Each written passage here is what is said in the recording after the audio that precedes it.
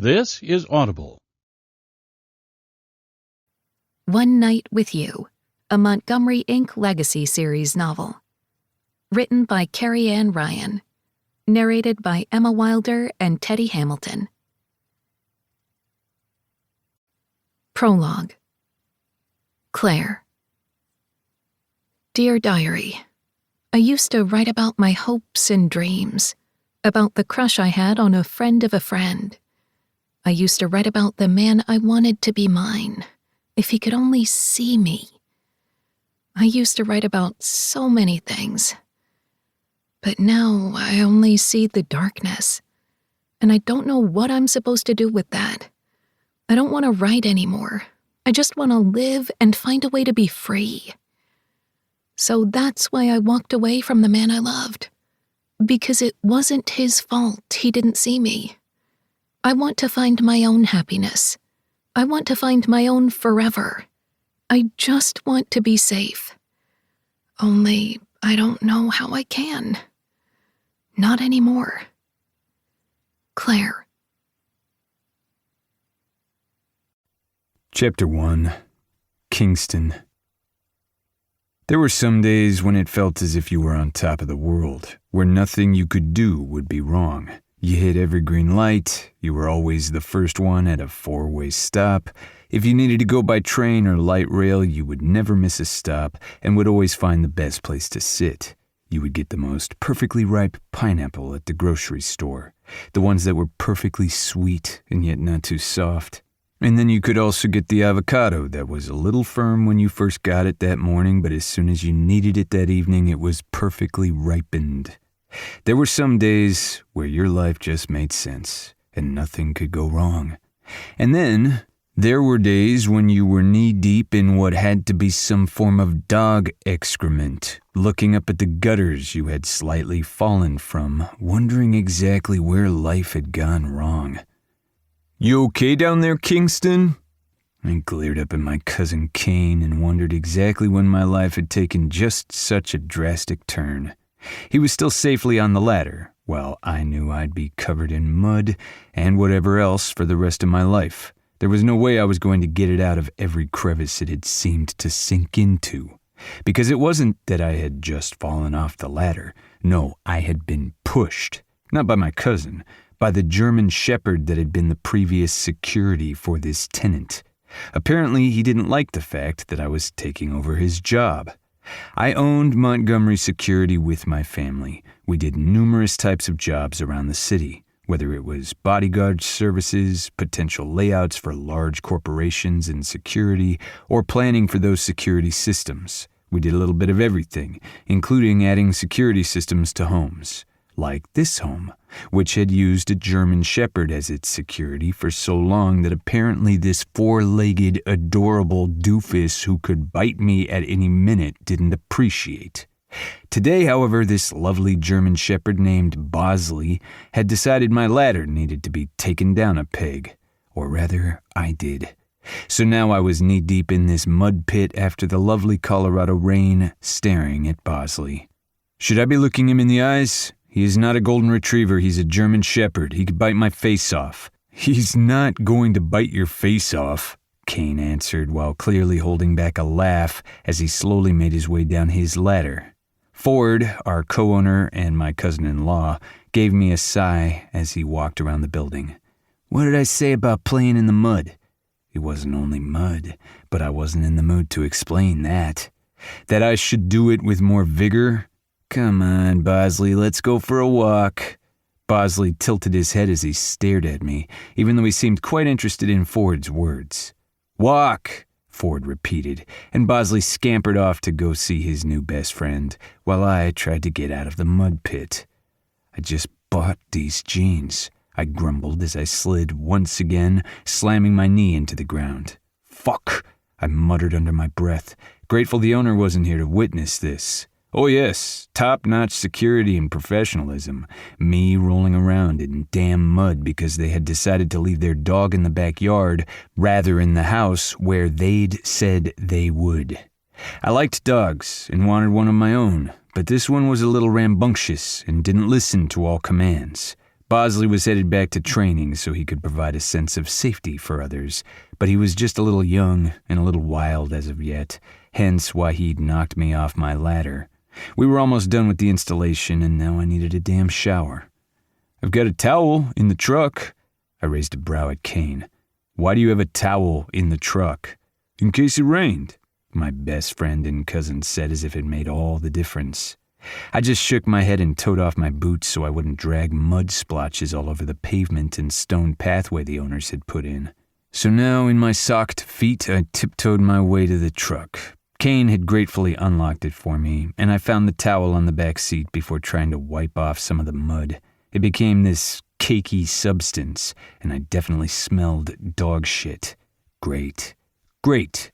I'd had a shitty month. Hell, I'd had a shitty 6 months. Everything that I seemed to do these days turned to ash, literally in some cases. I was just too tired these days from watching things that I wanted to happen fall through. Whether it was dates, plans, or even household issues. I'd moved in the past few months because the place I had been sharing with Kane no longer worked for our situation, considering Kane was now happily with Phoebe and they were ready to start their lives and forever and all that bullshit, meaning we all needed space. So I had a new place that needed work. Apparently saying that I wanted a fixer-upper meant I got one. It didn't help that some of my family was in the construction business, so they all wanted to help and could do it better than me. But I had wanted to try it myself. And that meant everything was taking longer than it should. I just needed to get over myself and let them help. I pulled off my shirt in the middle of the driveway and tugged a clean one on. I had extra pants, but I wasn't about to get naked in here. I would just have to sit on a towel and shower when I got back to the office. Thankfully, the security setup was almost done, and Ford would put the dog back in the house where he needed to be, and we would get back home. I just wanted my house to fix itself. I wanted little things at work not to turn into big things like they seemed to be these days, and I wanted Claire to answer my calls. I frowned at my thoughts, knowing Claire ignoring me was the source of my problems lately. Claire Harlow. Phoebe's best friend and a thorn in my paw. It really wasn't her fault, but it was. She had been hurt a few months back when Phoebe's stalker and a man that had wanted to hurt our family had taken both Claire and Phoebe hostage. It was something that happened in my line of work far too often. Not our friends being attacked per se, but violent people were in our lives, and was our job to protect those around us. We were the ones who stopped things like this from happening. That was why we were Montgomery security. But we hadn't been able to stop that man from hurting Phoebe and Claire. Claire had been stabbed in the process. I could still feel the sticky blood on my palms as I had held Claire's side, keeping the wound sealed as much as possible, telling her that everything would be okay, even though I felt as if I were lying to myself and her. I could still see her reflection in the mirror when she had been staring at her stitched-up side and looking far more lost than I'd ever seen her. Claire was a pistol. She had come into our lives because Phoebe and Kane started dating, and because Kane and I were best friends, Claire and I hung out. She was quiet but nice, always had good jokes, and could make everyone at the table laugh unexpectedly. And then she moved out of the apartment she shared with Phoebe to find her own place because Phoebe and Kane were going to move in together. I had failed to protect her. I had failed to keep her safe, and all I really wanted to do was keep her safe. I wanted to make sure she was okay because I hadn't liked what I had seen in that mirror, but she hadn't let me take care of her. Not friends? Fuck that, I muttered to myself. She had laughed when I had said we were friends. At least I thought we had been. But maybe we had just been friends of friends, and those connections didn't matter. But now here I was, grumbly like a bear, on one of my last days of work before I was taking a damn vacation. What was I supposed to do with myself? "Why do you look like you're having a very deep and angry conversation in your head right now?" Kane asked. I scowled, since he'd not only read me correctly, I'd also been talking to myself. "Can we just get me back to the office? I need a shower and then I have a meeting with Hudson." "Oh yeah, today's tattoo prep day. Although I do find it strange that you're going to Montgomery, Inc. and not having a family member tattoo you. I thought that was sort of a thing." I shrugged and then set the towel down on the front seat. I ignored Kane's wince as I got onto his beautiful leather seats. Well, now his whole cabin was going to smell like shit, and I didn't care since that's what I smelled like. Hudson's good, and I've already had Leaf and Sebastian ink me, plus the uncles. I think I'm okay. Our family was big.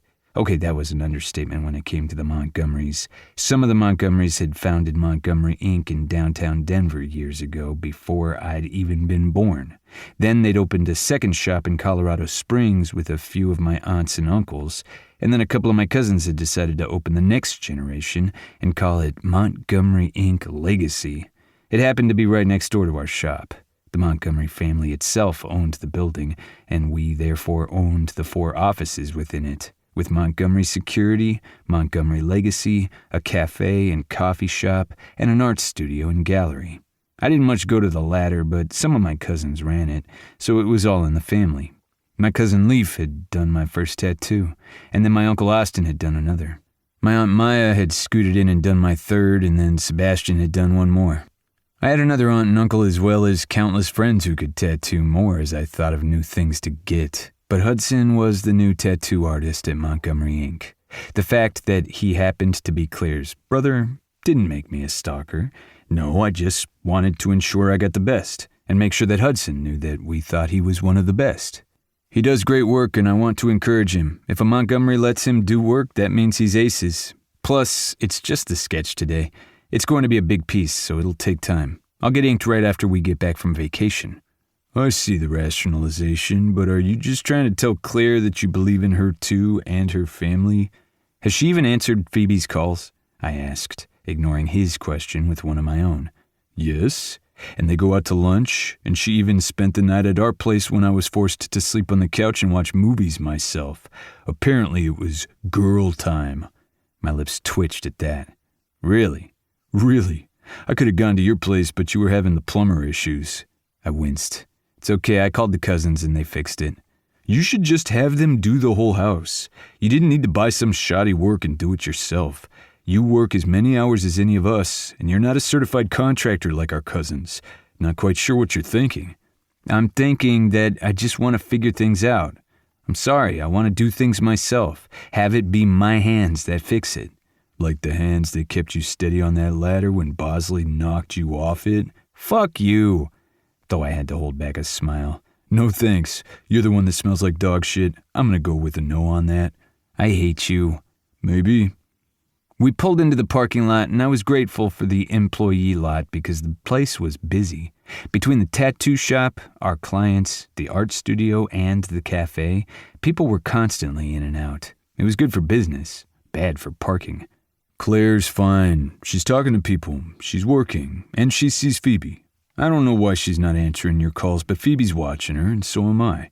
And so is Aria and all of the other girls. Maybe it's you. I hate the fact that you're probably right, I grumbled. I know you didn't do anything to her, but I don't know. Claire's still weird around me, just a little. I paused in the act of opening the door and glared at him. What do you mean? You didn't mention that before. He looked around the parking lot as if expecting Claire to show up. Claire never showed up. That was the problem. We were the ones who were there. Phoebe's her best friend, practically her sister, so she'll open up to her. But us, we were the ones who entered the room when she was hurt. Both of us had ended up bleeding and needing a few stitches in the process, though not as many as her. It was traumatic. And I'm not a therapist, so I'm not going to dive any deeper into that. The idea that Kane's thoughts aligned with my own felt like a punch in the gut. I just don't want her to hate me. She doesn't hate you. He paused as he stared at me. Shit, man, I didn't know you had feelings for her. I nearly fell out of the truck, going for full grace today. No, it's not like that. I just don't like people not liking me, you know? It was a flaw, one I knew very well, but I had known my entire life. After all, I had not one, not two, but 3 loving parents. I was a product of one of the famous Montgomery triads, and I had 2 brothers who I loved with every ounce of my being. We were close as hell, and in addition to them, people just liked me. I wanted to know what the hell I had done to Claire. Only I didn't think there were going to be any answers. So we slid out of the truck and I ignored the pointed looks from my team as I walked through the building into the back showers. I would forever be grateful for the fact that my cousin Daisy had said we needed office showers. I'd been a little confused why, but the number of times we had shown up with blood or dirt on us from random experiences told me that maybe this job was a little weirder than some people might think. I showered and changed into another set of clothes, grateful that I seemed to have a whole closet here, and made my way to the tattoo shop next door. I still had a couple of more days of work before my forced vacation, so I could use up those days, and this was only the start of it. Leaf was in his front booth as I walked in, and he tilted his chin at me. "Hey, Hudson's in the back. You can go sit in his booth. I still can't believe you're letting a non-Montgomery ink you." "Cold, man," Nick said and raised his pierced brow at me. I flipped both of them off and made my way to Hudson's booth. I still haven't let Nick tattoo me. Maybe he's next. He's practically a Montgomery, but still, next has to be a Montgomery. If you're going to do this, you're going to have to alternate. Leaf's eyes were twinkling as he said it, a smirk on his face, so I knew he was only kidding. We might be territorial, but we weren't complete idiots. Hudson walked in, tall, broad-shouldered, and brown hair pulled back into a stub of ponytail. He flicked his tongue over his lip ring and raised a brow at us. "You see, I knew inking a Montgomery was going to start some form of feud. However, with so many of you out there, it's just sheer statistics I'm going to get at least one of you." He winked at me and I rolled my eyes. "I'm excited for you to work on my arm piece. You do fantastic grayscale." "I do, don't I?" Hudson asked, a broad smile on his face. Nick whistled through his teeth. "He's as cocky as a Montgomery." "You're married to one, so watch it," Leaf grumbled, before they turned on music and Hudson sat down in front of me. "I'm really excited for this. I'm excited to flesh out the art concept you're thinking about since I know placement's going to be an issue. The fact that it's eventually going to connect to a larger piece by another artist is pretty intriguing to me."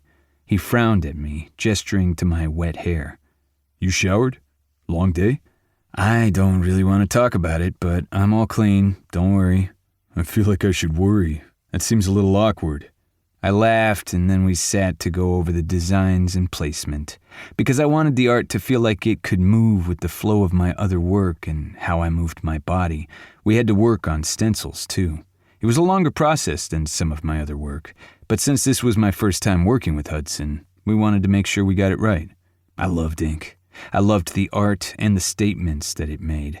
I loved the fact that it could be something ridiculous or something that moved you. My family was filled with artists in one way or another, and I was grateful they hired people with amazing talent as well. I liked the feel of the needle on skin, as it was a familiar pain, and I would ease my way into it knowing it wasn't the worst thing I ever felt. After all, I had been shot before, and stabbed. But that was when we had been working with the company prior to building our own. We needed to be trained somewhere, and we had taken harder jobs. Of course, I'd also been blown up in a building along with my cousin Daisy, but we had survived. Barely. And as if I had conjured moments of terror and memories in my mind, the door opened, and Claire walked in. My mouth went dry, but I ignored that, because she was real, and she was here. I hadn't seen her in months, and it was all I could do not to fall down in front of her and beg her to tell me why she was avoiding me. But that would make me feel like a stalker, so I didn't say anything. Instead, I just watched as her chin lifted slightly and her eyes darted around the room until they landed on Hudson. She had elf-like features, so tiny, almost like a pixie. She had cut her hair to below her shoulders, and it was this brownish color that the word brown really didn't give justice to. It almost had natural auburn highlights, and she was beautiful. I had always thought so, even when I told myself I shouldn't. But she was Phoebe's friend, and she had clearly wanted nothing to do with me, and her brother currently had a marker and stencil against my skin, so I wasn't going to think anything about that. "Hey, Claire Bear." Claire's gaze shot to mine, even though it was her brother who spoke, and she froze, her face paling, and I hated myself more than anything, because she looked scared to see me. What the hell had I done? Or rather, what the hell had I not done? She dragged her gaze to her brother, ignoring me. "Oh, I have your dinner. Just wanted to stop by and drop it off before I go to my thing. I know you're busy, so I'll head out."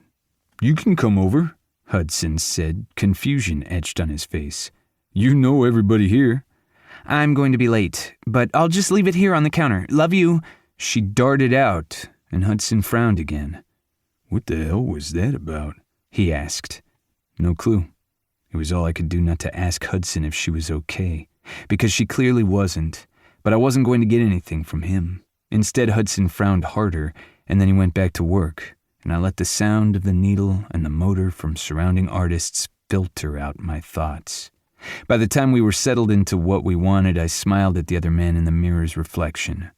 "It's going to look amazing." "It already does," Hudson said with that cocky air, and I grinned. We settled on a time for the next appointment, and I showed my cousins the work as they whistled through their teeth and congratulated Hudson on a job well done. I waved off invitations for dinner, just wanting to get home and be alone. It had been a weird day, and I hadn't liked the look on Claire's face. I just wanted to forget and to be alone. "Kingston?" I froze, wondering why I wasn't keeping my attention on my surroundings better, when I looked up and saw Eddie, my friend from school who happened to live in my new neighborhood.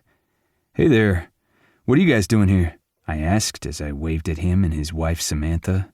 I had known Eddie back in elementary school, and then he had moved away in middle school before moving back in high school. We had both gone to the same university here in Colorado and now lived in the same neighborhood. It was weird that no matter how large the world could be, how many times you can move around, sometimes you gravitated toward others, and Eddie was always one of those people. "Actually, we were looking for you," Samantha said, and from the way her eyes darted around, I frowned. "What's wrong?" "Nothing's wrong," Eddie said, before he sighed as Samantha gripped his hip. "I really don't know how to begin this, and I didn't want to put it in a text." On alert now, my gaze darted around the fully lit parking lot and moved closer. "Do you need my team?" Eddie's eyes widened, and Samantha let out a laugh. It was one of those laughs that seemed to have surprised her, as if she hadn't done it often recently. "No, nothing like that. We're safe. Well, hell." Eddie ran his hands over his face as his wife held him close. "I wasn't really planning on saying this in the middle of a parking lot in front of your place of business. We could have stopped by your house, but, well, we're kind of running out of time, and then we were here, and I thought maybe I'd ask you for a cup of coffee and blurt everything out." Eddie rarely rambled, and this worried me. "What's going on, Eddie?" "The cancer's back," Eddie blurted, his face crumbling as Samantha's remained stoic, ever the strength in the face of horror. I stood there, that odd buzzing sound in the back of my head going louder and intensifying over time until it was a sharp pinching.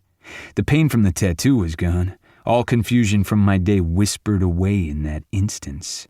We'd been in college the first time Eddie had cancer, the first time I'd stared death in the face and realized there was nothing I could do except pray and hope to hell that science and doctors could do their work. I'd been a bone marrow match for Eddie. Out of all of his family, he'd only had one match in his life. Me, his friend. I'd donated as early as I'd been able, going through the entire process while waiting on pins and needles to see the results, and now I knew exactly what to say, even if I didn't know if these were the right answers. "I'm so fucking sorry. When do you need me? Anything you want, Eddie, I'm here." And when his wife broke down into my arms, Eddie wrapping his arms around her, I knew it was the right decision. I couldn't fix most things. Hell, even today it felt as if I couldn't fix anything. Not my job, not Claire, and not whatever I was feeling in that instant. But maybe, just maybe, I could fix this. Chapter 2. Claire. I cannot tell you how much I love this, Claire. You literally took a simple idea that I had offhand and made it the best birthday party I have ever had in my life. I smiled at my client's words, knowing they were only slightly slurred. It had been an amazing party after all, including a champagne bar with different sugar cubes and fruit to put in the champagne. And no matter how much water I also shoved down the throats of these guests, they'd indulged a little too much. But that was their prerogative, because I had also planned rides for everyone. There would be no drunk driving on my watch. I'm just happy you're happy. Now go enjoy yourself. We've got it from here. She hugged me tightly. Having done it so quickly, I hadn't been able to brace myself. I stiffened for just a bare instant, as if bracing for the blow. I didn't think Jasmine noticed, though. Instead, she just hugged me again, giggling in my ear before skipping off with her friends to go enjoy her 30th birthday. I swallowed hard, then ran my hands down my dove gray slacks and told myself to get a reality check. Everything was fine. Nobody was out to get me. Nobody was going to hurt me. Claire? I turned to Trix and grinned, though I knew it probably didn't reach my eyes. What can I do for you, Trix? You were just standing there for a second. Are you okay? I held back a wince at her words because I knew she was just worried about me, like everybody was worried about me. It had been 6 months since the attack. It had been 6 months since the feeling of ice-cold steel burned through my flesh and dug around on my insides. I knew that it wasn't ice-cold, and it wasn't an actual fiery hot poker, but every memory I had was of the two. I had tried to protect my friend, and tried to get us out of a terrible situation that so many people were doing their best to protect us from, and I had failed.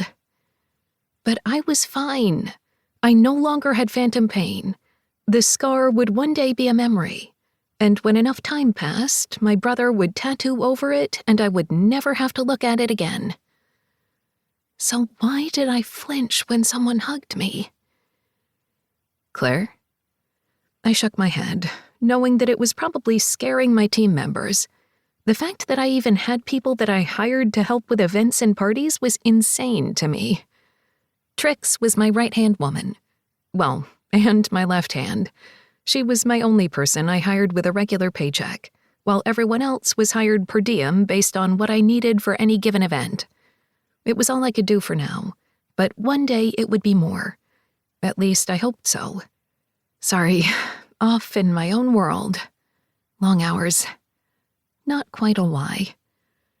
That's why I was over here. You should go home. We'll handle all the cleaning and everything. You've handled all the admin, and we'll double-check that all the drivers know their positions and assignments, and we have it all. You should go home. Go see Phoebe. I know you said you would try to see her if you got out of here on time, so let's make that happen. You don't have to do that. I like being here. Trix gave me that perfected look of hers. At the moment, she had bubblegum pink hair in a lovely coiffed do up top with the side shaved. The gem on her nose ring matched the color of her hair, and she had on a white suit without a speck of dirt on it. I wasn't quite sure how she had accomplished that, considering the woman had been crawling on the ground looking for a diamond ring lost by one of the guests earlier. She had found it, and hadn't ended up with a single stain. It was like magic. But right then, though, she gave me the expression of someone who was sick of my bullshit. Frankly, I was sick of my bullshit too, but it wasn't like I knew what I was supposed to say in this moment. I'm sorry for flaking out and for worrying everyone. I'm sorry that you and my brother and all of my friends and even people I didn't know were my friends were so worried about me that they seemed to have created a phone tree just to check on me. No, I didn't think I was supposed to say any of that. But I wasn't quite sure there were words. Go home. You've already worked a 12-hour day, and the birthday girl has already thanked you and has seen you around every single instant she has needed you. I can handle this, and so can the team you have trained. You're doing great. But what if someone needs something? Then let us handle it. You trained us well, boss. I know you guys can handle it. That's not the problem. But what if they want to set up a meet for another event? That was the big thing with my business. Word of mouth literally kept my business afloat or killed it. You have given your information to 6 people so far, and I have it right here. She tapped the little fanny pack on her side that blended in with her suit. It was still stain-free. Still not quite sure how it happened. But Trix held up her hand and gave me an oh-so-patient look. I love you with all of my heart. Now go home, to that beautiful home that you just bought and rarely stay in. You deserve it. You're a homeowner. I know I'm a homeowner. It still feels weird. I had been an apartment renter for longer than I had planned, but I had loved living with Phoebe, and we both owned our own businesses, which meant there wasn't always enough money for things like a mortgage. But the perfect little tiny cottage had fallen into my lap, probably thanks to the Montgomerys, and I couldn't walk away from it. So now I was a homeowner of a home I rarely stayed in, because I lived there alone. And I didn't want to live alone all the time. However, I pushed those thoughts from my mind and knew that Trix was right because the longer I let myself stand here while she stared at me, worried for me, the more she would worry. And there were only so many times I could lie to everyone's faces and tell them that I was fine when I clearly wasn't. You know what? You're right. I'm going to go home, heat up one of the many leftover meals I have in the freezer, and put my feet up. You know what? I believe some of that. But I have a feeling you'll only put your feet up so you can put your laptop on your lap and actually get some work done. Potato, potato, I said, saying the words with the same pronunciation as she rolled her eyes at me, and I left her to do a quick look around before being forcibly pushed into my car by two of the team members. They did it with laughter in their eyes and didn't actually touch me, for which I was grateful, but I knew when I had lost all ability to make my own choices. I was defeated and had to get work done. Darn it. I was an event planner.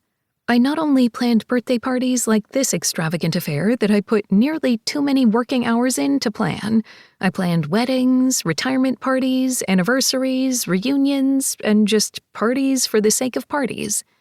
In a world where sometimes there didn't seem to be any light, or where we forgot to celebrate the little wins because the goalpost of the big wins moving further and further, my job was to celebrate those moments. Yes, I was a party planner, but I wasn't all party city with fake pointy hats and balloons. I strived to be elegant, or down home, or whatever budget somebody needed. I had a business degree and countless contacts. One of my friends from college had gone straight into wedding planning and only did that.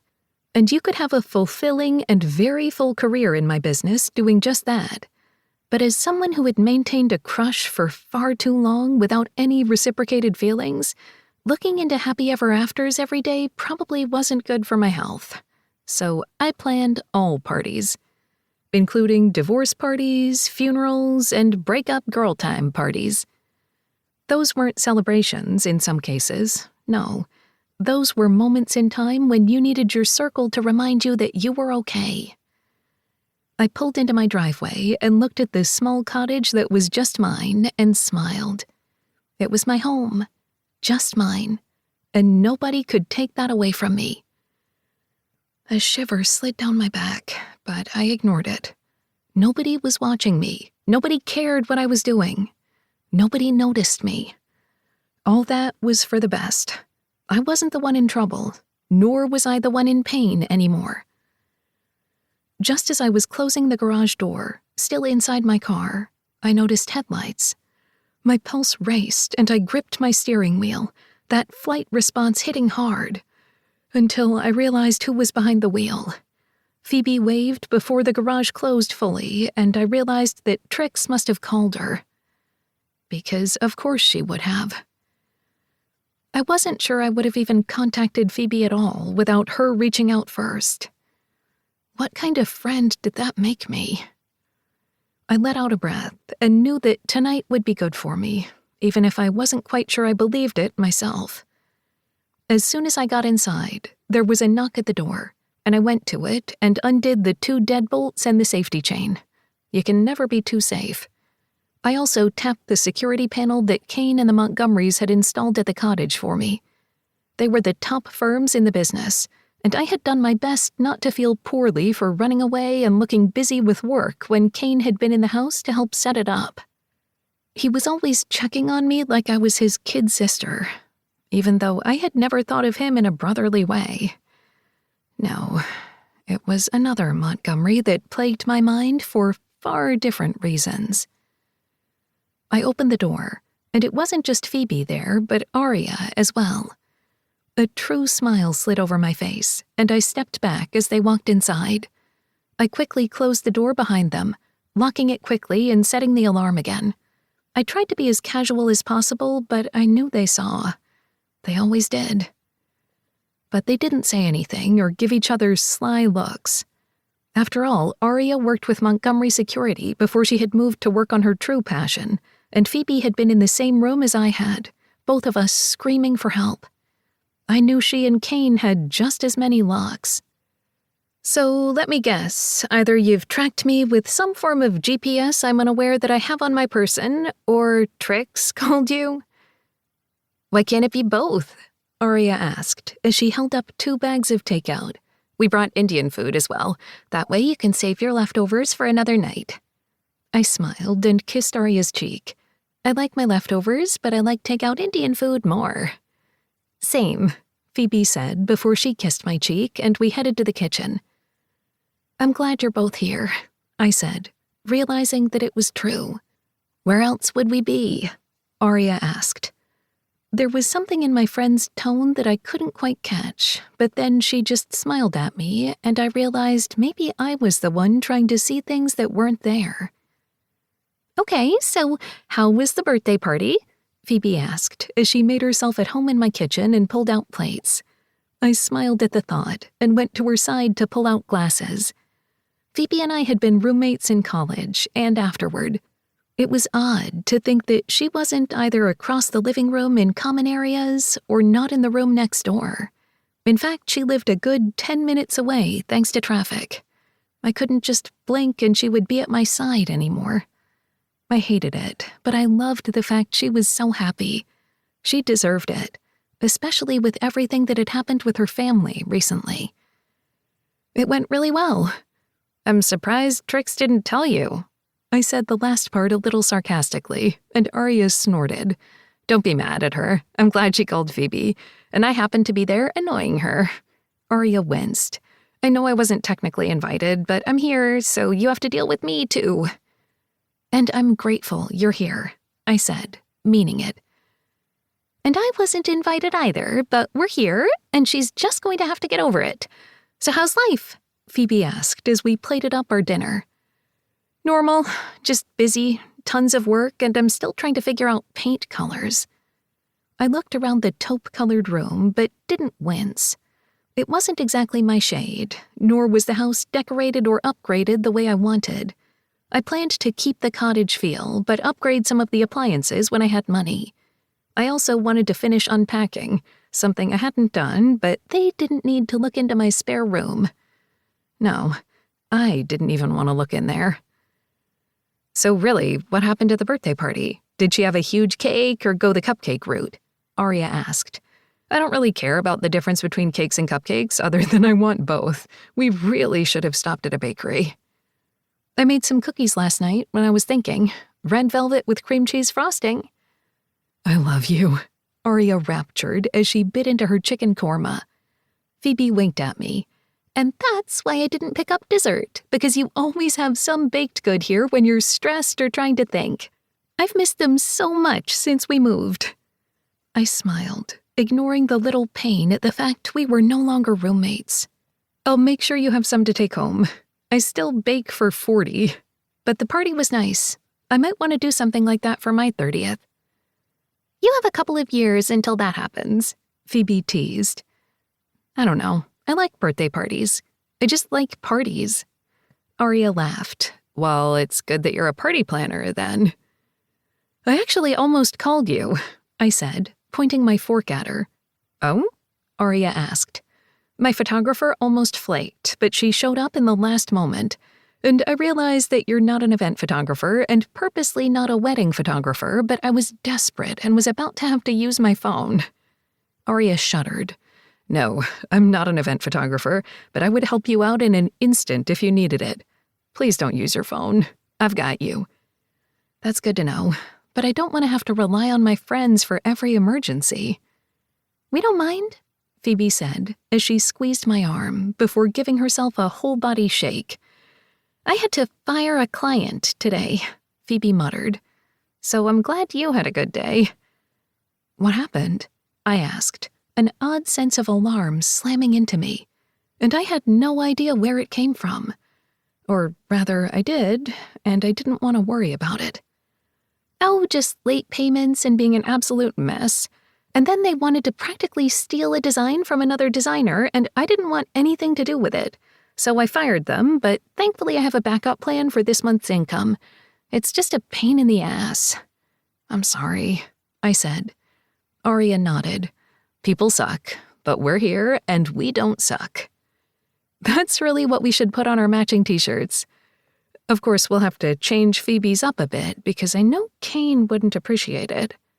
I blinked innocently as I said it, and Phoebe choked on her water as Aria kicked her feet and laughed. I cannot believe you just said that, Phoebe teased, and I did my best not to meet her eyes before I dug into my meal and we continued to talk about our days, our lives, and I tried not to double-check the locks or the camera feed. Nobody needed to worry that we were safe or not, because everything was locked up tight, and I would triple-check before bed after the girls left. Everything was fine. I was completely safe. So why did I feel as if that were a complete lie? Chapter 3. Kingston. It's funny how time can move in a blink of an eye, or drag on in its infinite existence as if it took every ounce of your life along the way.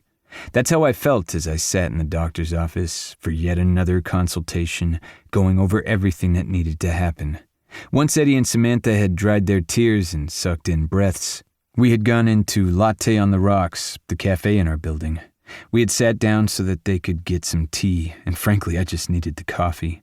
It probably wasn't the best idea to have caffeine when I was still on a high from a tattoo and the crash of what had just happened, but we needed to sit and talk. And then plans had been made. I had donated bone marrow before, so I remembered the initial plan and all the discussions, but it had been a while. Even though we had already done all the testing before to ensure it was a perfect match, we did it again. And so between blood tests and a physical exam, I was finally ready. And now it was a couple of weeks later and I sat in a hospital room. My hands on my knees since I still wore my normal clothes and hadn't yet been put into a gown. Samantha and Eddie were in another part of the hospital, and thankfully they wouldn't be in the same room as me for this. No, somebody would just be using a very large fucking needle to withdraw liquid marrow from both sides of the back of my pelvic bone. It didn't matter that eventually I would be given anesthesia, and I wouldn't feel any pain during the donation. I would still know that there was a needle scraping inside of me and digging out liquid marrow. Honestly, for a man who had tattoos, I was still afraid of needles. At least large ones that went down to the bone, that is. In a world where my friends routinely got hurt or were sick, I felt as if maybe a slight fear of needles wasn't such a terrible thing to be worried about. And so now I sat on the edge of the hospital bed as my mother looked through my bag, ensuring I had everything in case I needed to stay overnight. The doctor didn't think I would and felt I would be able to go home that evening and sleep in my own bed, however uncomfortable, but it didn't matter to my mother, because sometimes you had to stay overnight, so she wanted to make sure I had everything. I was an adult, but Holland Montgomery always made sure that her kids were well taken care of. She had pulled her hair back from her face with 2 little clips on the side, and the curls just made her look far younger than she was. Of course, my mom had always just been mom to me, just like my dad, Ethan, and my other dad, Lincoln, were just dad. I hadn't grown up in the most conventional of homes, and yet, to some, it was beyond such. And although my childhood hadn't been the same as many others, I had been loved, cared for, and felt as if nothing had really been different than most of my friends. While some people only had 2 parents, or 1, or were parents of divorce and had 2 separate families. I happened to have 2 dads and 1 mom. My cousins Sebastian, Aria, Gus, and Dara all had the same situation with Aunt Maya and her 2 husbands. My dad just happened to be the Montgomery, and my brothers Logan and Oliver and I had 3 parents. It worked for us. Of course, that did mean I had an additional human being to hover over me like my dad Lincoln was doing right now. "You had a bad reaction last time you were under anesthesia, so are you sure they're going to let you go home today?" he asked, and I sighed, running my hands over my face. I only needed 1 person with me because someone had to drive me home. I didn't want both of my brothers and all 3 my parents, nor my cousins hanging around. But of course, Kane and Phoebe were in the waiting room, along with Logan and Oliver, while all 3 of my parents were in the room with me, hovering. I didn't have time to be nervous or worried about what would happen, or even if this would work, because, damn it, this had to work. All I could do was try to reassure them, which helped me in the long run. Who knew? I just had to make sure they understood I would be fine and everything would work out in the end, and reassure them that I wasn't stressed out about what was about to happen. And I knew that they were somewhat doing this on purpose because my 3 parents were the most self-assured and confident people I knew. After all, living in an open poly relationship where not only did my dads love my mom, but they also loved each other, that wasn't for the weak of heart. They had survived the worst, been through terror, and I was so damn grateful they were my parents. Only I really wanted to get this day over with. I've been under anesthesia more than once because of my job and was fine then, I countered. I don't think mentioning the whole being blown up and stabbed and shot at thing is really going to help us now, my other dad Ethan said as he studied some of the photos on the wall. Why do they show so many blood vessels and random things on the walls? Shouldn't they show you something a little more soothing before any kind of procedure? I'm sure they'll have a soothing landscape watercolor for him later, my mom said dryly. I'm pretty sure they only put these up so people can learn a few things since our education system is seriously lacking. I pressed my lips together, holding back a smile. You do realize that I'm a grown man and don't need all 3 of you in here hovering? My parents merely glared at me and I held up both hands. You know what? That's fine. Everything is going to be fine. Lincoln pulled up his phone again. Okay, common side effects of marrow donation are around 2 days in, and it's back and hip pain, fatigue, even throat pain, muscle pain, insomnia. Don't forget headaches, dizzy, and loss of appetite, Ethan added.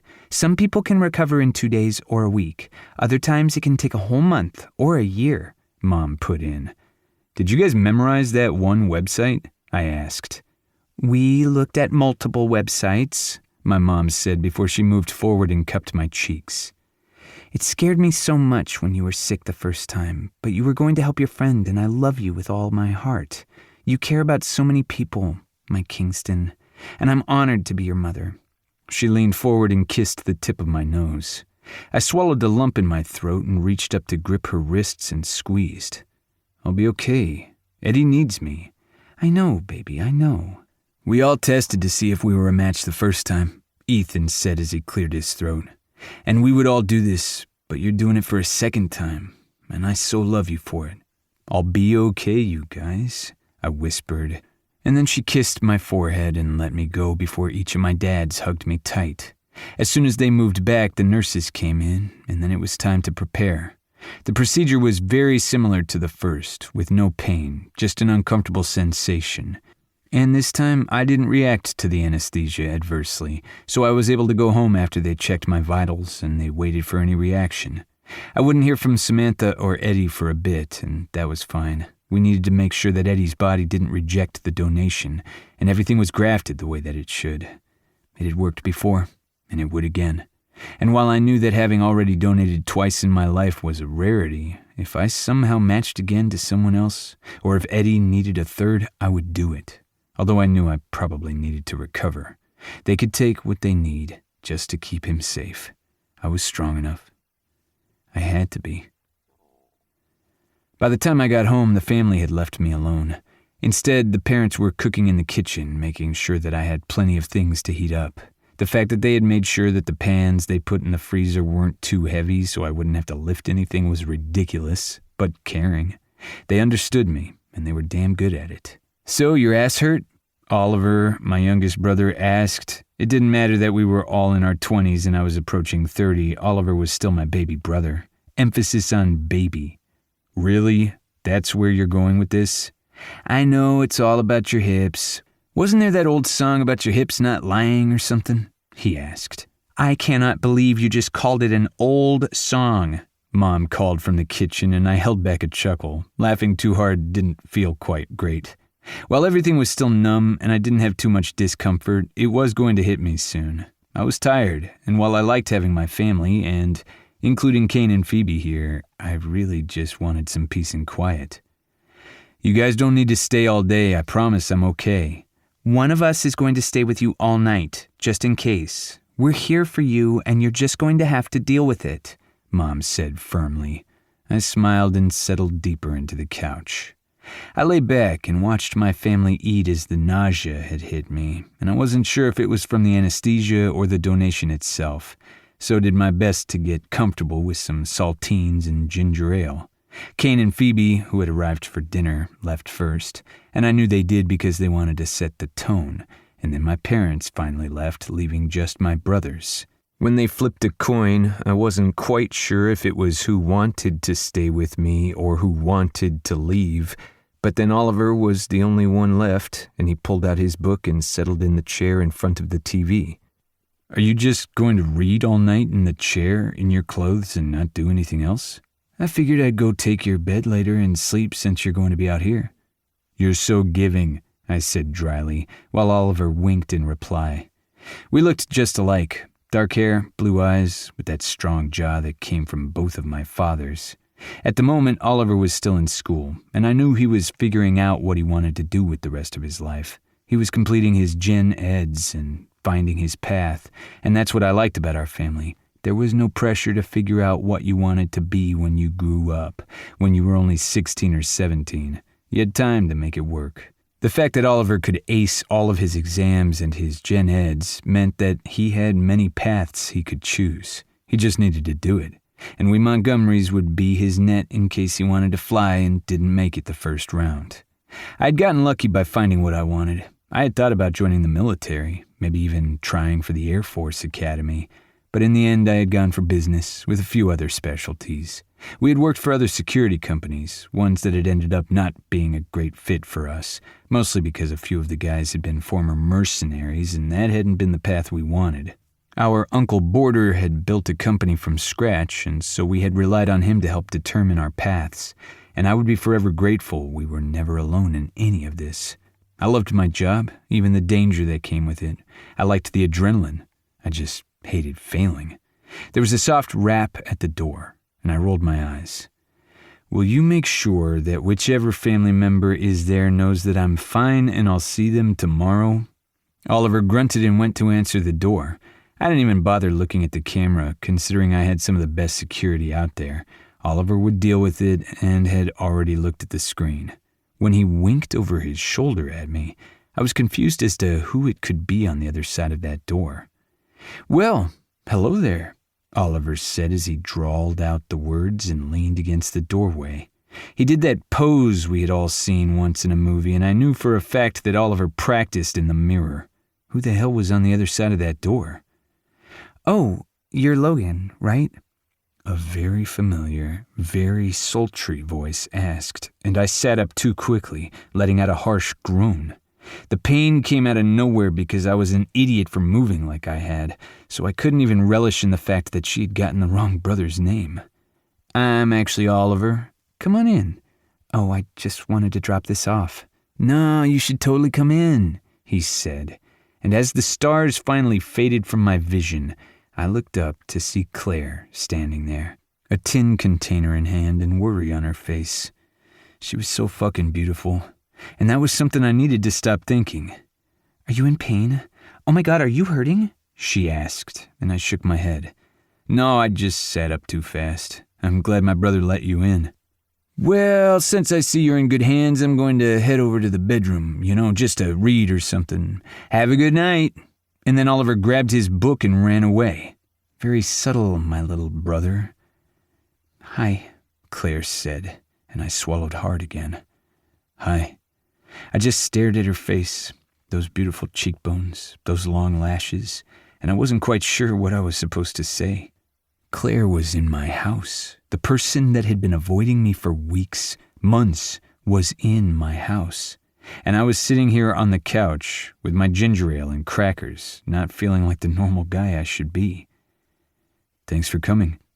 I didn't even know you knew I was here in the hospital." I paused, realizing she hadn't said anything about that.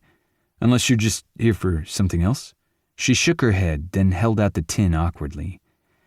"I'm here with cookies. A peace offering." I frowned again, trying to keep up. I was still a little off, it seemed. "A peace offering for what, Claire?" Her face fell, as did her arms, so she set the tin down at the coffee table and let out a deep breath. "I've been really off since the attack. I've been mean to you, and I don't know why. Well, I sort of do, but that's fine. I heard what you did, and I just want to say that's amazing. You're pretty amazing." I shook my head, uncomfortable for a completely different reason now. Anyone would do it. I'm not amazing for doing the right thing. She moved forward then, a frown etched on her features. I didn't like seeing her frown. I wanted to make her smile. "It's more than that. Not everyone does something so unselfish. Not everyone can. You are trying to save someone's life, something you do all the time and you don't even realize it. So, I'm just here to say I'm sorry. I should have been here before you donated bone marrow and saved someone with cancer. I should have said thank you for helping me that day, and I'm sorry that I've been out of it. I'm trying to get back to being myself. I'm trying to be better, so I just wanted to come here and let you know that I won't be mean anymore, and I won't ignore your calls." I really felt like I was missing something here, but I wasn't sure what I was supposed to say. Just like that. "You won't tell me why?" I asked. "Just know it's really me. It's not you," she winced. "I know that's trite." "I'm not even sure I know what trite means," I said with a laugh. She smiled then, and it felt as if I had once again won the lottery, or maybe just finally won something. "Are you really okay, though? Does it hurt?" "It's going to in a bit. I'm still a little dozed out from the anesthesia, and they did a nerve-blocking thing, I think. I'm not really making up good words right now." "Do you want me to go?" "Stay," I blurted, not even realizing I was saying it until the word was already out. "You want me to stay? Isn't your brother here? Or someone supposed to be in the room with you the whole night?" "No, I can take care of myself. I just want you to stay. Let's watch a movie. Do something, and not talk about bone marrow or the fact that I just want these saltines and ginger ale." She studied my face then, and I had to wonder what she was going to say, what she could say in that moment. But she set down her bag and finally sat down on the couch. She was close to me, but it didn't feel close enough. So since I was just sitting there, I rearranged myself so that way I was leaning against the back of the couch, close enough to her. And without any words, because I wasn't sure there were any words to say, we turned on a movie. I wasn't even quite sure what was happening on the screen, and I was able to eat a cookie. And as I fell asleep on the couch with my head on her shoulder, I finally relaxed for the first time in far too long, and it felt good. And later, when I was in that half-dozed sleep and the movie was over, it felt as if her hands were in my hair. But that couldn't be right. And that wasn't her whispering goodnight. Instead, I just fell asleep, feeling content, as if I could save the world and do anything, because Claire had come to me. Finally. Only I hadn't realized I had been waiting all this time. Chapter 4. Claire. In the 2 weeks since I'd realized that I needed to heal the rift I'd caused between the man I'd had a crush on and myself, I hadn't really seen him. He'd been healing, and then gone back to work on desk duty, and I'd been working overtime making sure that everything was set for me to take a week off for this trip. I still couldn't believe I was going on a hiking trip in the Rocky Mountains in the middle of winter in Colorado with the Montgomerys, but once my friends began asking, it was hard to say no. Honestly, it was always hard to say no to a Montgomery, including when they asked you to stay for a movie and not talk because they'd fallen asleep, and you couldn't help but watch them because you were so damn scared. Because you were always so damn scared. But that didn't matter in the moment. It couldn't. "I'm so sorry that you have to drive up alone." Phoebe's voice rang out over the car speaker as I kept both hands on the wheel and meandered my way up the winding road into the mountains. Thankfully, it wasn't snowing at the moment, but it had snowed the night before. Just a dusting to make it look picturesque, but a winter party with friends and the Montgomery family in the mountains was probably going to lead to only bad things. Mostly because for some reason my friends tended to end up in the hospital more often than not. Yes, I had joined them this last time, but I wasn't alone in that. "You had a meeting that you couldn't cancel. It's after the holiday season, at least." Meaning I'm still doing decorations for events beyond designing homes. You, however, Ms. Party Planner, I cannot believe that you were able to take time off during your busiest season. I winced at her comment, but knew that me working hours upon hours to actually make this happen was for a reason. I'm allowed to take a couple of days off. You brought your computer with you, didn't you? Of course I did. And I've been on work calls when I haven't been on the phone with you. Totally paying attention to the road, and I'm not going to drive off into a ditch down a cliff. Okay, Claire, I'm hanging up. I want you to be safe. I'm okay, I promise. Out of the corner of my eye, I saw a couple of deer or elk or some other horned creatures make their way through their own little path in the forest, and I prayed they wouldn't go in front of my car. Okay, maybe I needed to be paying better attention. But if I was talking about work or to my best friend, I wasn't worried about the fact that I would be spending a couple of days with Kingston and all of his friends and family. Hey, I have to go, babe. I have another meeting, but we'll be up a couple of hours after you. I promise. I'll hold you to it. We'll get it all settled for you. I'm excited to see everybody and just relax. A fun little Montgomery friend winter party in the woods. What could go wrong? You realize I'm driving with snow around? Why would you even ask that? The Montgomerys pretty much have their name engraved in the hospital walls. I'll have you know we are in a few hospitals, Kane interjected. We spread the wealth through the city of Denver. We're not just in one suburb. I laughed along with them, and as I said my goodbyes, I tightened my hands on the steering wheel and made my way up the winding path. The Montgomerys had owned a few cabins over the years within the family, mostly because there were so many of them. They went in on them as a family and used it as a sort of timeshare for just family members. The building was rarely empty, and now it was going to be home to 10 of us tonight and the next night. I still couldn't quite believe I was invited, but I was trying to do better, to be with my people, and not shut myself off in my room all the time. It just seemed easier to do that, though. I was honestly still nervous, though, because Kingston was going to be one of the people. Thankfully, though, with the majority of them being Montgomerys, it wasn't completely coupled off. Aria, I knew, was bringing her friend, and Daisy and Hugh were also bringing their friend Crew, who happened to be good friends with another Montgomery, Lexington. So in the end, there was 10 of us, but it wasn't all couples. The cabin was big enough for everybody to bunk together in pairs, but not so much that it would feel awkward. Aria and I were bunkmates, and there were 2 queen beds waiting for us. And Kingston was going to be there, and I hadn't even spoken to him since the night I went over to his house.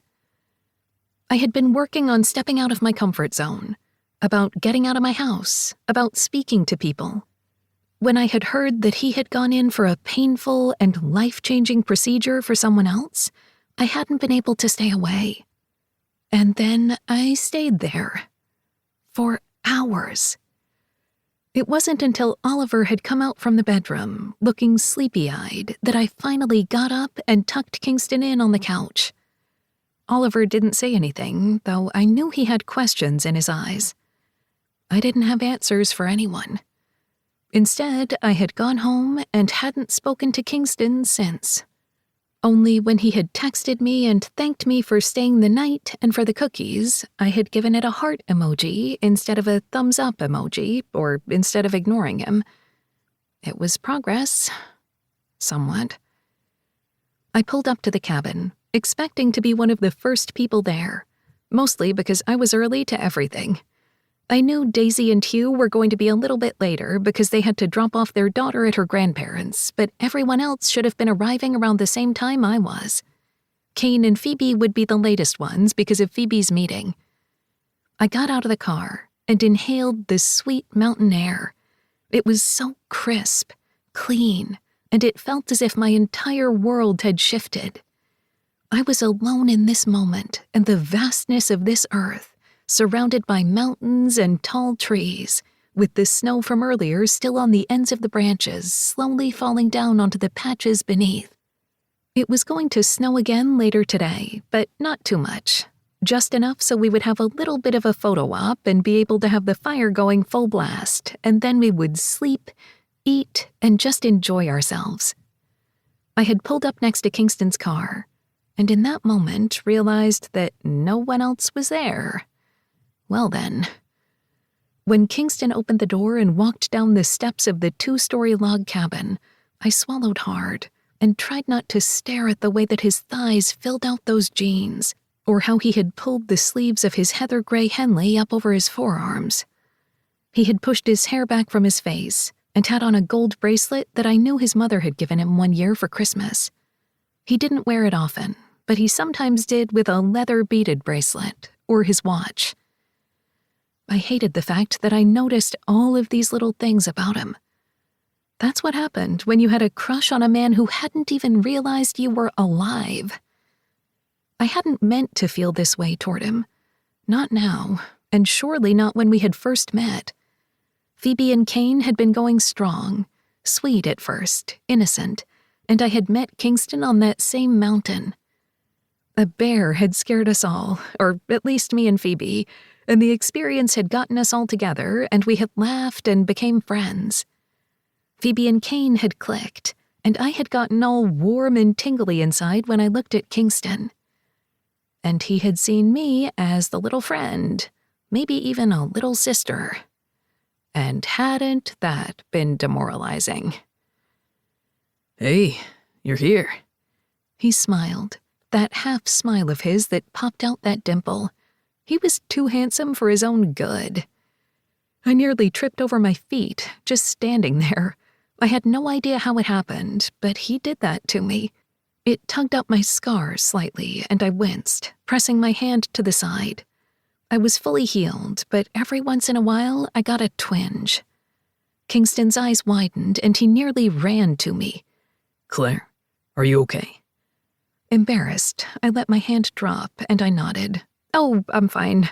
Sometimes I just tug on my scar, but, it's life.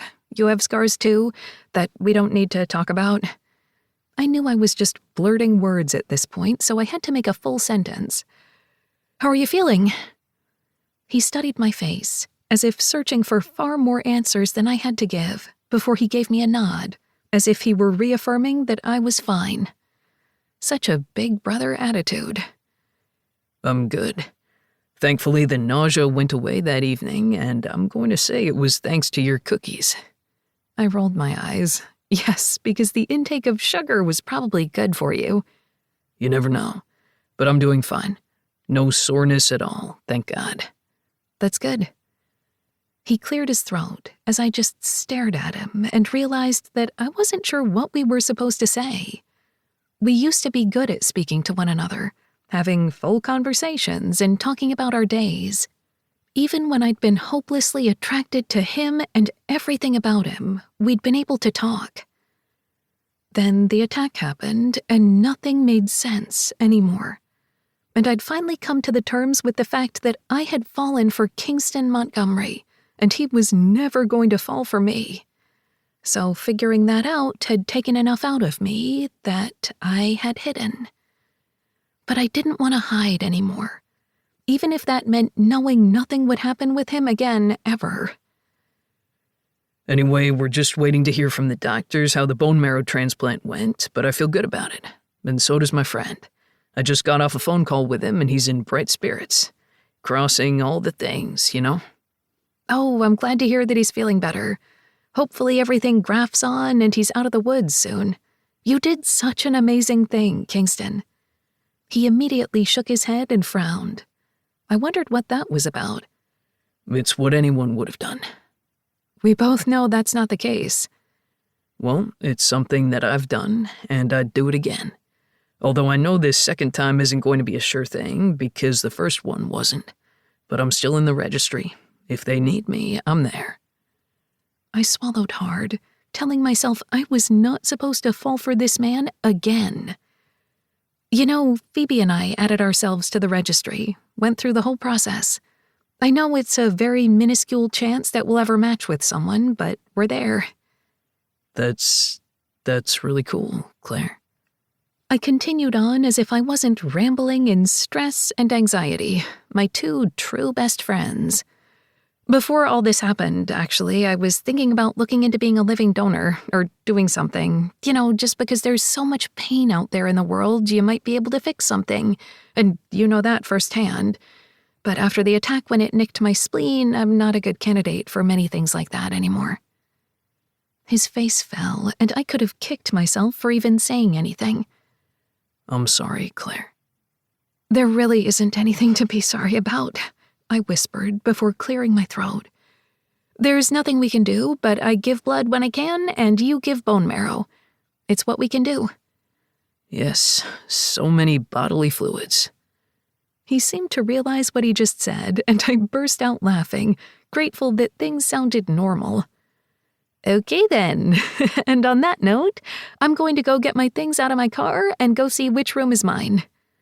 I put sticky notes on the doors at Daisy's request. He rolled his eyes as he said it, as he came with me to the back of my car. That sounds like something she'd asked you to do, and I can handle it. You can let me lift things. Are you allowed to? You were here first, meaning you brought up most of the food, didn't you? Some of it. Everyone else is bringing something. I brought wine. See, Daisy put that on your list. We smiled at each other for so long that I realized we were just staring awkwardly. Okay, you can help me lift things, but not everything. Aren't you the one who said your scar just hurt? Fine, we'll go a tiny little poundage at a time. What do you say? I think we can take tiny poundage. He frowned. I don't have anything else to say to that. I burst out laughing and pushed at his shoulder, and he just shook his head as we took everything out of the SUV and locked the doors behind it just in case a bear somehow got out of hibernation and decided to get inside. They were curious, after all. Is everyone else on their way up? They should be, he said as he pulled out his phone. Nobody's texting me, but we're getting a few weather alerts. Alarms spread up my spine. I've been driving and didn't see anything. What's going on? Just the snowstorm gaining speed. It was supposed to bypass us completely, but it might have shifted. Once they get up here, we'll be fine. We've got generators and we have enough food even if they don't bring anything. But I hope they get up the mountain quickly before they close the pass.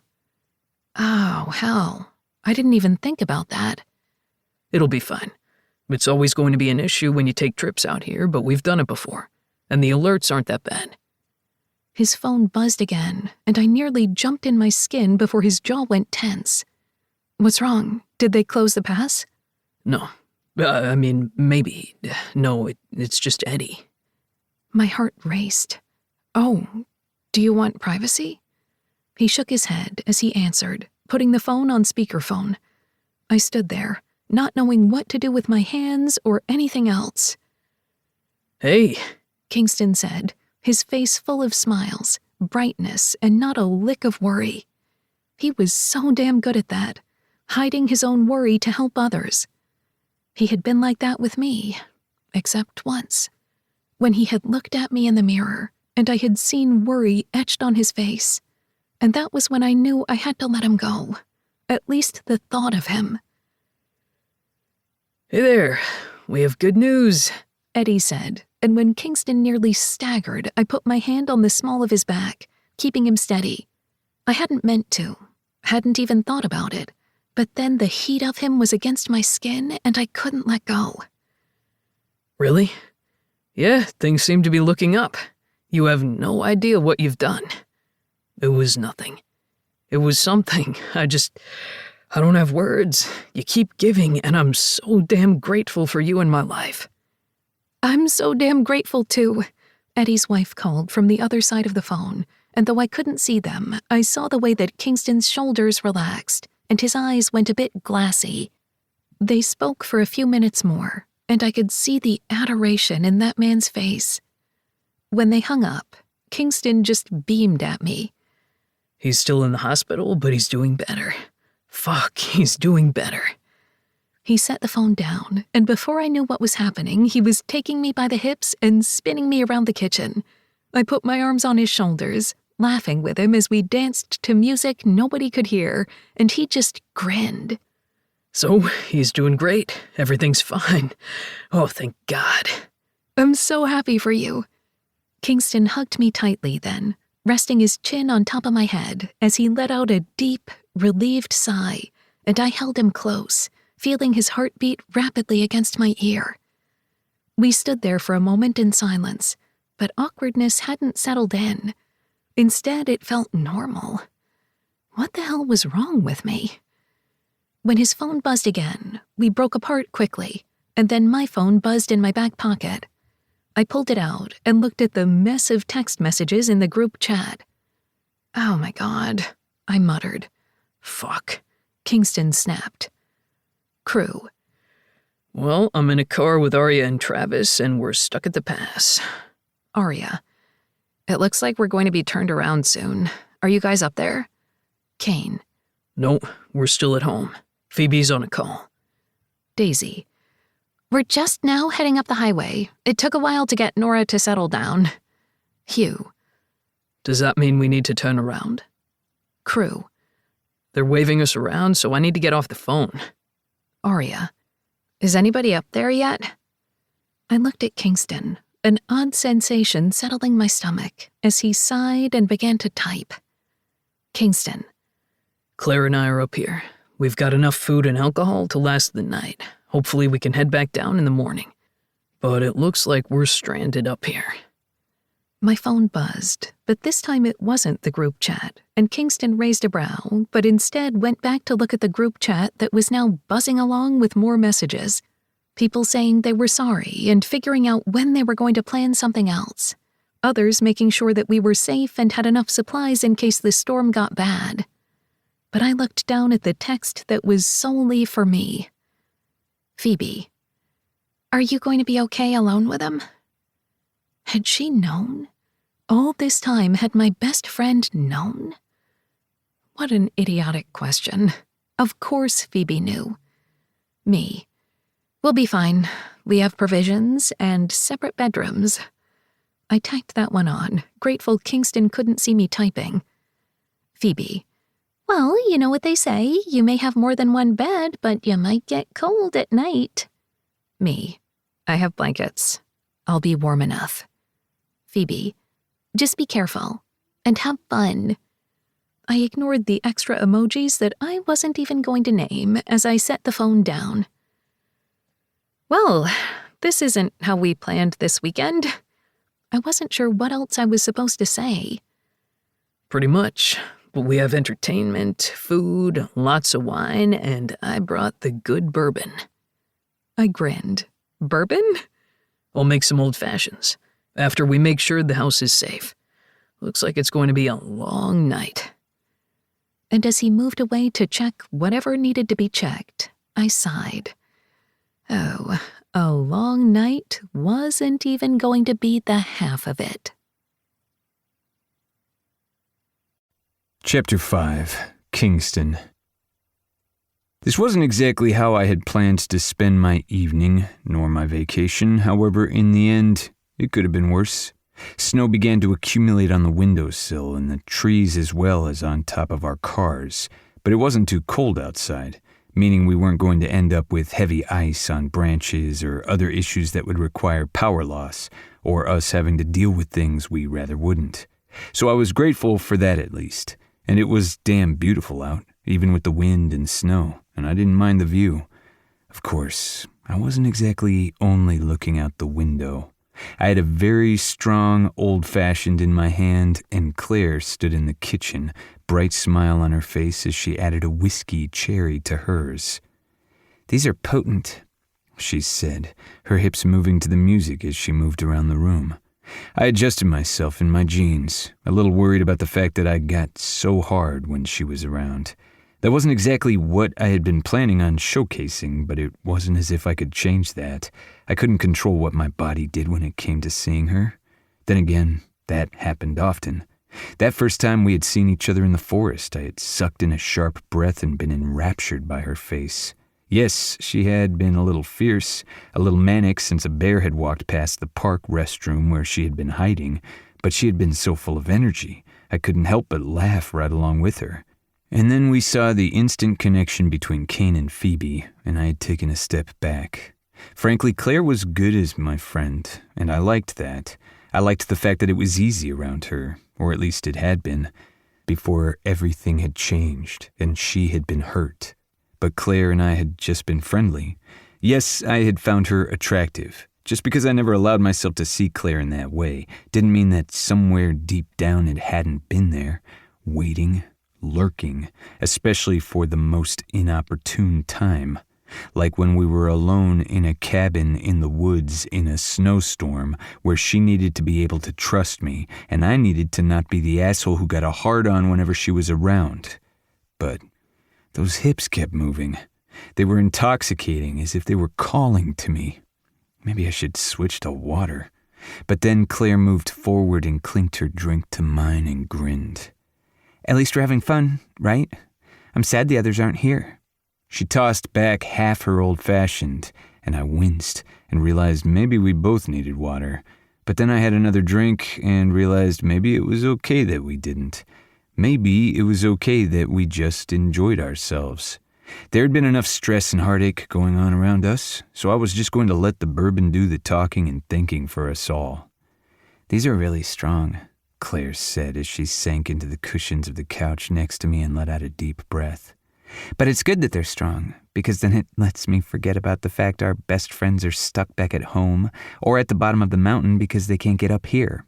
We always knew that closing the pass was going to be a possibility, I said, trying to be adult about the situation. Only I was pretty sure I slurred a couple of those words. What did I know? She smiled up at me and took another sip. I just feel bad. But I would feel worse if you were up here alone and I hadn't made it. Or if I was up here alone. And then I would have serial killer, mountain dweller, Bigfoot worries. I nearly snorted the bourbon and had to set down my glass for a second. Did you just call Mr. Sasquatch a serial killer? Did you just call him Mr. Sasquatch? She asked, those gorgeous eyes of hers widening. I really needed to stop thinking of her eyes as gorgeous if I was going to make it through this night whole. We have to put respect on his name. I'm saying serial killer or Bigfoot, or Sasquatch if that's what name you'd like to use. I just feel like that's what name he would like. Bigfoot sounds kind of derogatory. I thought if you had big feet, you had a big dick. Why would you think that was a bad thing? She blinked at me slowly before she pressed her lips together, her eyes comically wide. I really don't want to think about Mr. Sasquatch's dick. I'm pretty sure that's not a sentence you've ever thought you would say aloud in your life. There's really no going back from this. This is a ridiculous conversation. It really is. But there is security out here. It's sort of what my family does. Her face sobered for an instant, and I could have cursed myself. We had had security in the apartment where she'd almost died before, and it hadn't been enough. I trust you guys. It's the whole woman living alone thing. Even before that incident. But I'm just going to have another drink, and I'm not going to think about this, okay? She said the words very quickly, so quickly that it took me a minute for me to understand them all. I'm so fucking sorry. She put her hands to my mouth, my lips pressing against her skin. No, you don't need to be sorry. It's over with and done. It's in the past. Claire, I whispered against her lips, and she pressed firmer, so I kissed her fingertips. I didn't mean to, it just felt like something I should do. When she froze for an instant, I realized that was probably a very bad idea. Her fingers fell, and I felt bereft, but I didn't say anything. Instead, I just stared at her as she looked down at her hand and then back up at me. Sorry. Claire. She shook her head. Okay, so you'll protect me against Bigfoot. I mean Sasquatch. Good to know. However, I'm glad I'm not alone up here. Even the wind gets creepy in the trees when you're alone in a cabin in the woods. I'm pretty sure there is a serial killer. Or maybe like a monster. Other than Mr. Sasquatch? I asked, playing into the joke. Other than him. Like the one from another dimension, or a portal that opens up and tries to take you into a hell dimension, so we can go visit the guys from Supernatural? Why do you sound so excited about visiting the guys from Supernatural? I asked dryly. I'm in love with Jensen Ackles. There, I said it. I love him. I let out a sad sigh. We'll never live up to them, will we? You really won't, but it's okay. He's happy in real life and totally not the guy who likes pie and screams when he sees a cat. You know I have no idea what any of that means. She put her hand to her chest, and I did my best not to look at her breasts. Are you kidding me right now? You don't know what I'm talking about? Well, not really. I've seen the memes and all the videos. Wait, how is that even possible? I know that your cousins love the show, at least some of them. Well, I have like 49 cousins last time I counted. We haven't watched all the shows out in existence. But you have family jokes with the supernatural lore, she pointed out. I shrugged, feeling a little embarrassed. I watched the first episode when I was younger, probably too young, and the lady on the bridge really scared the fuck out of me. It didn't help that Kane had been hiding behind a door and jumped out at me when I was going around the corner, and then also scared the shit out of me.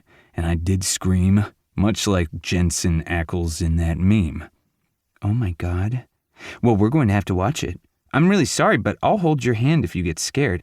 As long as, you don't let the serial axe-wielding monster Mr. Sasquatch get me while we're here in the forest. I looked at her and laughed before taking another sip of my drink. Fine, but you have to hold me if I get scared. The snow continued to pound against the window, increasing in its ferocity, and I let out a breath before she nodded and went to turn on Supernatural. We sat in the dark, and I tried my best to keep my heart from pounding, and it had nothing to do with the jump scares on the TV. I thought his voice was lower, I said, and Claire rolled her eyes, sighed deeply against me. I think his voice gets lower as the show moves on. I mean, it's Jensen Ackles. I'm pretty sure he just ended up with the Dean voice. You say that as if it's a thing. Oh, it's a thing, she said with a dreamy sigh. The fact that I could feel the warmth of her breath against my chest forced me to keep still, because she was leaning against me, both of us drinking a little too much and both of us continuing not to care. But maybe it was just the storm and the mood and nothing to do with where my mind was going.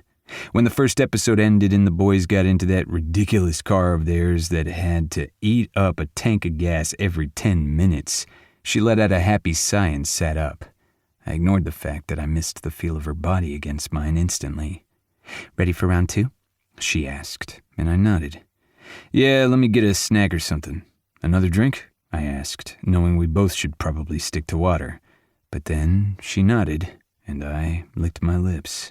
I didn't miss the fact that her gaze went to the action, but I ignored it, or at least tried to. It was probably just me seeing things.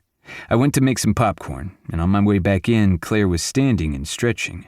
She had her arms above her head, and I could see a sliver of her stomach as her shirt rode up. It also made her breasts rise, and I had to pull my gaze from them. She was so damn beautiful, and there was seriously something wrong with me. I cleared my throat and set the popcorn down. Okay, is this a good enough snack? She nodded, and as we both reached down for the popcorn, our hands brushed, and she jumped back. Only I sort of jumped forward in an odd jerky motion, and then the popcorn was flying to the ground, as was she. Shit. I gripped her hips to keep her steady, and of course that meant I was pressing her hips against my hips, and then she could feel everything. Every single hard line of me. She put her hands on my chest, keeping her steady, and then both of us were looking at each other, our breaths coming in pants and both of us leaning to the side just a bit. My mind was a bit blurry. Sorry. I nodded, but didn't say anything. Instead, I did something monumentally stupid, and I reached out to cup her cheek, my thumb sliding along her cheekbone. No problem. I'm pretty clumsy. As clumsy as Mr. Sasquatch? She asked, her voice a little breathy. I didn't realize that he tripped. If Mr. Sasquatch falls in the woods and nobody's around to hear, does he really fall? She asked. If she could come up with a sentence like that, maybe she wasn't as drunk as I thought, but either way I had to make sure, at least before I made a stupid fucking mistake. Claire. Kingston. How much have you had to drink? Just as much as you. So, if I were to kiss you right now, would that be a really big fucking mistake? Probably, but I'm not drunk enough to regret it. I took that as a yes, and so when I leaned forward and brushed my lips against hers, I couldn't help but relish in the soft moan that escaped her lips. She tasted of bourbon and cherry with a touch of orange and Claire. And because I couldn't stop thinking of this, because I had ignored this moment for so long, I deepened the kiss, both of us groaning. I should have pulled back. I should have laughed this off. And yet, as the power flickered around us and the snow began to fall in earnest, I just felt. I just let myself. When her hand slid up my shirt, her warm palms on my back, I growled. "Tell me to stop," I whispered. "Don't." My lips quirked into a smile against hers, and then there was no thinking.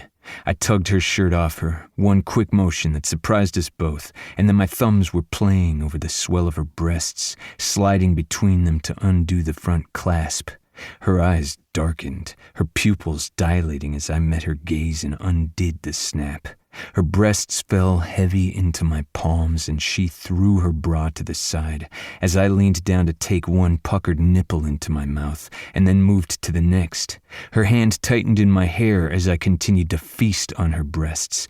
They were so firm, larger than my palm.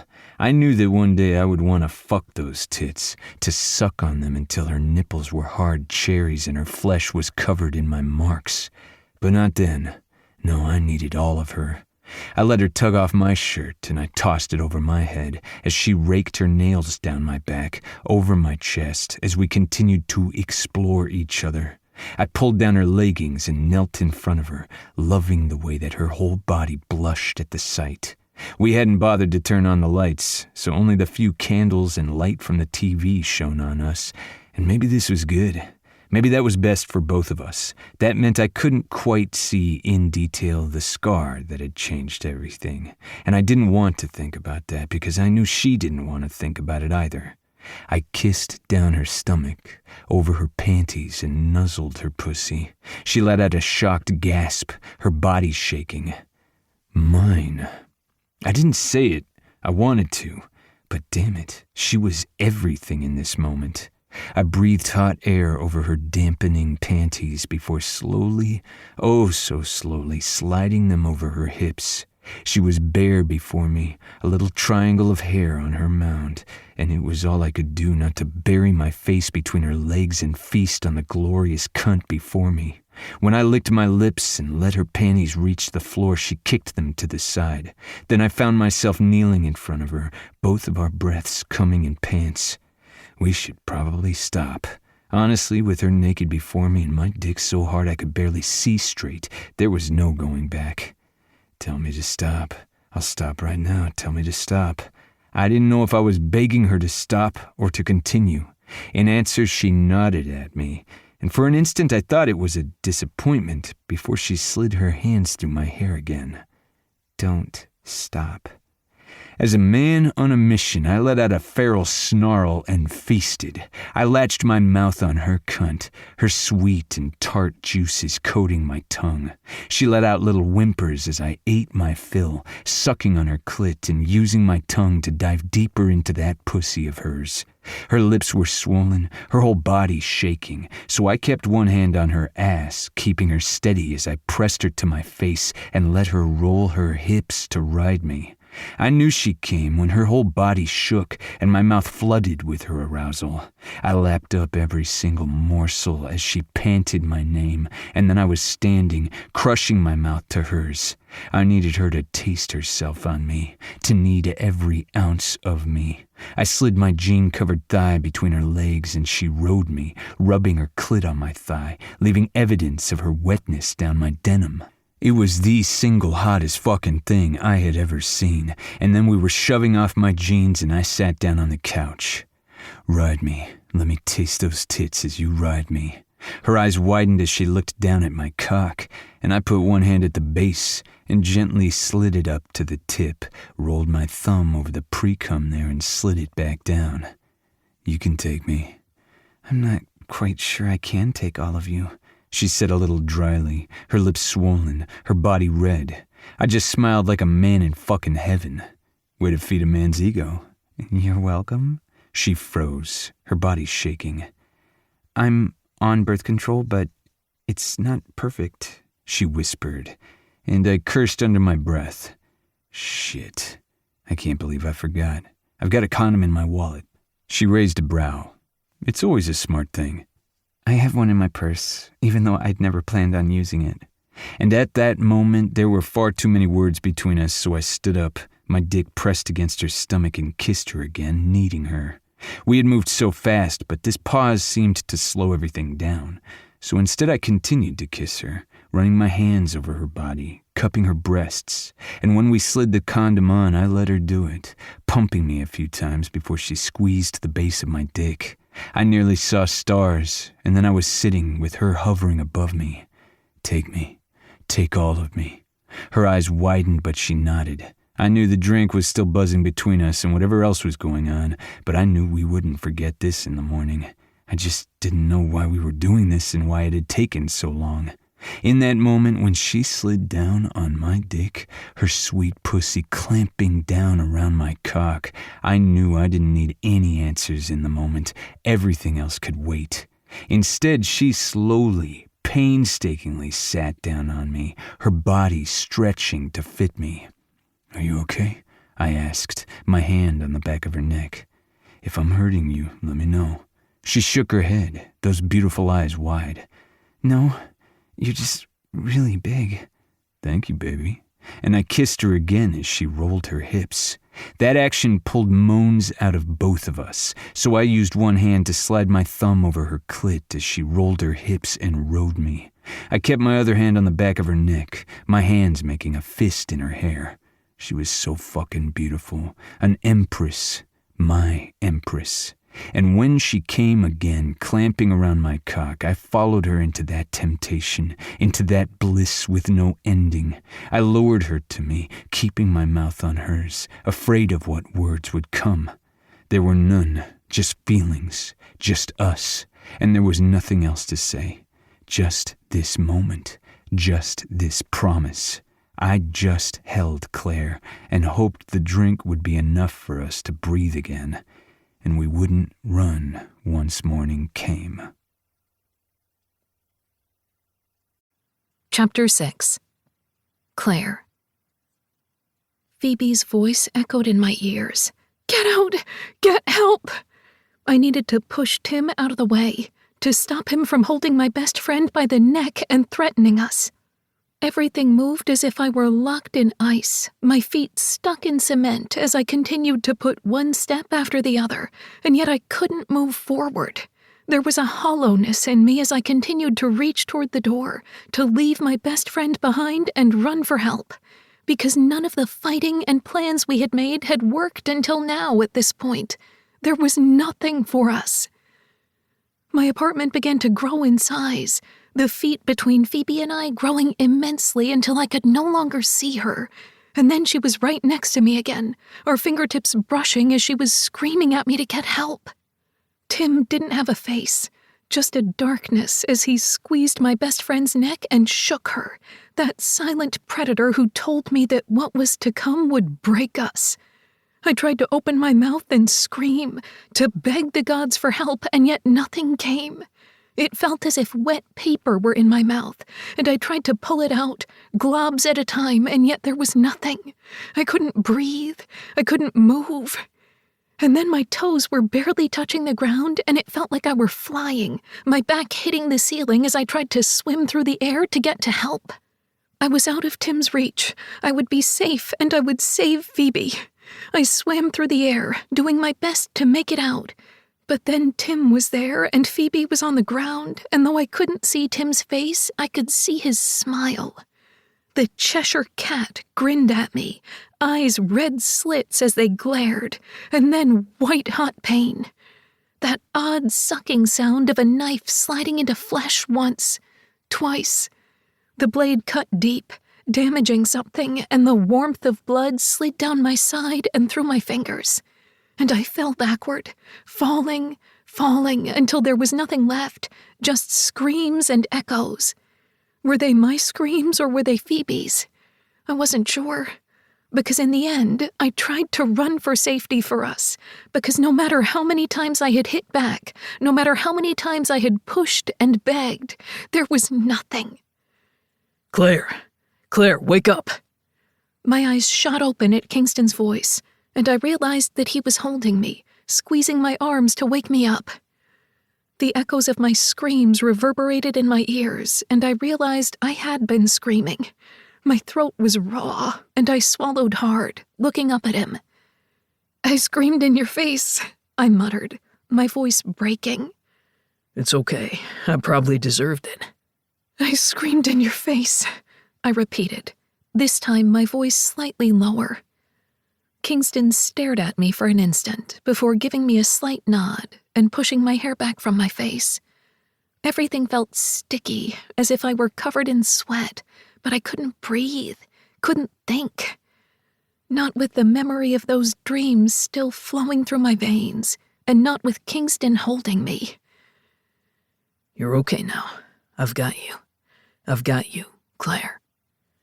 There was such strength in his words, and I wanted to believe him. With every ounce of my soul, I wanted to believe him. "I'm sorry. I don't usually have that many nightmares anymore." Not quite a lie. Usually the dreams I couldn't wake up from, and then I would finally turn in my sleep and find a different dream. One a little sweeter, possibly of Kingston himself. And that's when I realized that I lay naked in his arms, my breasts pressed to his chest, and he was holding me. "I can feel your heartbeat," I whispered, wondering why that was the first thing that came to mind. My hand was on his chest, over the slight hair there, and the defined pecs I knew came from hours of working out and keeping his body toned for his job. He was all strength and muscle, and part of me wanted to lean into that, to believe that it was safe. And yet, I wasn't sure I was allowed to.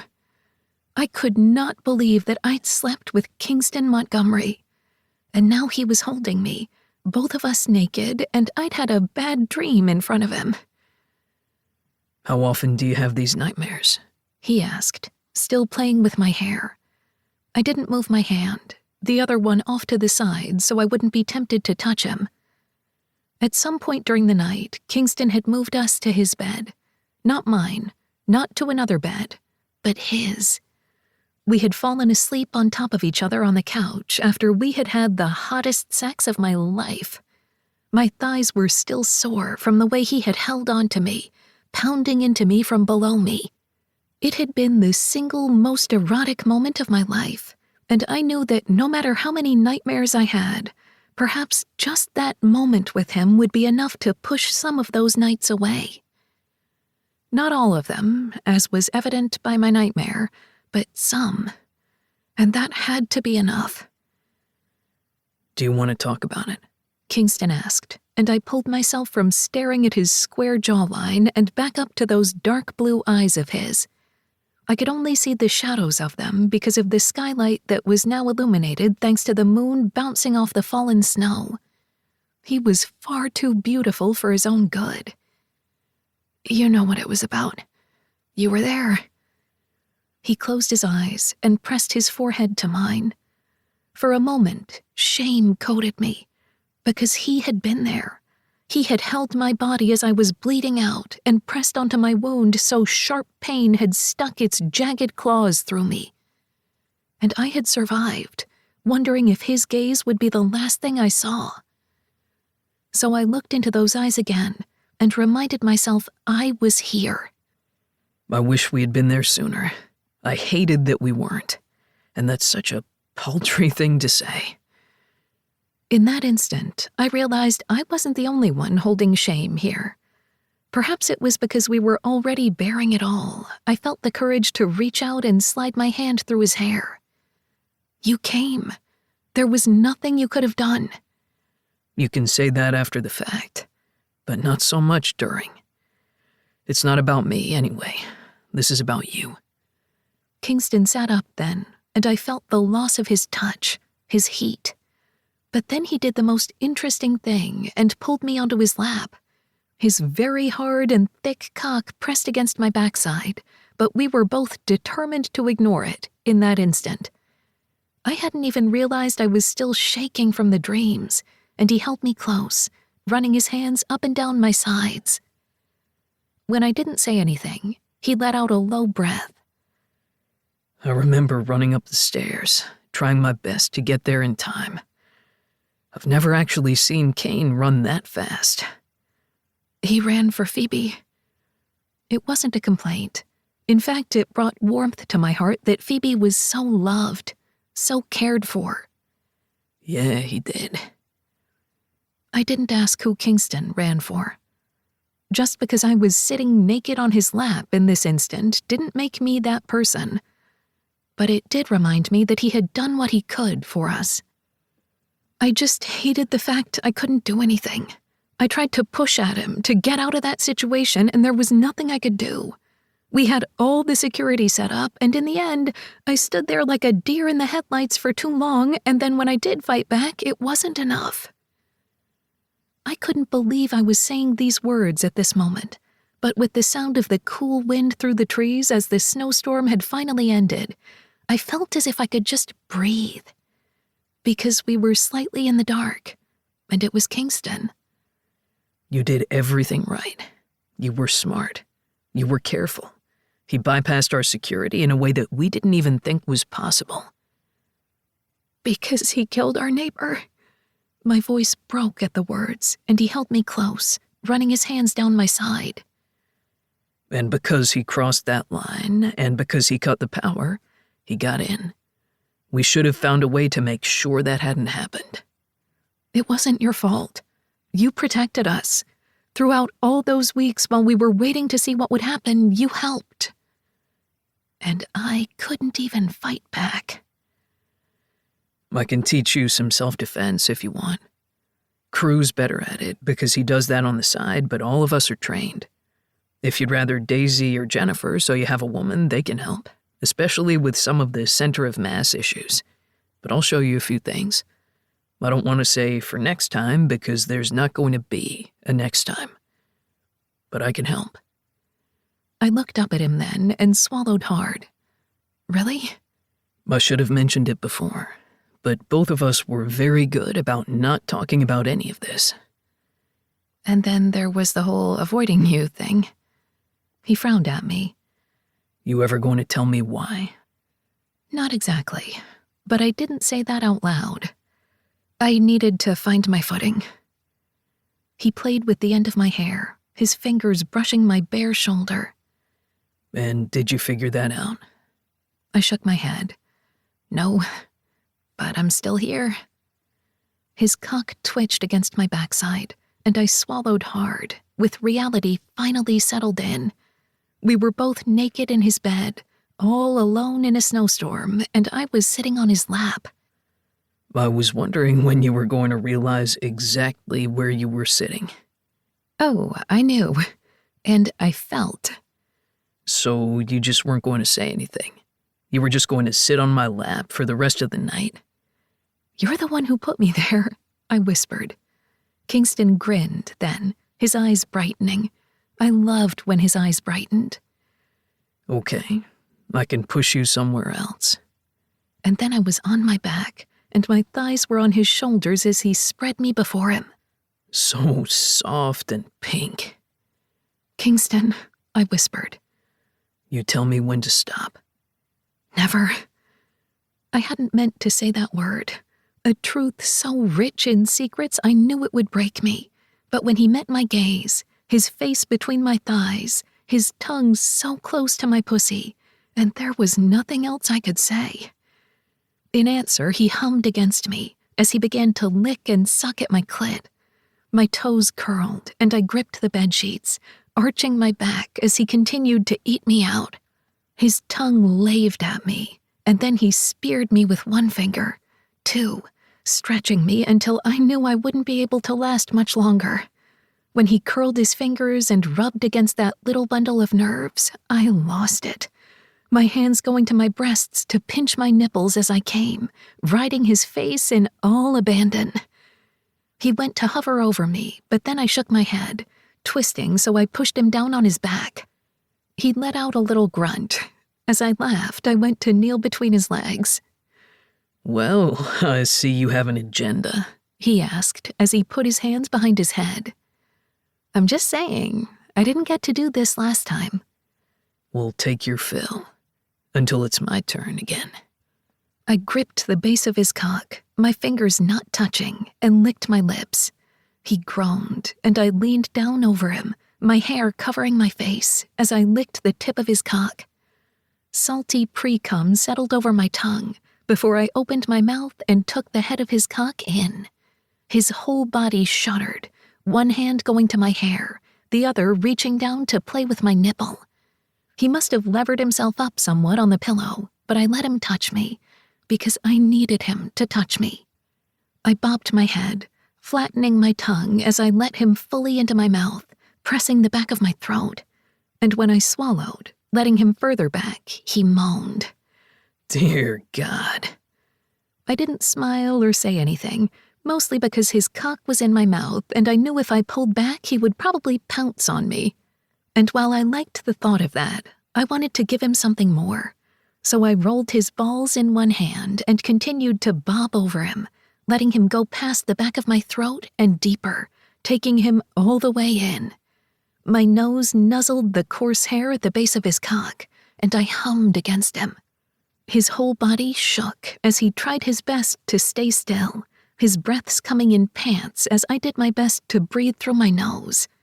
And then I pulled back, panting, and met his wide gaze. Oh my God, he muttered. Did I mention I can swallow really well? I teased. Well, I think we just became best friends. Laughing, I went back to him, taking more and more of him. I continued my pleasure, loving the little grunts that came from him, and when he stiffened, his balls tightening in my hand, he pulled me away and kissed me again. As much as I want to come down that pretty throat or on those tits of yours, I really need to be inside you. I nodded quickly as he went to the bedside table and pulled out condoms. My brows raised. Well, this was originally supposed to be Kane's bedroom, so we're just not going to think about anything, since I, packed the house with him. I laughed, grateful that we had that taken care of, and then I was on all fours in front of him and he was gripping my hips. You tell me if it's in too much. I trust you, I said, meaning every single word. He kissed up my back before he spread me again, and then there was nothing else. He speared me, pounding into me thrust for thrust until he was balls deep and I was meeting him with each movement. He pulled me up so my back was to his front, his one hand on my throat, the other on my breast, and I continued to roll my hips against him, needing that sensation, needing him. There was so much and yet not enough, and I couldn't breathe. And when I came around him again, he pulled out of me and twisted me so I was on my back, and he was rolling his hips into me. I wrapped my legs around his waist, and he cupped my cheek to kiss me softly. I'm almost there, Claire. Finish. Take me. He smiled his wicked smile, and then he was moving, and each of us meeting gazes and never breaking. And when he came, his mouth parting, I knew I was in deep trouble. So he leaned down and took my lips, and I held onto him, meeting every inch of him. As we finally settled, able to catch our breath, Kingston held me close and smiled against my lips. So I suppose we should probably shower. I blinked up at the odd choice of words. Oh? Well, it just seems like we have a very large house and an equally large box of condoms. I think a shower could be nice. I just shook my head at him. Really? I didn't realize that your recovery is that good. Well, I'm sure there's something I can do while we wait. Just saying. And I pushed all thoughts of what could happen and what we should say to each other out of my mind. We would deal with reality soon. For now, I would live in whatever dream this happened to be, because it wasn't the nightmare that had woken me up. No, It was something that could lead to a break I didn't want to think about. But for now, it was just him, me, and whatever promises we didn't make. After all, we only had one night, and I would take it. Chapter 7. Kingston. Samantha. Thanks for visiting yesterday. You really perked him up. Me. Anything for Eddie. You know that. Plus, I like visiting. You both make me laugh enough my sides hurt. Samantha. We try, and thank your mom for me. She didn't have to make us so many dinners. Me. You know she wanted to. It's her thing. Samantha. Bless you, Montgomerys. Me. Just get some rest and I'll see you soon. Samantha. You too. Are you ready to go yet?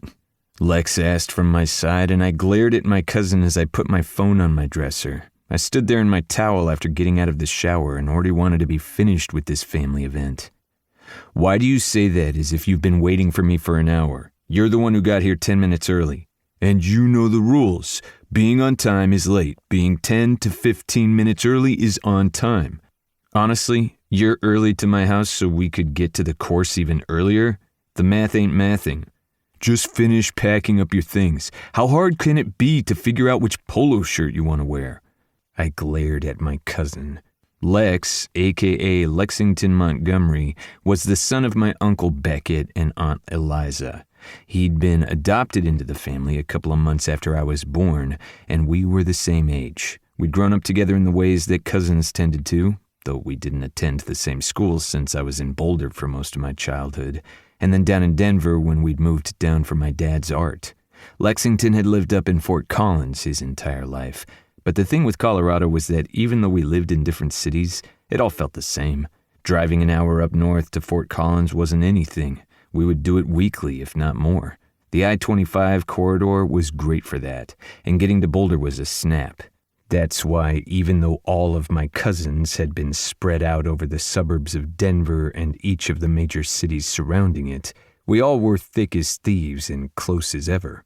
It wasn't like when we visited Lex's cousins down in Texas, where everything was spread out to the point that driving to another city would take 4 to 11 hours.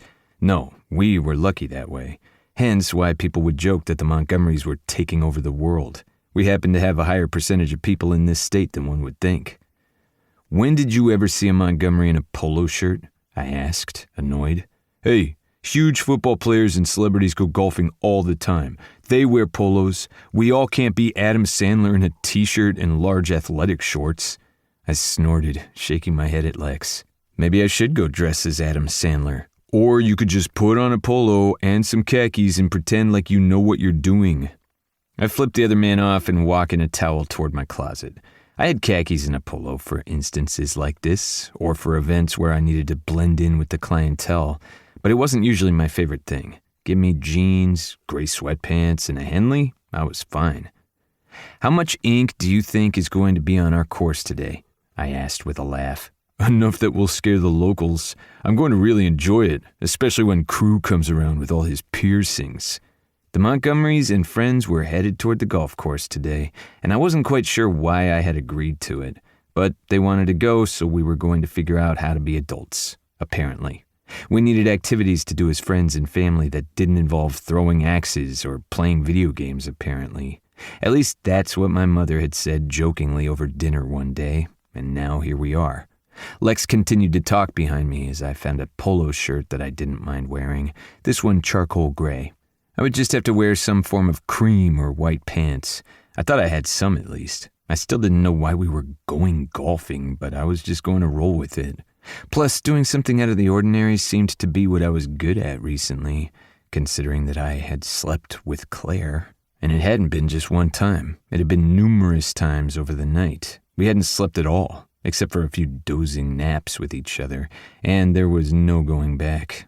I could still feel the softness of her skin underneath my fingertips, could still feel her clamping around me as she came. Then there was the way that the side of her mouth quirked up into a smile, while the other side would scrunch just slightly so it looked like she always had something on her mind, a little mischievous. There was seriously something wrong with me, because I felt as if I had studied every inch of her multiple times and I was still getting to know her, finding new aspects that drew me in. And here I was, waxing poetic nonsense and shit as if I knew what I was doing. This was not like me. But hell, nothing I had done with Claire was like me. The morning after, we had woken up from our cat nap, packed our things up, checked out the house, and then said our goodbyes. It had been awkward, and yet not as awkward as it could have been, as it should have been. We had both said we would see each other soon, and I had tucked her hair behind her ear, and she smiled up at me, and then we'd parted ways. We hadn't discussed anything about what we would do when we saw each other next, or what we would say. For all I knew, she was telling Phoebe and all the Montgomery girls exactly what happened, and here I was not telling anybody because I had no idea what I was thinking or what was going to happen next. Total mature shit. I got dressed, ignoring the way that Lexington rolled his eyes when I just dropped towel in front of him. If the man didn't want to see my ass, he could have just left the room. I pulled on boxer briefs and then white khaki-feeling golf pants and then shoved on the polo. Look at you, all fancy now. You're going to get grass stains on those pants. Are you saying I'm going to trip and fall? I grabbed my bag and gestured toward Lex. Let's go. I still can't believe that only a couple of days after a fucking snowstorm, we're going golfing. But here's Colorado weather for you. We don't look a gifted sunny day in the eyes. That's the whole thankfulness of living in this weird state. I don't think any of what you said was part of the actual metaphor or simile. I'm just saying. Actually, I think it's just an idiom, like a cultural thing. We probably should have taken more English classes. I laughed. Well, I don't need no English. I just sit there and grunt and look fierce. And I just hit a hammer against a nail and really hope the house doesn't fall down. Lexington, along with a few other cousins, had joined up with Montgomery, Inc. But Inc., not Inc.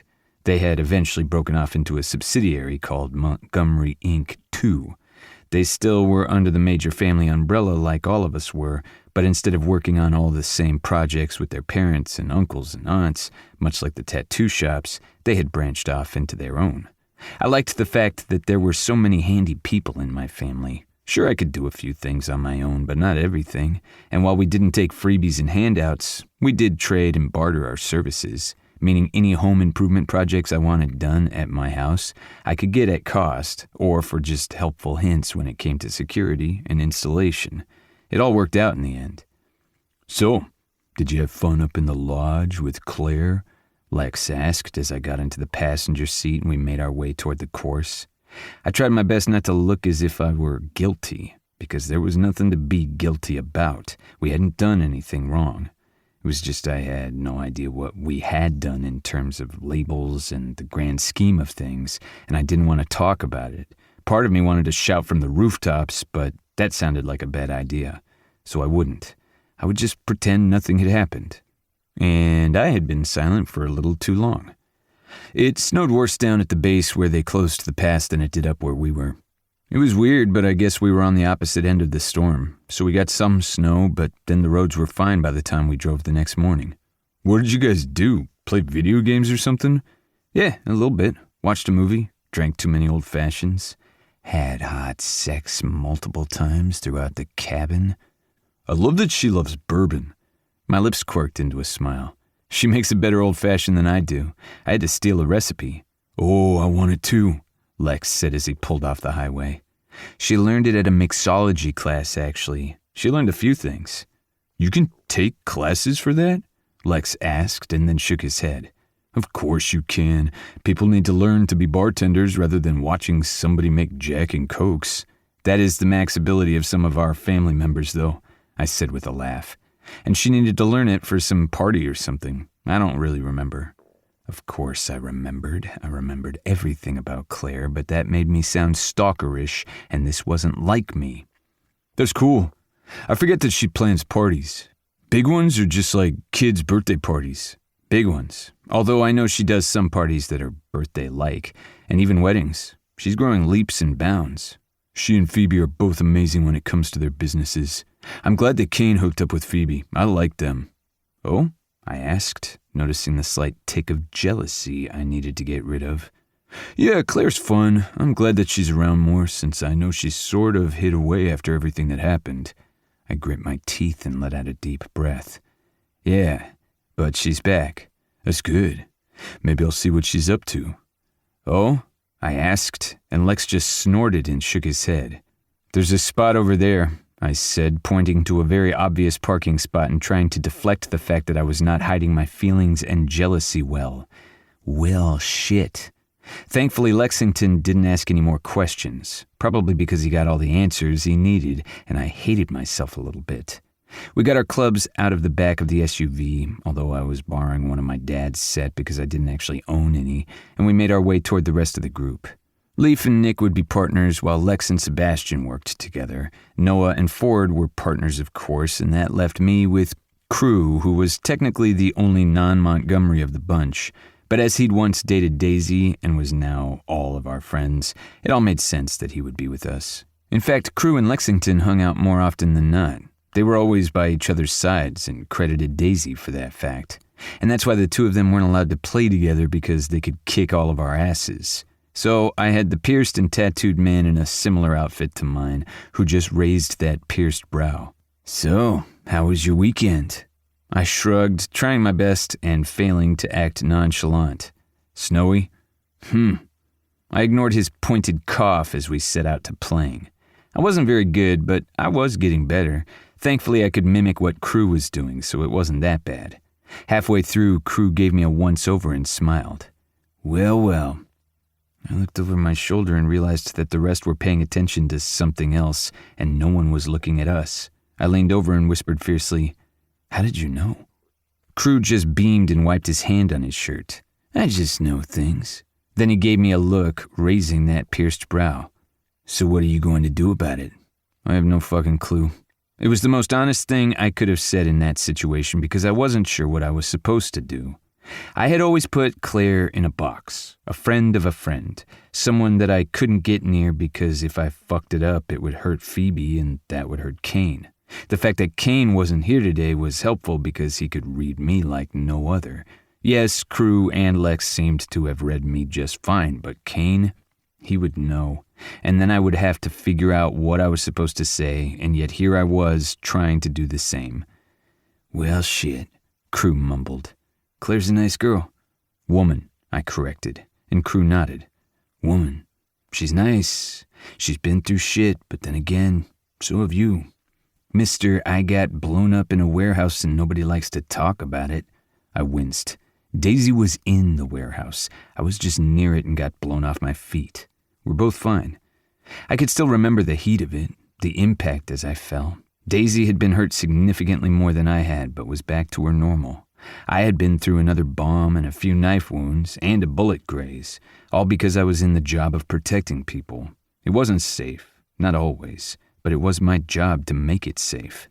Most days it was paperwork and installing cameras, boring, and didn't give me the adrenaline that I needed, but it was enough. But Claire, she had been hurt, on my watch, and that was something that was always going to be between us. "Just figure something out, okay?" I nodded, then remembered something that had happened that night. "Hey, you know that gym that you work at sometimes? Do they have open hours for one-on-ones?" Crew nodded, a frown on his face. "Yeah, though you have a gym of your own, Mr. Montgomery." I grinned. "Yeah, I do, but maybe I don't want to be working out right where my entire family's watching all the time." Crew raised a brow. Well, things are going to get interesting." And then it was his turn and I stood back and pulled out my phone without thinking. Me. "Hey, I have a place we could work out if you want to work on those self-defense lessons. No pressure." Well, that wasn't exactly what I had wanted to say right away or how I'd wanted to reach out, but it was a good excuse. Claire. "Okay. Just tell me where, and when, I guess, and what I'm supposed to wear. And, well, I guess I'm going to need a long list." She ended it with the laughing emoji and my lips quirked. Me. "I'll take care of you, I promise."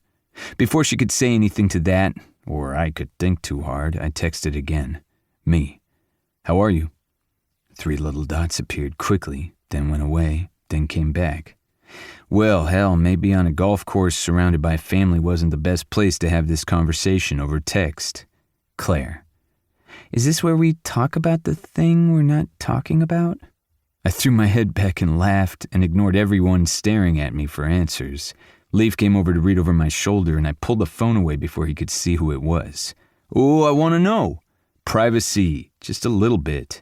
"We're Montgomerys. We don't believe in privacy," Sebastian said, and I flipped him off, ignoring the fact that we were on a fucking nice golf course, and kept the phone to myself. Thankfully, Crew seemed to be blocking people coming my way, and I would have to thank him again. Or it was possible I owed him more and more with each passing moment. Me. Maybe, if that's what you want. How the hell had I missed that she was so cute and funny over these past months? Oh, because she was Phoebe's friend and that meant off limits. And maybe we had already crossed that line. Claire. Maybe we should keep not talking about it. How many double negatives were in that? Me. If that's what you want. Or I can ask what you're wearing. Shit. What the hell was I doing? Claire. LOL. I'm wearing nothing but an apron, barefoot in the kitchen. My cock thickened, and I willed it down since these pants hid nothing. Crew cleared his throat beside me and I tilted a bit, annoyed at my own body's reaction. Me. Sure, darling. Claire. I'm in leggings and a t-shirt as I am working on a plan for a welcome home party. Lots of things to do, and I feel so fancy right now. Me. I'm currently in a polo shirt and white khakis. Claire. Oh my God, so fucking sexy. Me. I know, right? Claire. Is this weird? I nodded at Lex as he walked past me, interest in his gaze, but I ignored him again. Me. Yes, but I don't mind it. Claire. I don't mind it either. But I guess I'll see you soon. Just don't get hit with any balls. Before I could even text back, Claire texted first. Claire. I meant golf balls. Me. I'll do my best. Claire. I'll talk to you soon. Me. Yeah, see you soon. Not exactly what she had said, because we weren't just going to talk. I was going to see her. Maybe it was just going to be for a self-defense lesson. Maybe it was going to be more. I had no fucking clue. Crew looked over my shoulder, and I hadn't even realized the man had moved before he whistled through his teeth. Fuck off, I growled. I wasn't like this when you were dating Daisy. Crew just laughed, and I was grateful that no one else was around us in that moment. First off, I didn't realize you were dating Claire. Fuck, I'm not. That's not what I meant. Crew just shrugged. Well, choice of words and all that. But the reason that you weren't like this, the reason that you didn't hover over me when I was texting Daisy, because Daisy can easily kick my ass and I was fine with that. And plus, I'm not going to get all growly over you with Claire. Nor are you going to ever need to worry about me with another Montgomery. That was a one and done. I just shook my head. Famous last words. Crew glared. Seriously, I'm never dating another Montgomery. I just fluttered my eyelashes. How could you? There's just so many of us, you can't just walk away. Crew let out a laugh, then leaned forward and smacked a kiss to my lips. Fine, I'll fuck you if that's what you want. We both burst out laughing as Lexington came over and looked between us. So what did I miss? And as we ignored him and my other cousins came over, confusion on their faces even as they laughed, we went back to the game, and nobody asked me about my texting again. And yet, all I could do was think about Claire and exactly what the hell I was supposed to do when it came to her. Chapter 8. Claire. Aunt Claire! Aunt Claire! I looked over as James ran toward me, his chestnut-colored hair shining under the sunlight, as Evelyn outpaced him. Both 7 years old. As fraternal twins, they only vaguely resembled each other at this age. Evelyn looked so much like my brother, and therefore me. It was a little shocking each time I saw her. It was like watching a mini-me running toward me. James? He looked just like his mother. I missed his mother with every ounce of my soul. She had been a kind woman who had cared for her 2 kids and had loved my brother. Fate wasn't kind most times, as I knew all too well. But now these little kids, who weren't that little anymore at 7 years old, were running to me, with Evelyn's long legs pounding into the dirt and James coming up from behind her to beat her by an inch. Evelyn had the sprinting, but James had the endurance. At least for now. Evelyn was an inch taller than James, and I knew that annoyed him to no end. It would change, though, because despite looking like his mother, his growth spurts were just like his father's. My brother had been short for much of his youth, until sophomore year, and he shot up, surprising us all.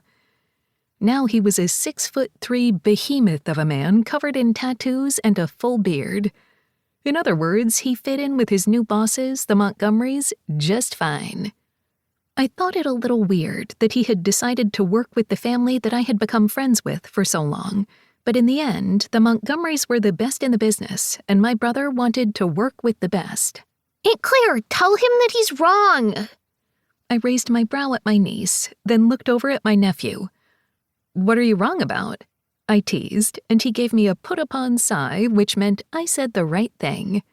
I'm not wrong, but I need you to make sure that she's wrong. I barely followed that sentence. So, what are we fighting about now? The twins didn't truly fight often. They squabbled, like any siblings, but it was them against the world. It had grown more so after losing their mother, and I knew that tragedy had shattered something in this family. My parents and I were trying to fill that void, but we weren't their mother, and my brother was doing his best at raising them alone. Of course, now that he was working for the Montgomerys, he wasn't alone. There was always childcare in the wings, and countless people to help if he was running late and my parents or I couldn't pick up one of the kids from one of their countless practices. He had not only gotten a job, but he had gotten a second family, and for that, I was grateful. She says that the original Star Wars was actually number 4 and not number 1. Why would they even release it that way? It makes no sense. I blinked at James, then over at Evelyn, and wondered why this was what they were fighting about. Your sister is right. Evelyn smirked. Ha! Told you! You couldn't tell from the different effects? I mean, there's a not-so-subtle difference in all of the effects if you look at each trilogy, or even the animated series and TV shows and single movies within that world. Yes, I was a Star Wars geek, and I was a Trekkie. I refused to choose. I also liked Babylon 5, though nobody ever really asked. Only Battlestar Galactica was where I really shone. Katie Sackhoff as Starfire was my awakening. I knew right then and there I could marry a man or a woman and be just fine. But in reality, I just wanted to marry Katie Sackhoff. I had said this to my brother once, and he had just laughed and agreed that Katie Sackhoff, especially as Starfire, transcended any choices or desires. My nephew scoffed. All of the special effects were bad. I mean, nothing beats what's out now. I just thought they didn't have the budget or something in the middle, then got it again in the end. James shrugged, and the two ran off, apparently off to find something to play with a lightsaber with. Be careful, I called out as they crunched through the light snow. It had been perfectly sunny the day before, hence why Kingston had been out golfing with his friends and family. But then we had gotten a slight snowstorm the night before, and here we were, playing lightsabers and duels in the backyard. Colorado weather was interesting. I see that they're finally taking a hold of your nerdship. I glared at my big brother as Hudson wrapped his arm around my shoulder. You're the one who gave me the movies to begin with. Yes, but then you went off to write fan fiction. Let's not talk about my fan fiction. No one needs to know about that. Hudson smirked. So Phoebe doesn't know? I blushed, leaning into him. No, and she doesn't need to know. I thought you didn't keep secrets between friends. I ducked my head so he couldn't see me react, as those weren't the only secrets I was keeping from Phoebe. I was going to see Kingston later today. For self-defense training, yes, but to see Kingston. And I didn't know exactly what I was going to say or how I was supposed to react around him. We had purposely not talked about what it all meant, and yet we had, in a sense. Because we were going to see each other. And we wanted to. And things were weird, but nice. And maybe that was going to be enough. Maybe it had to be enough. You're getting all lost in your thoughts again. You doing okay, little sister? I leaned into him and sighed. Yes, I had gone through hell recently, but so had he, so I didn't need to relish all my problems with my big brother. He would want to carry my weight and the world on his shoulders, but I wasn't going to let him. Not today. I'm good. It's good to see them out and playing. Yeah, it is. His voice was a little gruff, and I rested my head on his shoulder as he watched his children laugh as if they didn't have a care in the world, even though I knew they did terribly. But that wasn't about now. Yes, the real world hurt, and yes, there was always going to be some part that always ached, but my niece and nephew were resilient, and I had to credit most of it with their father. My brother was a good man, and he'd fought through hell to stand where he was right now. You're giving me that look, he whispered. What do you mean? The one where you're rhapsodizing about how I am still here and breathing. I winced. I'm sorry. Don't be. I do the same thing every time I look over at you and picture you in the hospital. The hospital that it took me way too long to get to. You didn't live here at the time. It's not your fault. I beg to differ, little sister. I should have found a way to get here. I leaned into him a bit more. You're here now. What more do I need? Maybe a life? Hey, I was just thinking about how great you are, and now you're all mean to me. Hudson moved to study my face and raised a single brow. I hated that he was so good at that look. Our dad had the same look and used it on both of us often. Little sister, you need a life. I don't know what you're talking about. I have a life. I somewhat lied.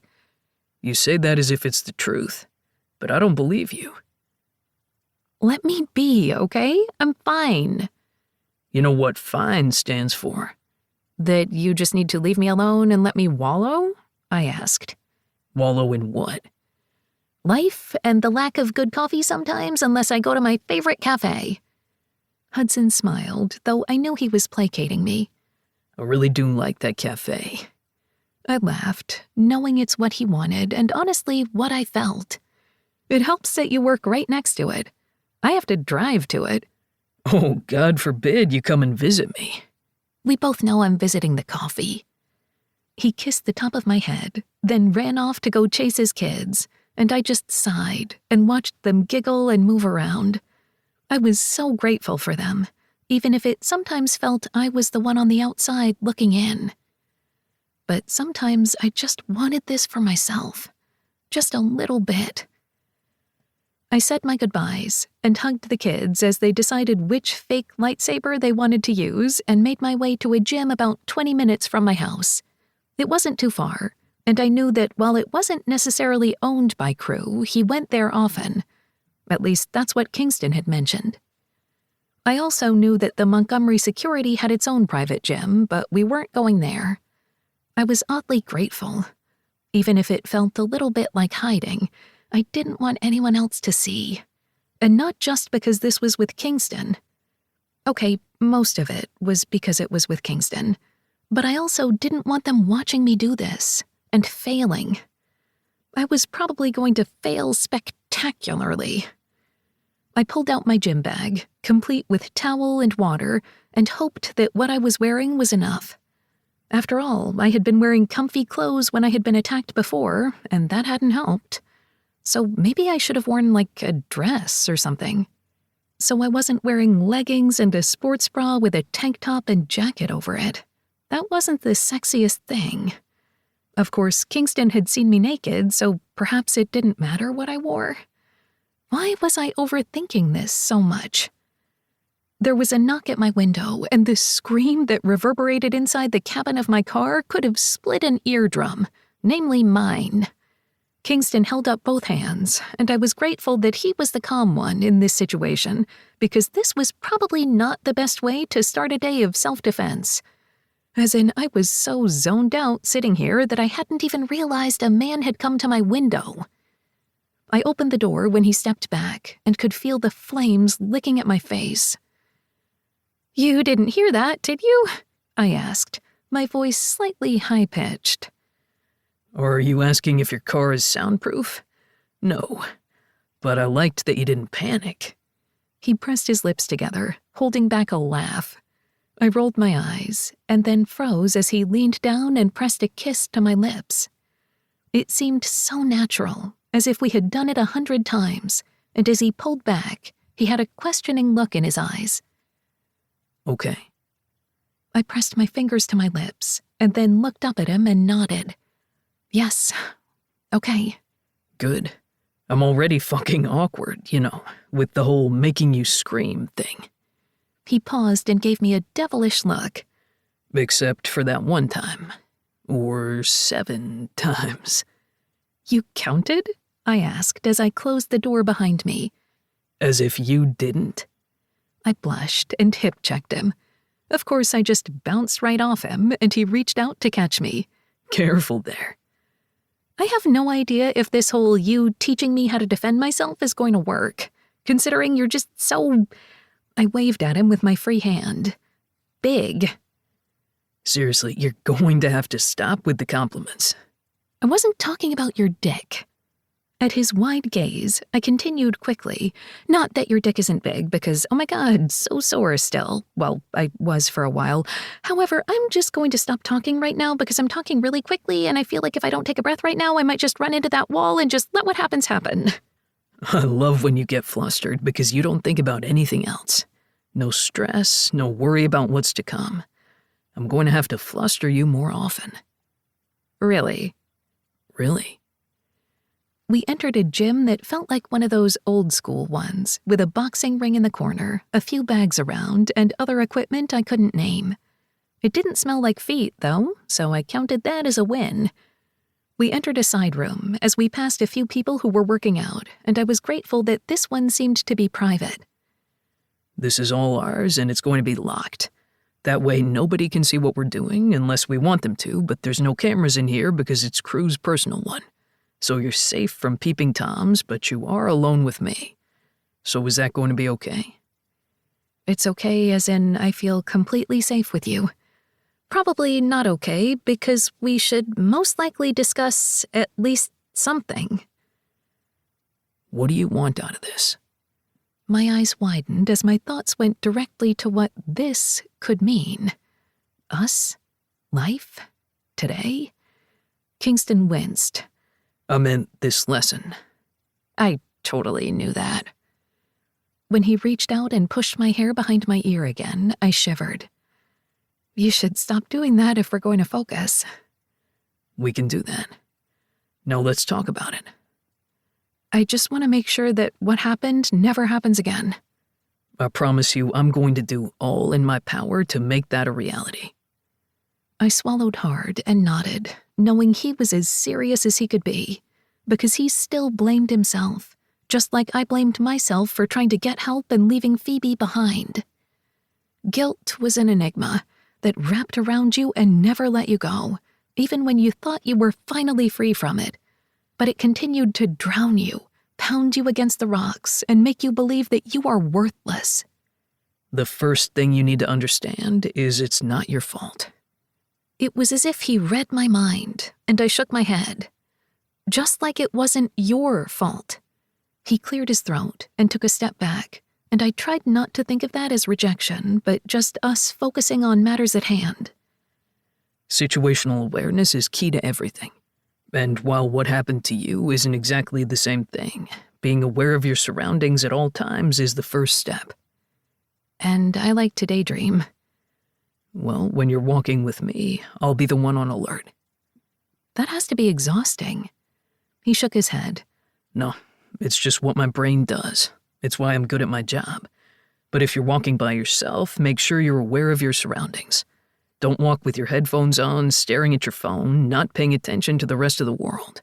And I'm not even talking about what we're here for. It could be tripping over a curb or going out into traffic. I just don't want you to get hurt. That is true, and I always keep one earbud out just so I can hear people coming up from behind me. So there you go. You're already a step ahead. That's true. Now, the first things we're going to talk about are the 5 A's, which is what I was taught when I was a kid. The 5 A's? Awareness, alertness, avoidance, anticipation, and action. The 5 A's. That sounds like a lot of words. True, but you've got this. He went over each, and I swallowed hard, knowing that this was for a good reason. We can talk about your house in general, because I know that the others put up your security systems, but I can go through it again with you. Kingston always did so much for me. Hell, for everyone in his circle. No matter how he was feeling or what he needed in his personal life, he always set that aside to help those he cared about. And he cared about me. Yet I'd run from him. I'd hid because I'd been scared. Not because of Kingston himself, but because of what he'd seen, who I'd been when I'd been scared. And Kingston needed to know it wasn't him. It was me. I didn't blame you. That's not why I didn't answer my phone. That's not why I pushed you away. You ever going to tell me why? And that would be telling my feelings, but I'd already let him inside of me, so why couldn't I do this? Because I had a crush on you, I said point blank, knowing that if I could be strong here, I could be strong anywhere. His eyes widened, and I wanted to kick myself. You had a crush on me, as in past tense. So you pushed me away. I ran my hands through my hair, annoyed when I forgot that I had already had my hair in a ponytail. It's not that. It was more that I was going through 1,000 things at once, and I needed to get over a crush when it clearly wasn't reciprocated. I wouldn't say clearly. And yet you did nothing, and you never looked at me like that until recently. Because you were Phoebe's friend, and you were off limits. I exhaled. I'm not off limits anymore. Well, now I'm breaking the rules, and we're going to have to deal with the consequences if there are any. There won't be. At least not with them. They're our friends. Then why haven't you told Phoebe? How do you know I haven't? He smirked. Because Kane would have told me. Maybe Phoebe wouldn't have told Kane because it would have been between us. Or if she did share with her significant other, maybe he didn't share with you. He shook his head, letting out a breath. This is too fucking complicated. So maybe we shouldn't make it so complicated. Whatever this is. You're right. But that means we actually have to have answers. You got me on that one. He leaned down and brushed his lips against mine. How about we just work on keeping you safe? I nodded and fell into step next to him. I followed his moves, tried my best to put my thumb where it was supposed to when I punched out, and knew this was only day 1. In the end, I was sweaty, a mess, and my back pressed to him with his arms around me, only I was trying to get out of his grip and it wasn't working. You can do this. I really can't. I wiggled my butt, trying to get out, and Kingston groaned. Well, that's one way to do it. And that's when I felt the hard length of him against my backside, and I swallowed hard. Oh. Oh. Me holding you like this right now? This has nothing to do with self-defense, okay? He asked, and his hold changed infinitesimally. And suddenly he was holding me softly, his hand sliding down my hip, and I groaned. Well, this is one way to end the lesson. Sounds like it. He slid his hand over my leggings, in between my legs over the seam. It pressed me just right that I let out a shocked exhale of air. This room isn't soundproof, he whispered against my neck. Oh. He rubbed against me, his hand underneath my tank top and over my sports bra, the other between my legs. I pushed back against him, rubbing along his length as we both groaned. We weren't touching skin to skin, but it was one of the most erotic positions of my life. Pent up, eager, I arched for him, wanting more, nearly at the edge, when his phone buzzed. He cursed under his breath and stopped, kissing the side of my neck. That's the emergency line.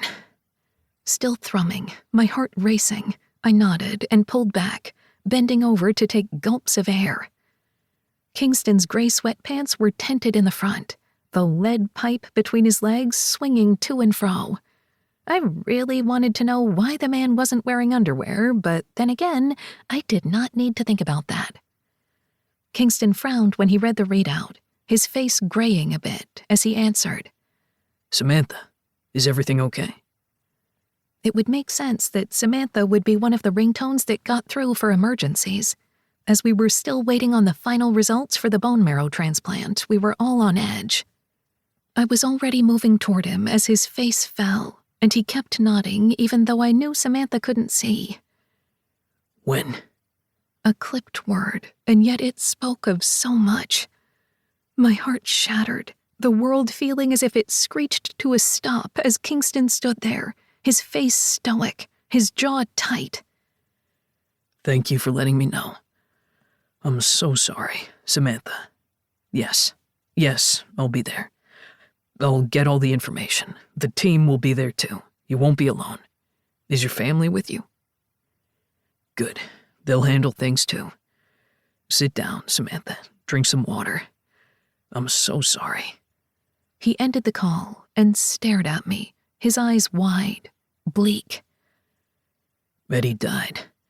He threw a clot during the final procedure and he's gone. Just like that. I couldn't save him. He's gone. His voice broke, and when he fell to his knees, I was there, holding him close to me. I'm sorry. I'm so sorry. I thought we could save him. I thought it was going to work this time. He kept repeating it, my shirt growing wet with his tears, and I cried into his hair, holding him close, knowing that there was nothing I could do to make anything better. In his mind and heart, Kingston needed to save people. It was in his blood. It was his purpose. And he couldn't save his friend. It didn't matter that it was medicine and cancer and such a small percentage of working. Kingston had given everything he could, and it hadn't been enough against cancer. In this moment, there was nothing I could do, nothing I could say. So I held him and let the strong man who had just protected me and taught me how to protect myself fall into a million pieces and break. Chapter 9. Kingston. Eddie Walker Silver lived a life of joy, love, and strength, and he died as he lived, in the arms of his doting wife, under the care of those who wanted to see him thrive, and under the strength of his own perseverance. We do not say he lost a battle, for this is not losing. This is merely an outcome that nobody wanted. He did not lose his fight, for that would outweigh the battle he clawed his way with bravery through. Eddie Walker Silver was a man of love and devotion, and he will be missed. I squeezed Claire's hand after the speaker continued on about Eddie's power, his multiple awards in life, and everything that he had lived through. I hadn't seen Eddie day to day in our lives. We hadn't worked together, but he would come in the building with Samantha for her tattoos, and both would come in for coffee and sweet treats at the cafe. They'd even attended an art exhibit at the art gallery on the other end of the building. They had bought a piece of my cousin's art. No, Eddie and I hadn't been best friends, nor did we share each other's deepest, darkest secrets, but our lives had been entwined in a way that you were with strangers who hadn't realized how close you could be. And I had bled for him, and had tried to save him. I had tried to do so much. Only a single blood clot had changed the game. The next person stood up to speak, then Samantha, then Eddie's father, another friend, and then another. And now I was supposed to sit here as the others spoke of Eddie, holding Claire's hand as Eddie's family, as well as mine, watched on, and pretend that I could be as strong as the man who now lay in ashes in front of us. A wooden box carved for him by his grandfather, a grandfather who still lived and sat there with his chin up high as if he could fight back the tears with just a glare. My friend lay in a wooden box, ashes to ashes, dust to dust, and it was all I could do not to scream. Failed. The match had failed. The treatment had failed. I had failed. And then Samantha looked at me, and I cleared my throat, knowing what had to come next. I turned to Claire and pressed my forehead against hers. It wasn't fair to rely on her like this, to need her strength. We didn't even know what we were to each other, and yet she was there for me. So I would be selfish in this instant and take whatever I could. I needed to be the strong one for Samantha and Eddie's family. If his grandfather could sit there with his chin held high, I could do the same. "You've got this," Claire mouthed, and I nodded tightly before standing fully and making my way down the aisle. I passed my parents, all three of them sitting together with my mother sitting between them, holding both of my dad's hands. She gave me a tight nod, and I knew it was because she was ready to cry, but wanted to hold back so she wouldn't weep. They'd gotten to know Eddie over the past 2 treatments and were at a loss for words. They weren't the only ones who had come to pay their respects and remember a man who had fought to survive most of his life. My cousins were there, my brothers, Eddie's family, friends, those we went to school with, and I had no idea what I was going to say to these people. I stood at the microphone staring at those in front of me during this non-denominational service, and I knew this is not exactly what Eddie had wanted. What he had truly wanted was to live, but people here, remembering him, that's what he deserved, and that's what Samantha and her family deserved. I cleared my throat, not truly seeing those in front of me. Eddie was my friend. He was the one who accidentally kicked a soccer ball right into a place you shouldn't kick when we were teenagers. And that one moment, when I saw stars and I wondered exactly how I was ever going to get my low voice back again, that moment was when we became friends. Laughter filled the room, and I knew I had done what I was supposed to do, to make it a little lighter, to ease the burden for only a moment, because I had tried to ease the burden before. To be the one to save the day, and I had failed, so I wouldn't fail in this. Eddie loved lemon pastries and chai lattes. He loved tattoos, though he never got one, so he would sit while I would get one, or Samantha, and talk about all of the art he would one day have on his skin. I cleared my throat, but a needle never touched him, mostly because he said every time he thought of needles, he thought of something else, so he hadn't been ready. He had been waiting. I cleared my throat again, my voice growing thick. And I had been waiting to do my next tattoo for him and myself. And so maybe something I should have learned long ago was not to wait. I looked up at Claire in that instant, at the tears falling down her cheeks, and let out a breath.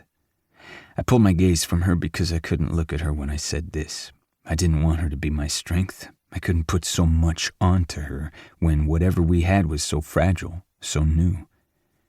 Eddie was my friend, and when any one of us needed something, he would step in. He gave everything he could, even when he didn't have much left some days. And the one thing he always told me he wanted to give more of, but he knew somewhere deep down that he didn't have much left, was time.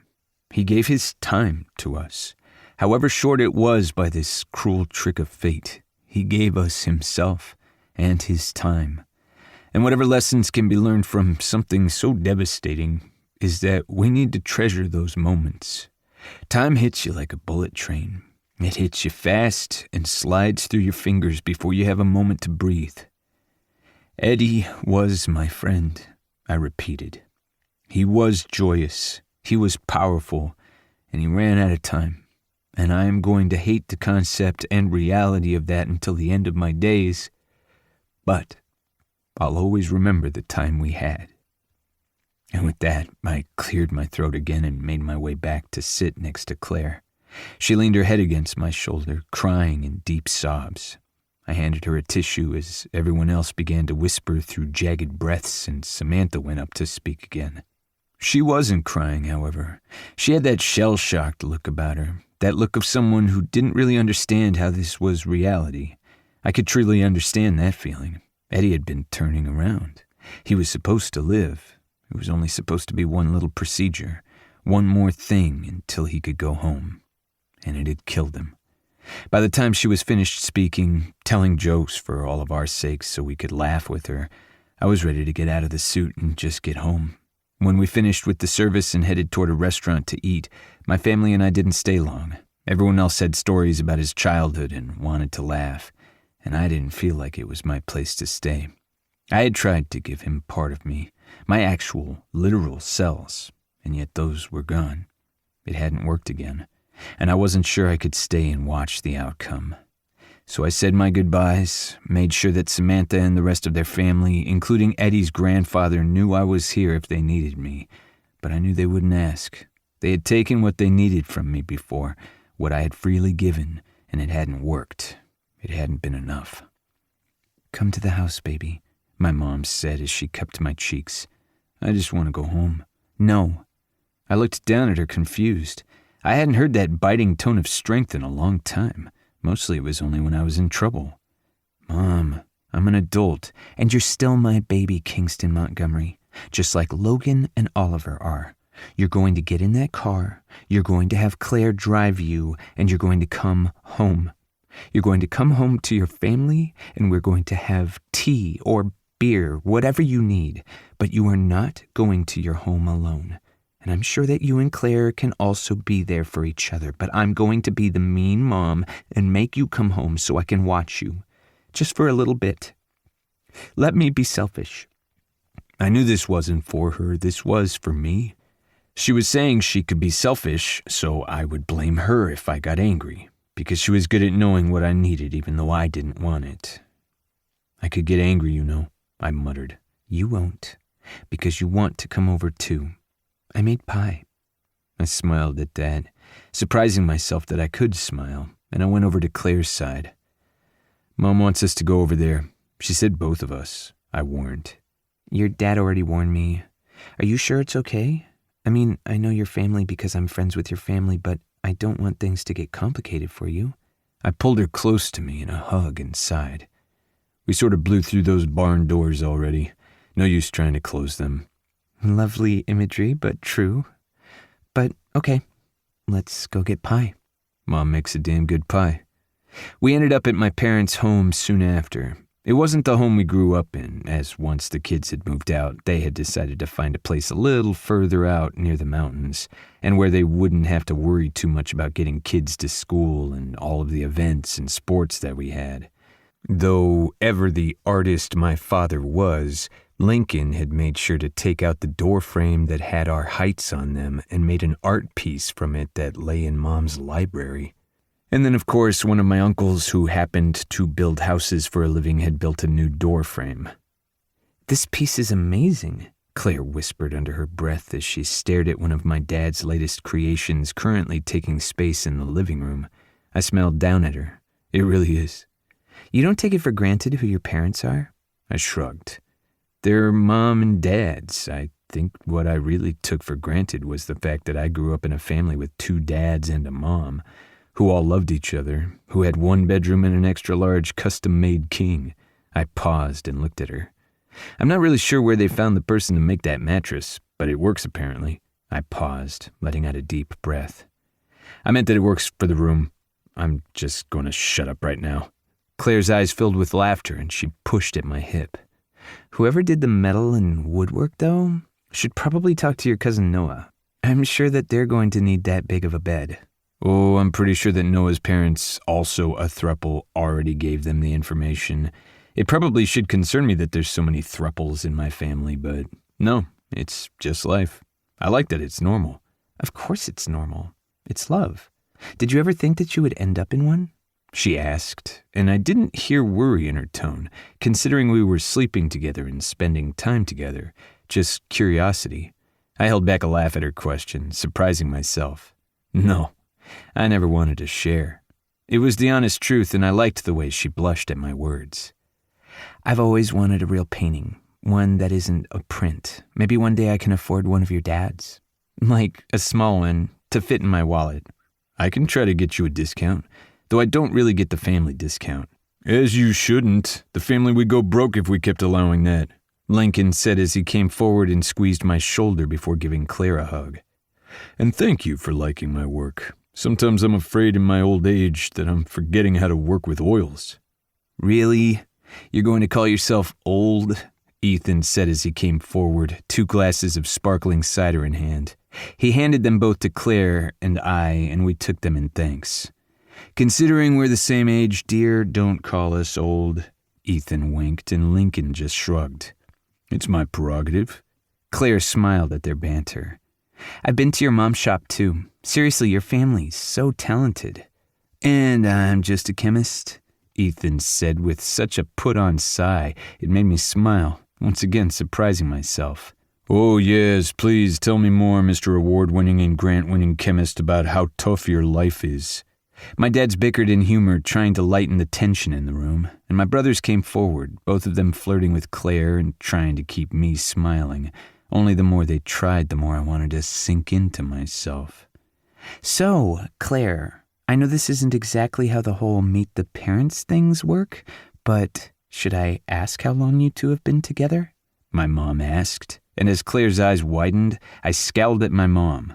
Really? Really? What? I haven't met a girlfriend, or whatever labels we're using now, and I'm bad at this. Remember, I ran out on one wedding before. I'm really bad at relationships. So bad she married both of us, Lincoln said. Claire's eyes widened. Wait, you ran away from a wedding? My mom winced. It's a long story that I will get into later. And forget I asked the question. Give the boy a break. But can I have a second piece of pie? Ethan asked as my mom bit her lip. I'm sorry. I'm just trying to think of things to say that won't make everything hurt. But maybe that's not the best thing to do. But know we're here, Kingston, for you. We love you. I know. I set down my drink and rolled my shoulders back. I'm going to go outside for some air. I left them standing there abruptly, leaving Claire to the wolves. Even though my family was anything but wolves, they were kind, caring, and had always been there for me. And I couldn't even look at them right then, because they had all tried with me, and my friend was dead. What were you supposed to say to that? I stood on the deck that my uncles had built and stared off into the distance, the icy chill of winter weather hitting. There would be another snowstorm soon, as there always was. The ice and snow coming back with a vengeance. Everything felt bleak, as if the cold meant something more than just a bite. A gentle hand pressed against the small of my back, and I let out a breath. Sorry, I just need to think. There's nothing to be sorry about.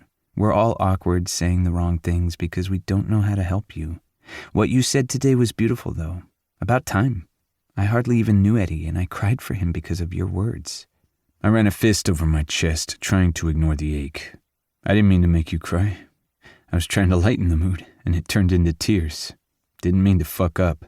You didn't fuck up, Kingston. I turned to look at her, scowling. Yes, I did. It wasn't enough. Don't you understand? He wouldn't have needed this second round if my bone marrow would have worked the first time.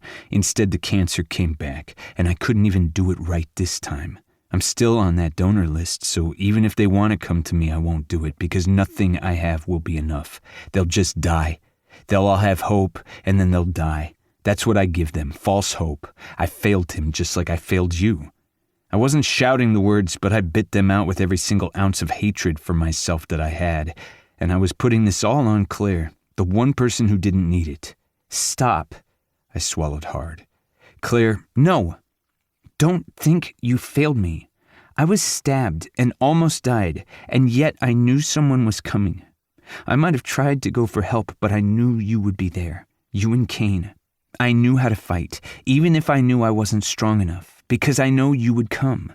For Phoebe because of Kane, and just because of you, Kingston. Because you fight for those you care about, and I was lucky enough to be in that orbit, and it took far too long for me to realize that. I pushed you away because I didn't realize it, but I do now. Don't blame yourself. You give everything that you have, and I trust you with everything because of that. Eddie died because of a blood clot, because cancer is terrible, and we still haven't found a cure, but you gave him more time with his wife. You gave him the time in the first place to find her. You gave him that time that was so precious. Remember that, Kingston. You gave him time. I cupped her cheeks and brushed my lips against hers before wiping her tears away. Thank you, I whispered as my own tears fell and Claire held me tight. Out of the corner of my eye, I saw my parents holding each other with my brothers on either side of my dad's. And so I held out my arm, and they came to me, and we held each other as some of us cried, and some of us stood there stoically, nothing left but grief and gratitude for what we held. My friend was dead, and we'd run out of that time. Only Claire was in my arms. And something shifted, and I had no idea what. Chapter 10. Claire. Are you sure it's okay that I'm here? I don't want to interrupt time with your boyfriend, Livy said as she sing-songed the word boyfriend. I rolled my eyes as I parked in between the lines, holding my breath as I did. I hated parking my car. It didn't matter that there were cameras all over the thing and it could park itself if I pressed a button. It was still scary. He's not my boyfriend. I don't have a title or a label, and we're not going to do that. Labels are scary. Tell me about it. I'm sorry for even daring to tease you about it, although he is my cousin, so I enjoy it a little bit. You know, I could walk down this street and bump into a cousin of yours. It oddly confused me when I found out that you were a Montgomery as well. Livy grinned as she got out of the car, and I followed. I know, right? We're just all over the place. Seriously, though, is it going to be too much? I know it's hard for you to get alone time with both of your jobs. I shook my head, reaching out for her hand. No, it's fine. We're not going to be alone here either. Crew's working out, so you'll be fine. And there's Arya, so it's us 3 girls against those 2 guys. We can totally kick their ass. Did I hear kicking ass? Arya asked as she hugged us both and reached out for Livy's phone. Let me see. Give. I already texted you with the latest photos I have of you and your dear baby niece. I didn't quite understand the Montgomery family tree, because technically Livy was the daughter of Shep and Shay Montgomery, meaning Livy was a first cousin to Kane and maybe a second cousin to Kingston and Arya, who were in fact second cousins themselves. But as everybody had been raised together and spent so much time with one another, they went by cousins no matter the connection within their generation. And to make things even more complicated, they started calling all of their kids nieces and nephews and little nibblings. That way they didn't have to deal with even more cousins. So Livy's baby girl Amelia was everyone's niece, just like Sebastian's Nora was a niece, and Luke and Landon, Leaf and Brooke's sons, were nephews. I was pretty sure there were a few more kids, or there was at least going to be since I knew of 2 pregnancies in the generation. But they weren't even my family, so I wasn't sure how I was supposed to know everybody without name tags. Either way, them going by generation helped me tremendously. You know I can't get enough photos. Did you see the latest photo of Nora?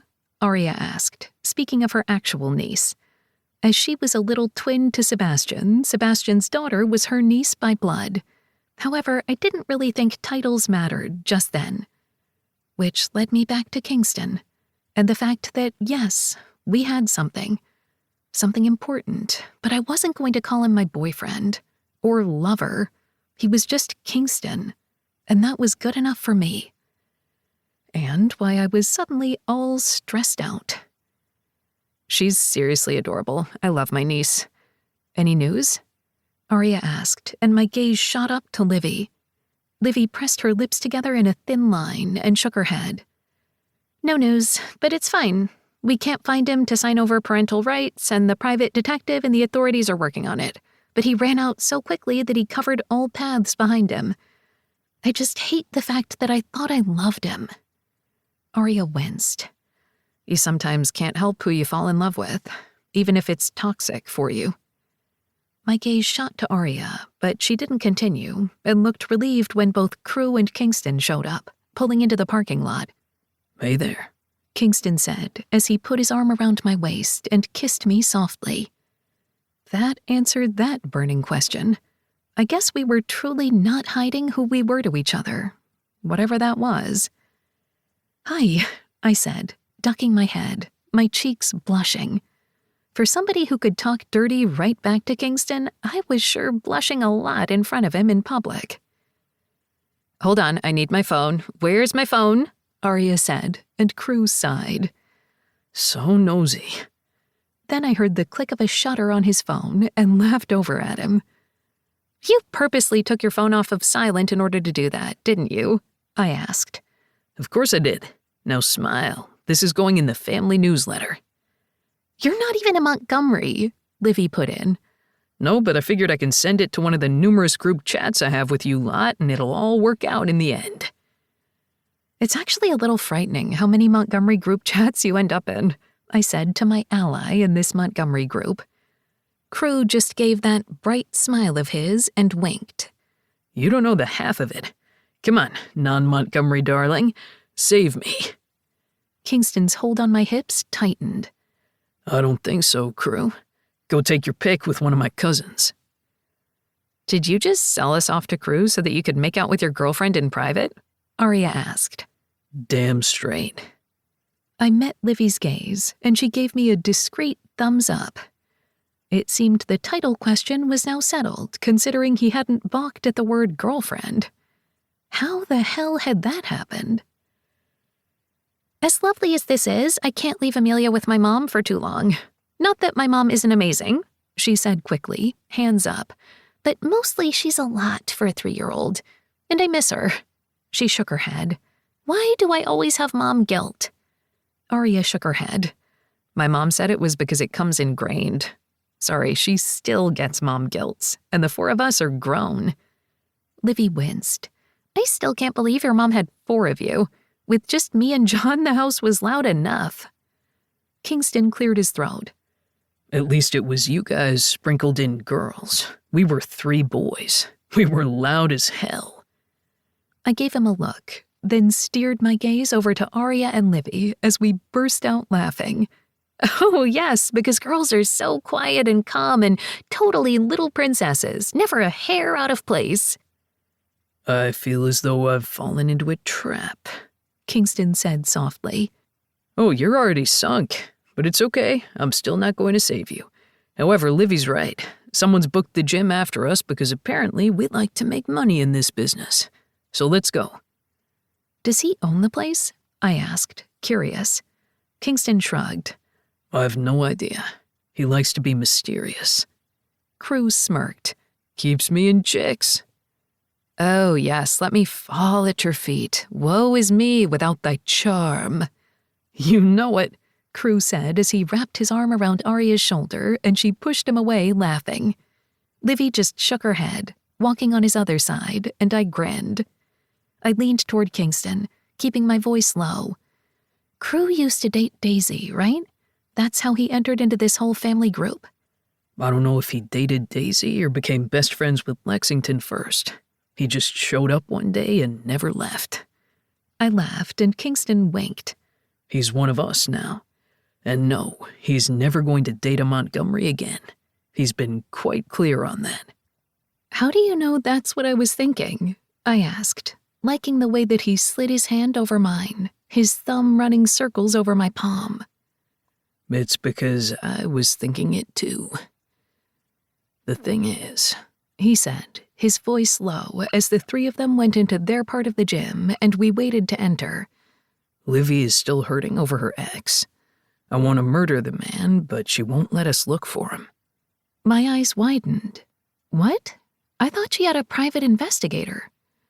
I didn't know the whole story with Amelia's father, Livy's ex, but I knew the relationship hadn't ended well. She does. Not a family member. I don't know why. That's on her.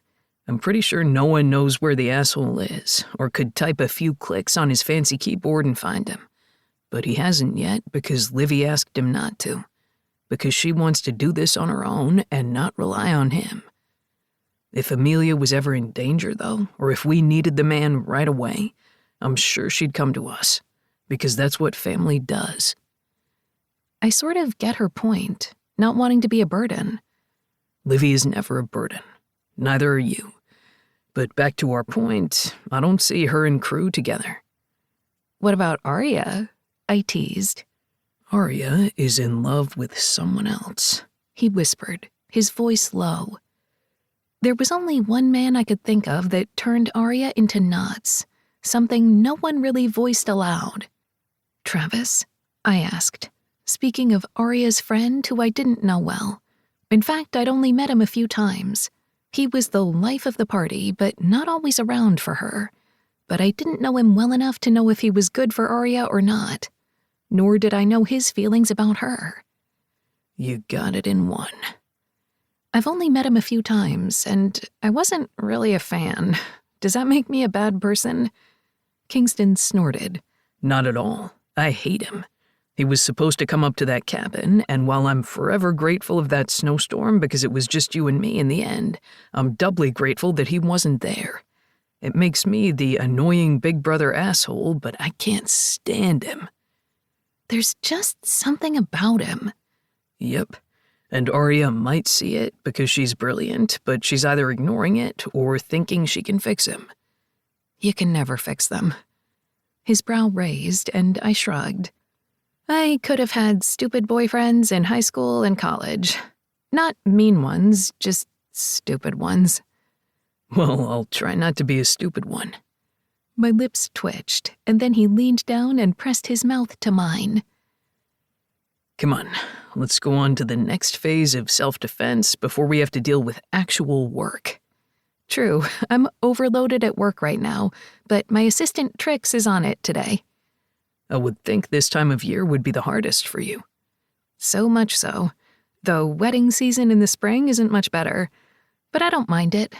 Long hours mean I'm rarely home, and if I am home, I'm working, and that's not really a great thing to say to the guy you're sleeping with. I'm working long hours too. Those big parties, they need security. But we'll find time. Don't worry. And by the way, is it okay that I didn't correct her when she said girlfriend? I stared up at him. Stop reading my mind. What? I have no idea what the hell I'm doing. Okay, good. We don't know what the hell we're doing together. That's a good label. Sure. I'm pretty simple, though. You're anything but simple, Kingston Montgomery. True, but I don't mind.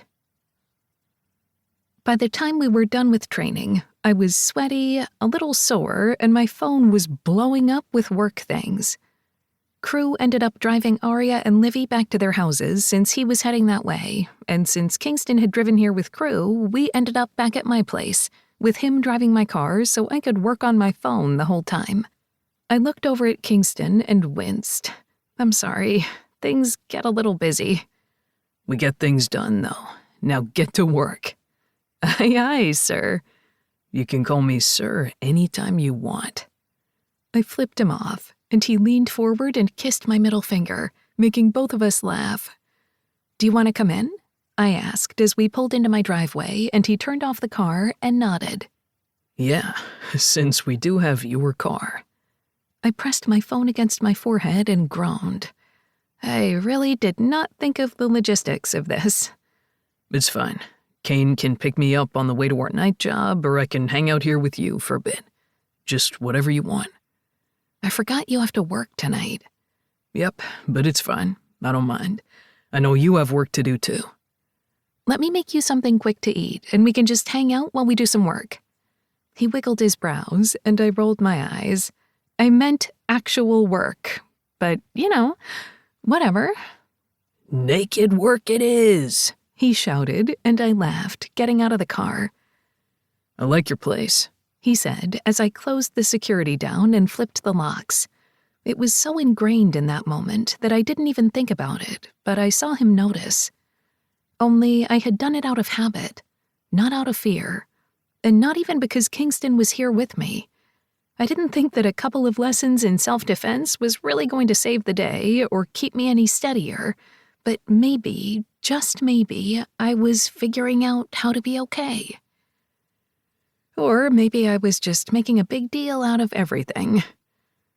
I can make a quick pasta, some lemon and chicken. There's some defrosted in the fridge. That sounds good. You let me know what you need help with. I actually don't mind people helping me in the kitchen, unlike some of our friends. They're so mean, he said with a laugh, and we ended up in my kitchen, cooking together, each of us taking breaks to look at our phones and work, and it felt natural. Everything felt safe. And that wasn't a word I used lightly, not anymore.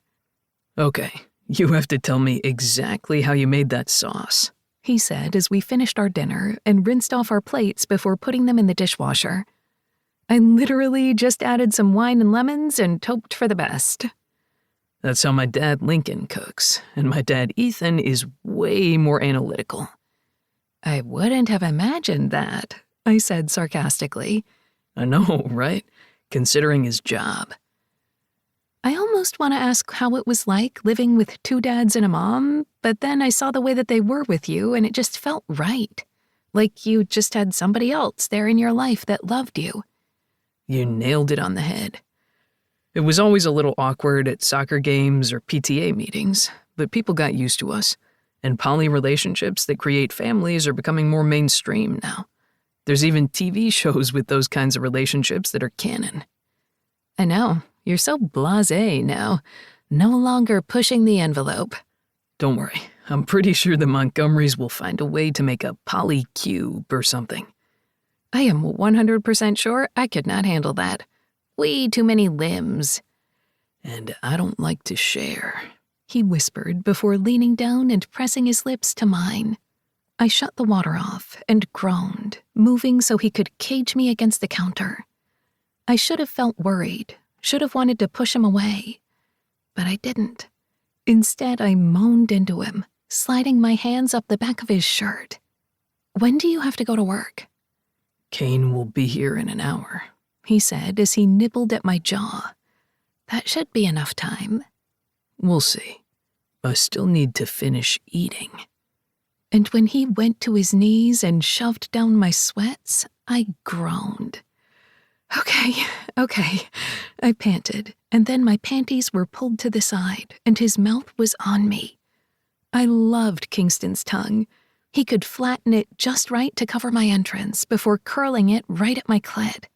I wasn't sure how he did those laps, and it was something I wanted to watch fully at some point. He kept going, tasting and sucking, and it took all within me not to fall into a puddle just then. And when he speared me with 2 fingers, no warning, I came. Just like a trigger, I was gone, my toes curling, my hands gripping the counter. Kingston, I panted. That's it. Say my name. I smiled down at him, and his blue eyes grew darker, his tongue darting out to lick his lips. With his hand still covering me, I knelt in front of him, cupping his cheeks, and kissed him. You taste so fucking good, he groaned. I like the fact that I can taste myself on your mouth. You are going to like that more and more, because I'm never going to stop. A small part of me twisted in the best way possible, my pulse racing at his words. Never stop, because this could be more. But no, I needed to push those thoughts out of my mind. This had all happened so fast, and I was just trying to catch up. So I pushed reality out of my mind and let myself just live in this moment. With Kingston Montgomery. The man, not the dream or the memory. He kept kissing me, and then I was on my feet again, hands pressed to the counter. He'd shoved my shirt up and pushed my bra up as well, so my breasts were free, his large hands cupping them. I love the fact that they're too fucking big for my hands. They get in the way. Not for me. He plucked at my nipples, sending shivers down my spine, and I could feel the hard length of him against my back. I want you.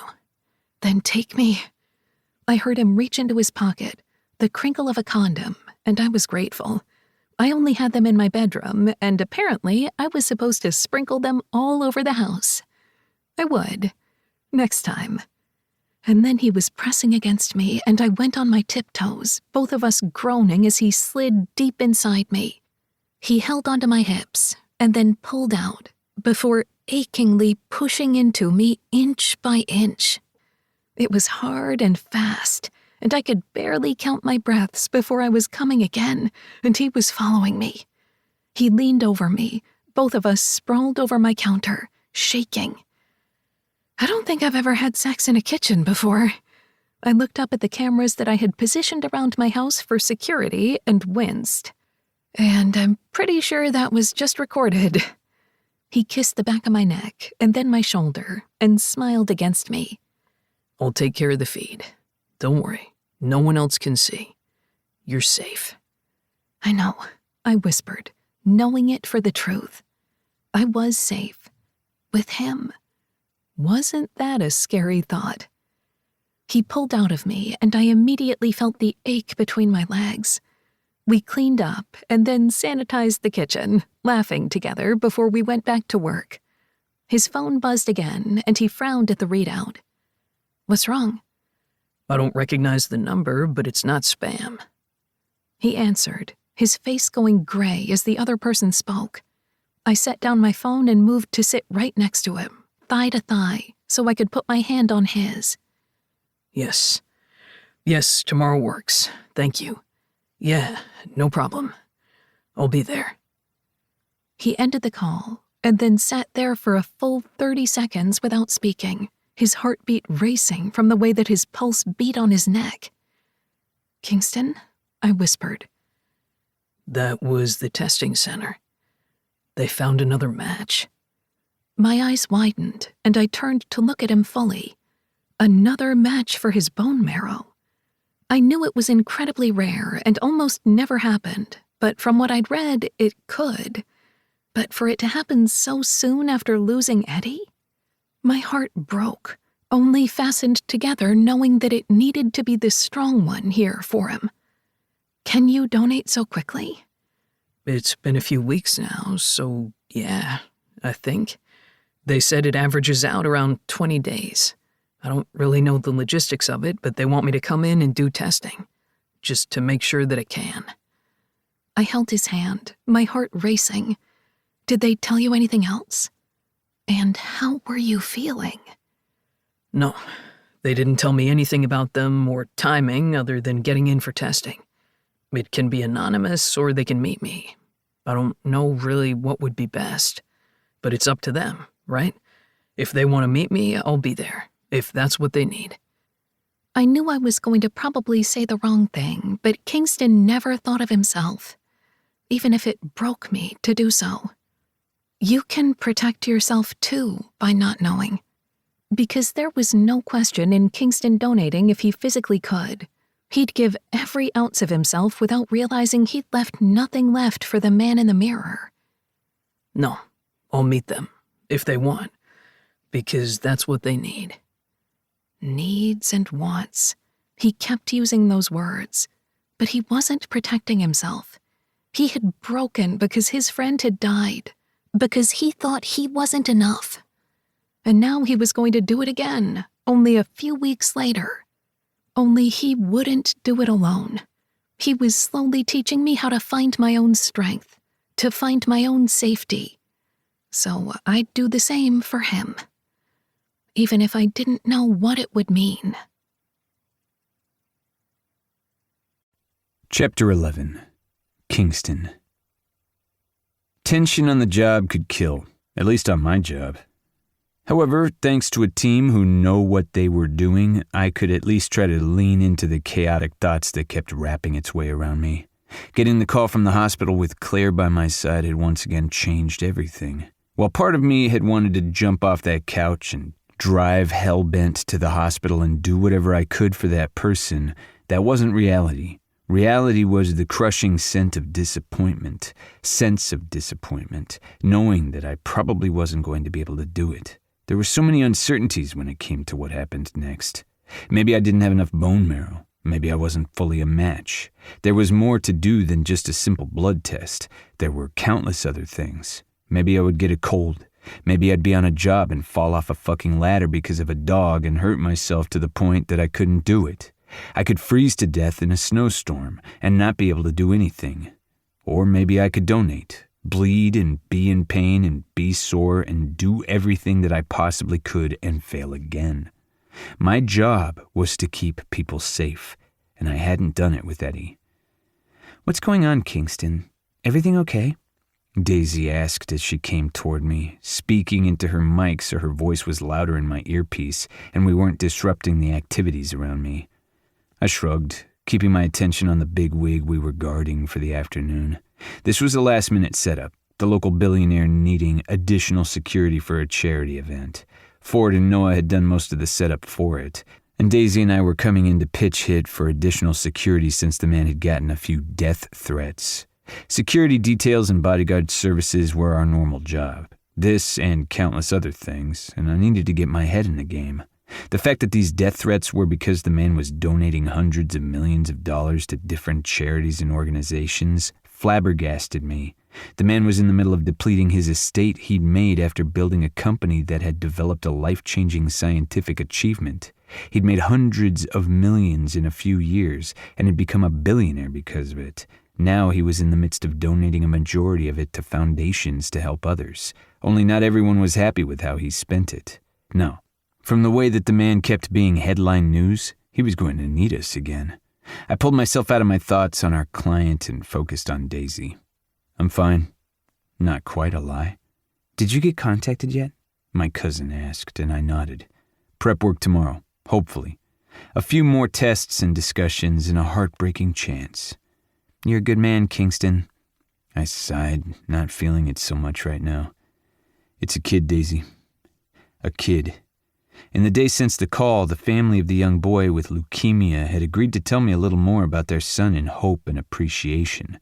They hadn't wanted it to be anonymous, and while I hadn't reached out personally, I knew that I would. Because of Eddie.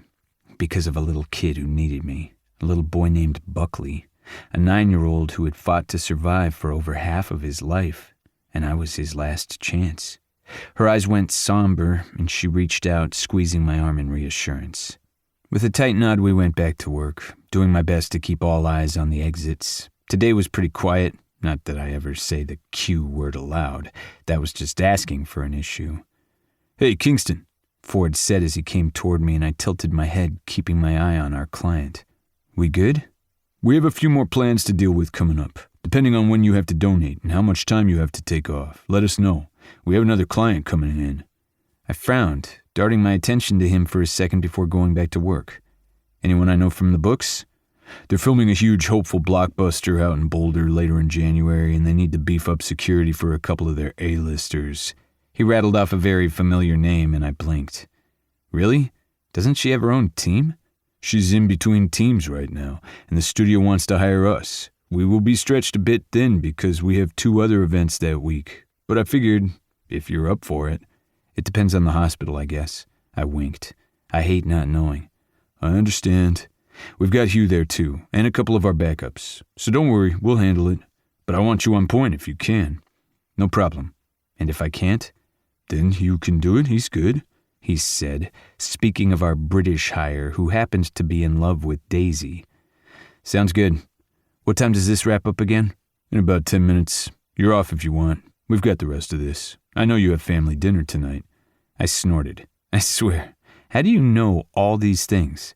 No one knew it. I'm just lucky that my husband keeps a spreadsheet. Ford beamed as he said husband, and I just smiled at the man, before checking out and making sure that everything was set for my leaving. I liked this job. I liked doing what I could to make sure that things just made sense rationally. I liked the adrenaline and the puzzle solving. I didn't like the fact that I felt as if I were on the outside looking in a bit more than I used to, which wasn't like me. With an odd sigh, I said goodbye to the others and got in my car. As it had only been an afternoon event, it meant I still had dinner with my family, which I was grateful for. We didn't get to do core family dinners often. In fact, we would still have at least one straggler, if not more, for dinner. But the core group would be there. My 2 brothers and my 3 parents. I had a feeling Livy would be there too, since she had been helping my mom with something at the shop earlier that morning, and that meant Mom would give Livy an invite. And that meant her daughter Amelia would be there, and I loved that kid. She was frickin' adorable. Claire was working at an event tonight and would be working nonstop until a few of her events settled down. She worked longer hours than I did sometimes, and that was saying something. And it was odd to think that Claire would come to mind so easily. She'd always been in the periphery, a friend of a friend, but now she was someone I think of first. I wasn't sure what to make of that. Feelings were a tricky thing. How did I feel about Claire? I didn't know. I wanted her. I liked her. I craved her. But beyond that, what did we want? Hell, that was too much to think about right now, so I wouldn't. Claire and I were fine. We just were. I pulled into my parents' driveway as they'd left a spot for me. There was usually enough street parking, but it seemed that another neighbor was having people over that night, so they had left me space. It was just those little things, but that they were always thinking about me, always thinking about all of us. I looked down at my work suit and figured maybe I should have changed, but I could fit into my dad, Lincoln's clothes if I wanted to get comfortable. I hadn't brought a change of clothes because I hadn't been thinking. No, I had been more worried about making sure that I had everything in the car for dinner. I got out and went to the back seat to pull out a dried fruit and nut tray thing that I had gotten at the store, as well as a couple of loaves of bread that hopefully were fine. It wasn't the greatest thing for dinner, but it could stay in the car when I was at work. I hadn't been sure when I was going to get off because it depended on the client, and I was glad Ford had at least let me out a little bit early. The door opened and Ethan walked out, a wide grin on his face. "You're here. We thought you'd be late." Hands full, I just shrugged. I got lucky. Working with family has its perks. My dad moved forward and took one of the bags from my hands. "You didn't have to bring anything, you know? You know we always cook for an army." "We are an army. We need all the food, and I need some protein." At the sound of a gleeful shout, I looked up. Amelia bounced in the doorway, and I grinned over at her. "Hey there, baby Amelia." My niece was freaking delightful. Livy had put her in pigtails and a winter dress with tights, and she looked like a little princess. "Uncle Kingston, Mommy and I are here for dinner. I love dinner." "Me too, babe." My dad chuckled beside me as we moved toward the house, watching Amelia bounce on her toes since she was clearly not allowed out of the doorway. Smart kid. "Amelia, darling, away from the door, please." Livy's voice rang out. She ran forward, her long hair flowing down her back, and she picked up her daughter and set her on her hip. She was getting so big that it surprised me that Livy could pick her up so easily with how slender she was. But all moms were strong. I had learned that firsthand. "It's okay, I'm here, and I've got nuts." "Nuts, nuts," Amelia said repeatedly, clapping her little hands together, and my dad groaned while Livy just glared at me. I gave the most innocent smile ever before I leaned down, blew a raspberry on Amelia's cheek, and then did the same to Livy just to make her laugh. My cousin just rolled her eyes at me and then kissed my cheek. "Thanks for that," she said, sarcasm dripping from her voice. "Nuts, kiss, nuts, kiss." Amelia could speak in full sentences and was a little rock star, but sometimes she just liked to scream one word at me, mostly because she enjoyed seeing her mom roll her eyes at the whole screaming bad words thing. As expected, both of my brothers, Oliver and Logan, were there, as was my cousin, Lake. I frowned at one of the co-owners of Montgomery Inc. Legacy and Montgomery Security, and she just smiled wide at me. "I heard there was food. I couldn't help but want to be here." I opened my arms and my cousin hugged me tightly. She had been through so much during the last few years, and I couldn't help but hold her a bit tighter. Even though she was happily married and a mother of a very beautiful little girl, I couldn't help but remember the same Lake who had stared at me with wide eyes and dark circles under her eye with dark circles underneath those, begging us for help. She seemed to sense what I was thinking and tapped me on the chin.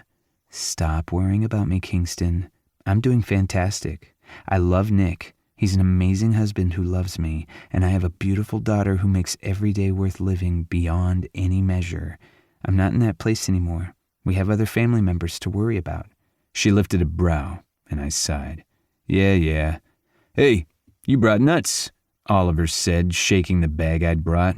Livy groaned. "Seriously?" My brother blinked innocently. "What? I like nuts." "I'm not going to say anything to that," Logan said wisely as my other dad came into the room, a tray of drinks in hand.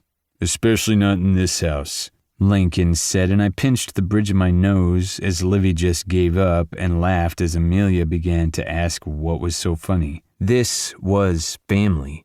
Yes, it was our core group with a couple of stragglers, but that's what family was. I had eaten at Kane's family house often, just as the same as I had at Lex's. We had all grown up as siblings, and it made sense that as long as we were all accounted for, we had a place to sleep and eat at night. With the next generation in, such as Lake's daughter and Livy's, it was going to be even more so. And there was a crib upstairs as well as a child's bed, just in case some random grandchild that wasn't even theirs decided to come by. Made me smile. "This is incredible," Oliver said as he rubbed his stomach as if he were a toddler. Amelia decided to mimic him, and the table erupted in laughter. Your dad made the brisket, I made the potatoes, and Ethan made the rest, my mom said, looking pleased with herself. Ethan smiled. And you didn't burn the potatoes. I'm a good cook, just not with mashed potatoes. My mom sighed dramatically, reaching over to tickle Amelia at the same time. I let it burn one time because I was trying to help Kingston get his hand out of his pants, and here we go. Livy and Lake both choked on their drinks as Amelia looked on in confusion. I was 3, and I had just realized that if I played with my penis, it was fun. I'm very sorry. What's a penis? Amelia said. Sorry. I ducked my head at Livy's glare, a smile playing on my face. Well, you haven't really grown out of that newfound love of doing that, have you? Oliver asked. But now he has someone else to help him with that, Logan said with a grin, and I glared at both of them. Okay, it is time for cleanup, Livy said as she plucked a now red-faced and giggling Amelia out of her booster. You guys talk about whatever you need to, and we're going to protect little ears. I'll go with you, Lake said with a laugh. Nick is on baby duty tonight, and I want to call before I head home because I miss them. I never asked. Why were you up in Boulder? I pulled on her sleeve slightly, smiling down at her. I had a meeting downtown, and instead of driving the hour and a half back through traffic, your parents told me I had to eat dinner here and drive later once rush hour was over. Well, your mom did. It was an order. Yes, it was, my mom said with a grin. And I don't mind it. Nick and Harlow need some bonding time without me hovering, because I hover.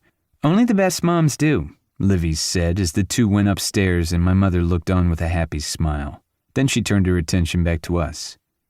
I need grandkids. I know I'm way too young to be a grandmother, but please make me one. I held back a laugh, knowing she was only partly kidding. My parents didn't pressure, ever. I will do my best, Oliver said, and she threw a roll at her youngest son. I laughed as Oliver caught it with his mouth, threw both hands in the air, and cheered as Logan clapped. I swear to God, Lincoln said as he pinched the bridge of his nose. You are all ridiculous, but I love you, my mom said. As for the grandkid, so how are things with Claire? Ethan asked, and I just shook my head. I swear, you guys were a little more subtle when we were teenagers and trying to have the sex talk. We were better at the sex, Lincoln said, because we were really good at having sex. Yes, we are. I mean, if any one of the sets of the Montgomerys are going to be good at having to talk, it's going to be one of the triads, I'm just saying. Both of my brothers closed their eyes and covered their ears, while I just laughed. I was used to their antics. We'd always been open and honest about sex and growing up. I lived in an unconventional household in some respects, so that meant we had had a lot of questions when we were younger. More like why we had 3 parents and some people only had 2. And all 3 of my parents had decided if they hid anything, it would make things worse for us. And they were always open about wanting to make sure we were open with them. Meaning as soon as I got my first girlfriend when I was 14, my dad sat down and explained that while sex was fun, I should wait until I was older, because emotions always came through it, even if you wanted to pretend there weren't any. And then he handed me a pack of condoms and said if I was going to be dumb and work with just my hormones, I needed to remember my brain just a little bit. I hadn't needed those condoms for a couple of more years, but I had been grateful for the new pack that he had given me because the first one had been expired. That was my family, always taking care of us, only that meant they were always nosy. My mom smiled. I'm just saying, Claire seems really nice. I'm so glad that we got to meet her at that event. I shook my head.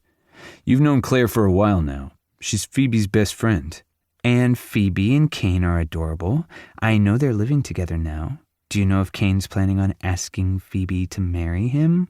My mom held up both hands. I'm not saying that they have to be married to live together. Hello, that is not who we are. I know, I said with a laugh. I think Phoebe's settling on figuring out her new family situation, with the whole secret family thing. Phoebe, it turned out, had a whole set of siblings that nobody else had known about, so she was dealing with the consequences of that and trying to get to know them. It wasn't always smooth sailing, but I knew my cousin was taking care of her. That's true. I don't know, I just like weddings, and with so many cousins, that means we get to have a lot of them. Doesn't Claire plan weddings and receptions? I love how you circled back, and she does some. She likes doing all types of events, and not just weddings. Well, speaking of events, Mom began, and I was grateful for the change of subject. At least I thought I would be. the family Montgomery family party might have to be canceled. Why? Logan asked. It's seriously my favorite part of the year. We didn't always have a multi-family holiday party in the Montgomery household, but there was always at least one major event where every Montgomery was invited. This year it was post-holiday season and things got tricky time-wise. That meant a lot of bodies in one place and a lot of planning. So every set of Montgomerys, of the four main generation, and host for 1 year, they did the same for the family reunions we had. This year it was the Boulder family with my grandpa and grandma in charge, and that meant my parents were helping plan the most since it was their turn. It was very complicated, and there was a spreadsheet involved because, of course, there was a spreadsheet involved, and I knew that one day soon it would be our job to deal with that. But for now, I just let them deal with the planning. Or at least I thought I did. Oliver leaned forward. What's going on? Mom's face darkened, and both of my dads reached out to pat her hands. The place that we usually have it at when in Boulder canceled on us. The lodge? Why the hell would they cancel on us? I asked. Because they're bastards. They wanted triple the money because they had another event double booked, and they canceled on us. We'll figure it out, Lincoln said with a sigh. But I don't think we're going to be able to work with all of the little pieces as well as we usually do. It's going to be a little more hectic, considering all of us are in some of our busiest seasons. Mom pressed both hands together in front of her. I know Claire is horribly busy, but do you think she could help? I narrowed my gaze, trying to see exactly where I had gone wrong here. Are you serious right now, Mom? Mom held at both hands, looking very innocent. I swear, I just need help planning because every single other person in our family right now is doing 1,000 things. I just want us to have a lovely event like we always do. But I know Claire is in her busiest season, so ignore me. And just because she happens to be your girlfriend or whatever label that you're using doesn't mean that I'm really needling. Maybe. I really don't believe anything about that innocent tone. There's nothing innocent about your mother, Ethan said as he sipped his drink, and Lincoln snorted while my mother just glared at them both. I'll deal with you two later. And that's our cue to go, Logan said with a laugh as both Livy and Lake came down, Amelia dancing between them. I'll text her and see, but she'll probably be too busy. I know, and we'd pay her. I don't want her to think we're taking advantage, because Montgomerys don't do that. We always pay our way. Lake squeezed my shoulder as she walked by. Oh, you thought of using Claire for the event. That's good. If Claire can't come, I have a backup, but we should use Claire. Keep it in the family.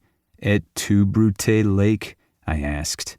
Lake looked so innocent, but I knew there was nothing of the sort. I don't know what you're talking about. As we went to clean up the table, Mom shoved me into the living room, and I held out both hands. I'll ask. I know it's a big ask, and frankly, I know that Claire will probably be too busy to help. We Montgomerys can handle most things, but I also know that Claire needs things to focus on. She bit her lip, and I frowned. What do you mean? She's just like you and your brothers from what I've seen. I know she went through so much, and I'm grateful that she's doing better. But Phoebe said she's been pushing herself and her business since. Maybe I'm reading too much into it. I squeezed her hand, the memory of Claire on the floor slamming into me. She's making a name for herself for sure. I don't like remembering her like that, Mom. Mom cupped my cheeks with both hands. She's safe, she's healthy, and she has both you. Though I do hate that you work in a job that puts you in danger. Mom. No, I'll stop. You're good at what you do. I just get worried. Now, about the event. I exhaled and wrapped my arms around her. She had always been bigger than life, but now her head barely came up to my shoulders. I'll take care of it. I love you. And if it's too weird because I know you guys are just starting out on your relationship, don't worry about it. I swear I'm not trying to be weird about it. I love you, meddler. She kissed my cheek and then went off to the rest of the family as I looked down at my phone. Me. Hey, it turns out that my mom might need help finishing with the planning of the Montgomery family event. All caps. I quickly tried to explain everything that had occurred and then sighed. Me. I know that it's probably too late, but if you have any spare time to help with a spreadsheet or an idea or something, I think they're finding a venue, but they could use your help. Or my mom's meddling, I don't know. Claire. Yes, I'm in. I love Montgomery parties, and I just had a cancellation, mostly because the engagement is over, and now I'm out their fees. Me. Well, shit. My mom said she'd pay you. Me. If that's weird. Claire. Business with friends is always weird, but I can work something out. Haha. Honestly, with a cancellation, I could use the money, but I'll talk to your mom about that. I don't want to take advantage. Me. That's exactly what she said. I sighed, then continued. Me. But you do realize that you'll be working directly with my mother, and that means she was going to be sitting down and wanting to get to know you. Claire. I figured, but, oh. Me. Oh. Claire. I'm still in. Me. Good. I'll let her get a hold of you. You doing okay? Claire. I am. I have to get back to work, but I'll talk to you tonight. We still have to finish that movie. We were watching a movie over the phone since both of us were a little busy right now, and it felt weird, and yet not. Me. Game on. Talk to you soon. Claire. You too. I put my phone in my pocket, then headed back into the room with my family. Things were a little out of control, overlapping and making me feel as if it was all too much. But as the snow began to fall, just a little bit, and it would still be safe to drive, I listened to my family laugh and clean up. The doctors would call soon, and I would find that path. And I would end the night on the phone with Claire. Again. Chapter 12. Claire. I woke drenched in sweat, odd whispers in my mind as I tried to pull myself into reality and out of my terror dreams once again. I took a deep breath and then another. I would be fine. I had to be fine. It's just a dream. It's just a dream. I continued to repeat the phrase to myself, the blood pounding in my ears finally dissipating so I could hear my alarm going off. I reached over and pressed a button on my phone to stop it, and then ran my hands over my face again. At least the dream had come right before my alarm, so I wasn't up at 3 o'clock in the morning again, screaming. I didn't have as many nightmares as I usually had. I didn't know if it was because therapy was working, time had moved on, or maybe because I could rely on someone. Although Kingston wasn't in bed beside me. He had gone to his family dinner the night before, and we had talked late into the hours over the phone, each of us having early morning appointments and meetings. We didn't spend every hour together, but I did think about him more often than not. Perhaps that should worry me, or perhaps it just meant that this was normal. What did I know? I hadn't been in a serious relationship in a long time, and even then, this felt different. Probably because we had been friends first, and the trauma that had brought us together still ebbed within my nightmares, as was evident this morning. I had only that one nightmare with Kingston at my side, and I didn't know what to make of that. In the few times he had slept over since, I hadn't had a dream where I'd woke up in a cold sweat and panic. I had dreamt peacefully and woke up in his arms, naked and warm. I was fine without him being here. I didn't want to have to rely on him being beside me to be okay. And I didn't want to rely on the idea of a man to protect me, or him in my life forever. It was way too early for that. And although I had had a crush on him for as long as I had known him, things were different now. He was different. And I was beyond crushing on the man. I had learned who he truly was. I didn't want to rely on that, I told myself again, so I got out of bed and told myself I would go through my day and I would talk to him later.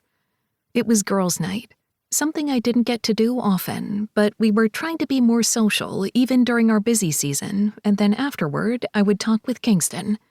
Because he was mine, if only for a little while. I took a quick shower and got ready for my day, going through my list on my phone and everything else that I had to work through. I didn't have any events today, as I only had planning meetings and phone calls galore, and I was grateful for that. Meaning I didn't need to wear an outfit to fit another event. I could wear leggings and a cute top, and that would work for the girls' night as well. I quickly put on my makeup and then sent myself voice text to make sure that I had everything set up when I got to my office. I headed to my office, still surprised that I even had one. When I had first started my business, I had worked out of my home. It had just made sense and was better for cost saving. And then I had started to need to meet clients face-to-face rather than at a coffee shop or at the venue. Now I felt like I was a grown-up with a real place of business and things working out. Of course, I knew if I said that out loud, things would probably blow up in my face, so it was best to keep things in my mind. I was excited to start working on the Montgomery event. I knew that it was usually a well-oiled machine because they had so many years of practice, but with the new venue and the late notice of some things, Kingston's mom was in a panic. But I was working with her and would do my best to help.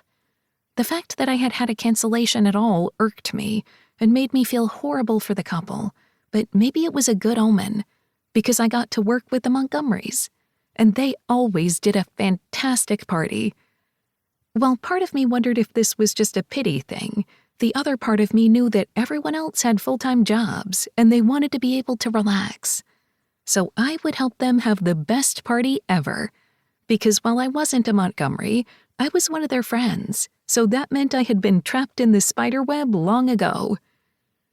By the time I finished working on that with Holland and a couple of Kingston's aunts and uncles, I was hyped up for the event and ate lunch while working on a retirement party set for a couple of months from now. We were just in the initial steps, but this one was going to have at least 300 people there. It touched me that the woman retiring had so many people connected to her who wanted to celebrate the life she had led and the people that she had helped. So I would do my best to showcase her career and make sure she knew that this wasn't the end, but a new beginning.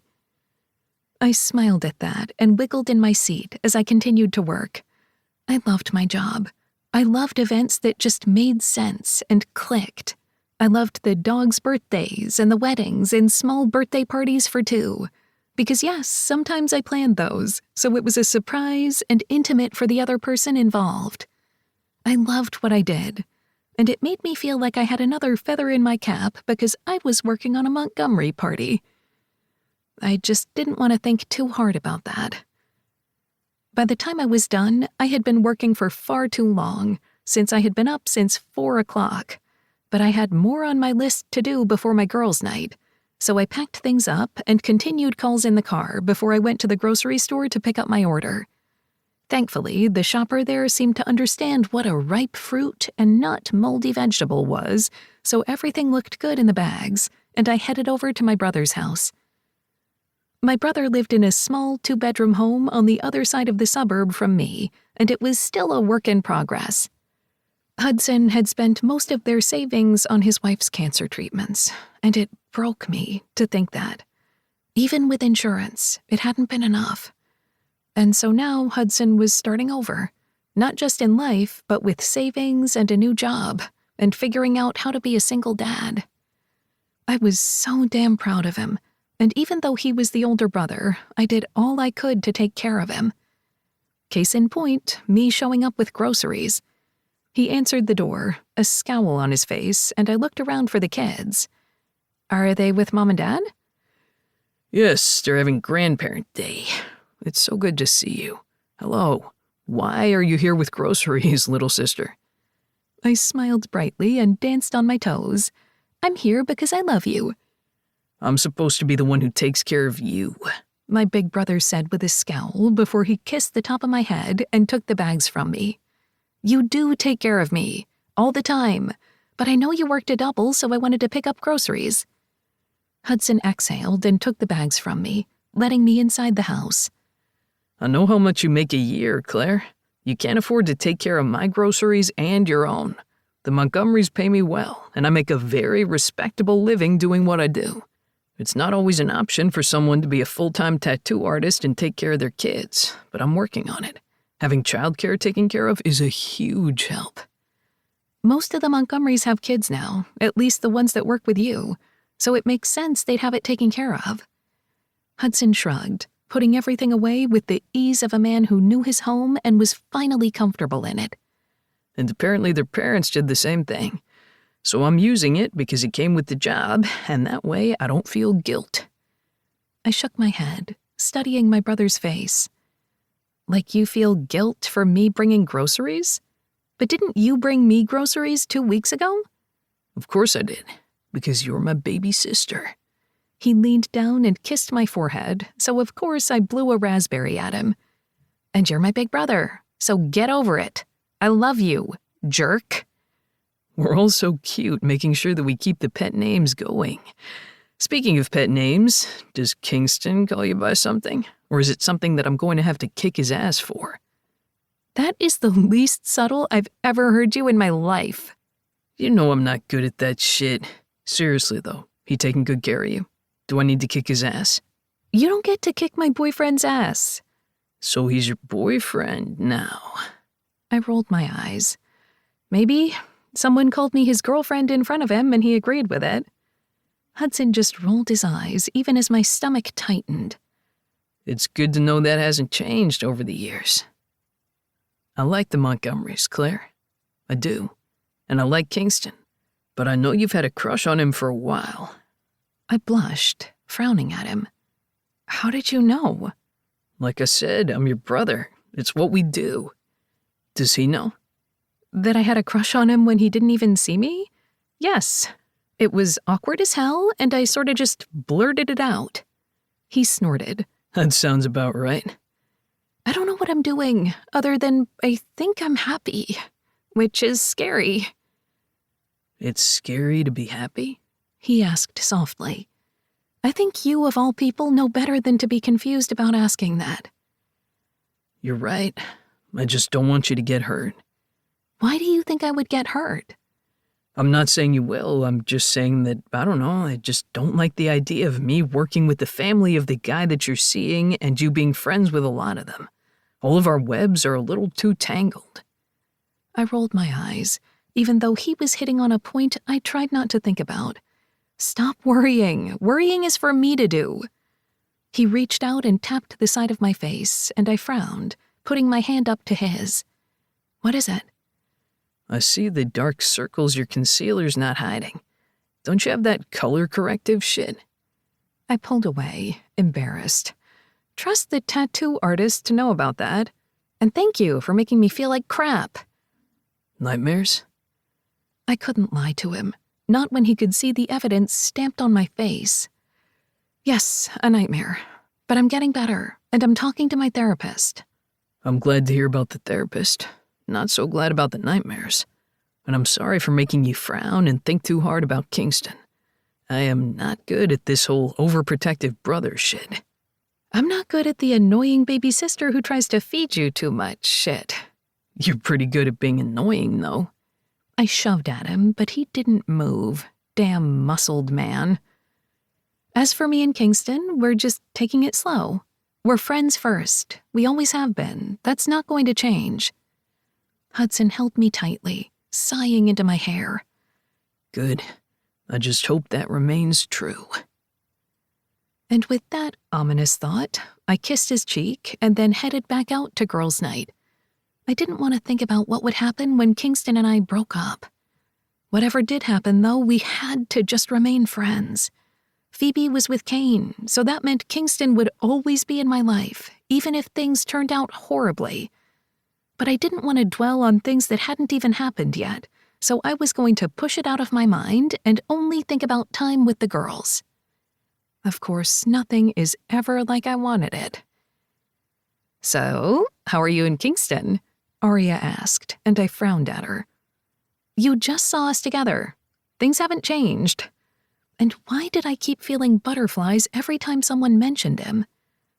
I want details, she teased, sipping at her drink.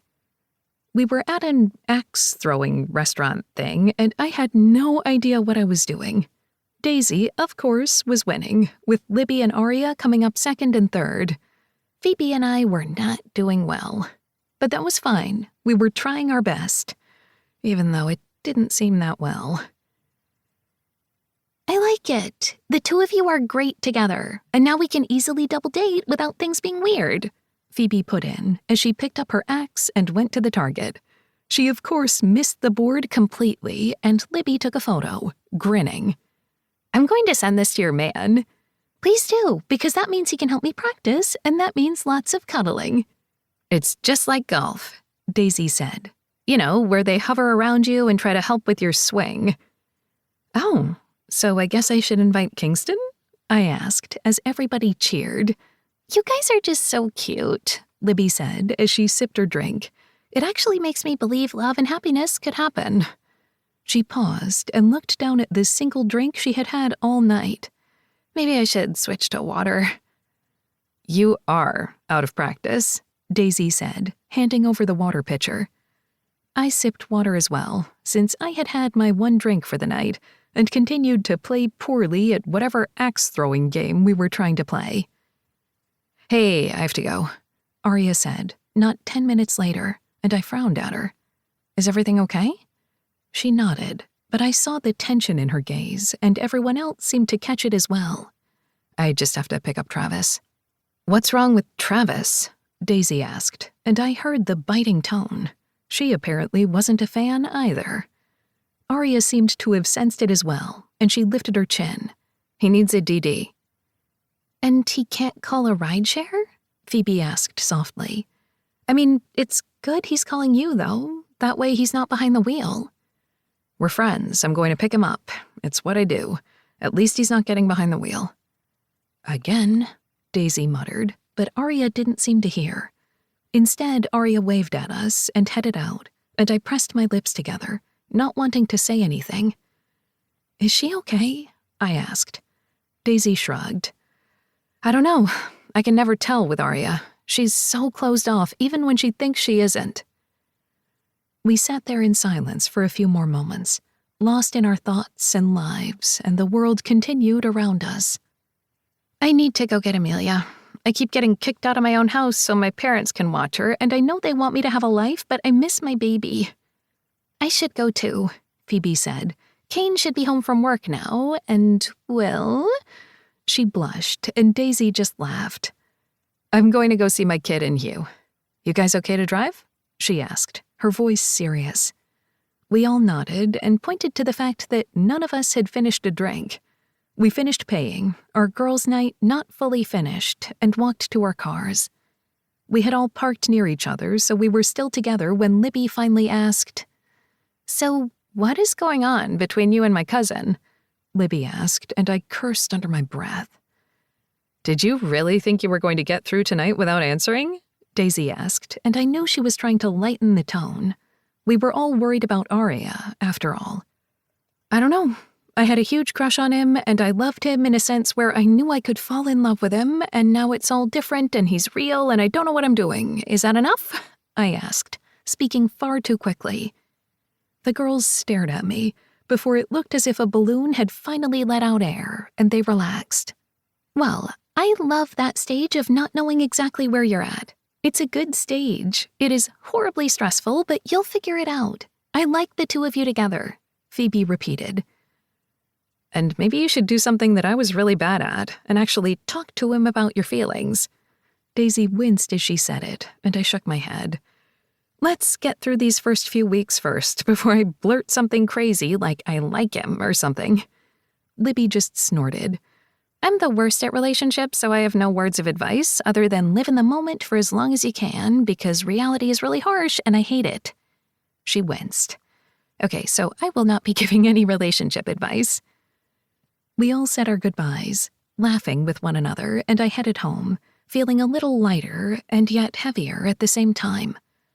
My life was now intrinsically connected to these people who were also connected to Kingston. Falling for your crush, for a member of your friend group, was always wrought with terror and ample time for mistakes, and I needed to remember that. I pulled into the driveway, double-checked my locks and security, and finally relaxed with a glass of wine and my planner. I still had a couple more hours of work to do, and soon Kingston would be calling and we would have our nightly chat. But when the doorbell rang, I froze, panic settling in until I looked at the video readout and realized it was Kingston. Now my heart was racing for a whole other reason. I scrambled off the couch, setting my wine glass on the coffee table, and unlocked the multiple locks, opening the door. "Hey, I didn't know you were coming by." Kingston smiled, lowering his head to brush his lips along mine. I needed to stop by Home Depot and pick up a few things, and they had those LED lights that you were looking for that had been out of stock forever.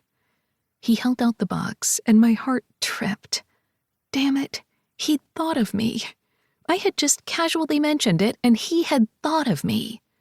I was in deep trouble. I pulled him inside and closed the door behind him. I locked one lock, one deadbolt, and tried to let out a deep breath, telling myself I didn't need to lock all three right now.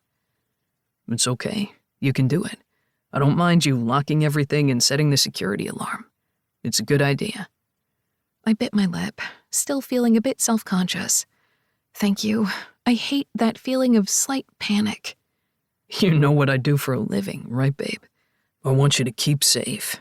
And if that's the locks and security that I installed, the better. Relieved, I did indeed lock everything and set the security again, before I found myself pinned to the door, with Kingston's mouth on mine, and I groaned into him. Hello, he whispered. Hi there. I just wanted to stop by. I know we have a phone call later, but I needed to see you. He always did things like that, surprising me, so I reached up and cupped his cheek. I'm glad you're here too. I missed you. There, I left just as high as he did. He smiled, lowering his face to mine when his phone rang. Damn it. It could be important. Come on, let's head to the living room. You're right. Let me answer it real quick. He paused, his shoulders tightening. It's the hospital, he said as he met my gaze, and I swallowed hard, watching him answer. He didn't say much, just cursed under his breath, and when he ended the call, he stared at me and rubbed a fist over his chest.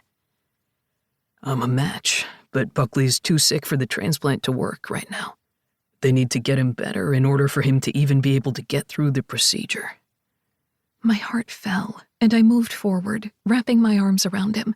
He immediately hugged me back tightly, resting his cheek on the top of my head.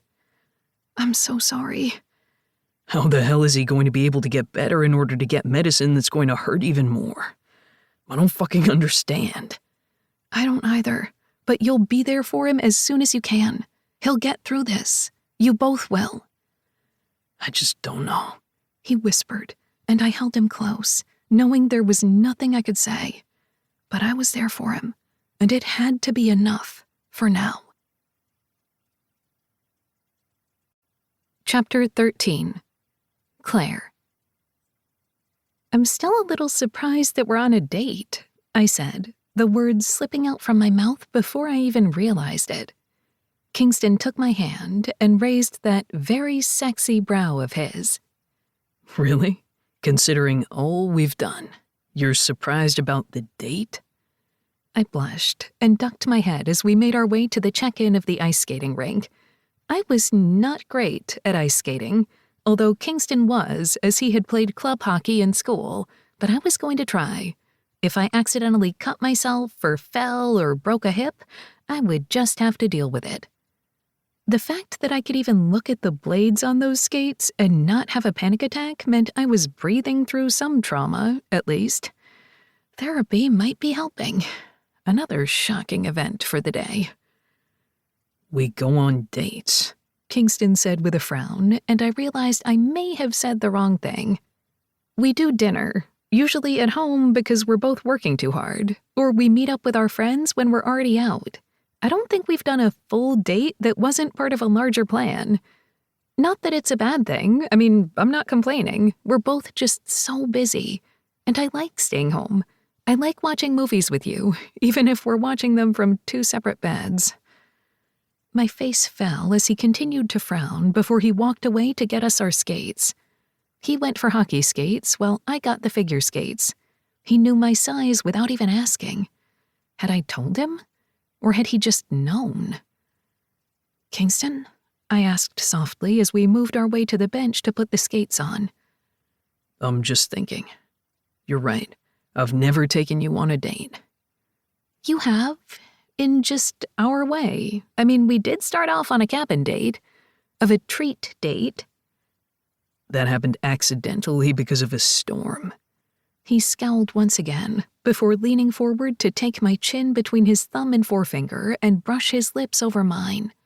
The sensation was so smooth, so soft, that my toes curled. Happy first date, then, he whispered. And I'll do better. Because I like dating you, Claire. Because maybe if we actually went on dates, you wouldn't look shocked every time someone calls you my girlfriend. I shoved at him playfully and unlaced my shoes so I could put on my skates. I don't look shocked. Your eyes go wide and your mouth drops open before you stumble your way into agreeing. And you seem perfectly okay with it. You don't freak out at all? I probably shouldn't be asking these questions, especially not in public. But dating was so you could get to know one another. And while I knew Kingston because we had been friends for so long, I liked getting to know this version of him. I don't know. I worry about so many other things. Something like being called a boyfriend doesn't bother me. Should it? I'm not the right person to ask that, considering I look like a guppy, apparently, every time someone mentions it. I laced up my skates as Kingston's shoulders shook next to me. More like a goldfish. Jerk. But you're a jerk, at least according to other people. He stood up first, and I did my best to pull my gaze from the way that his jeans molded his ass.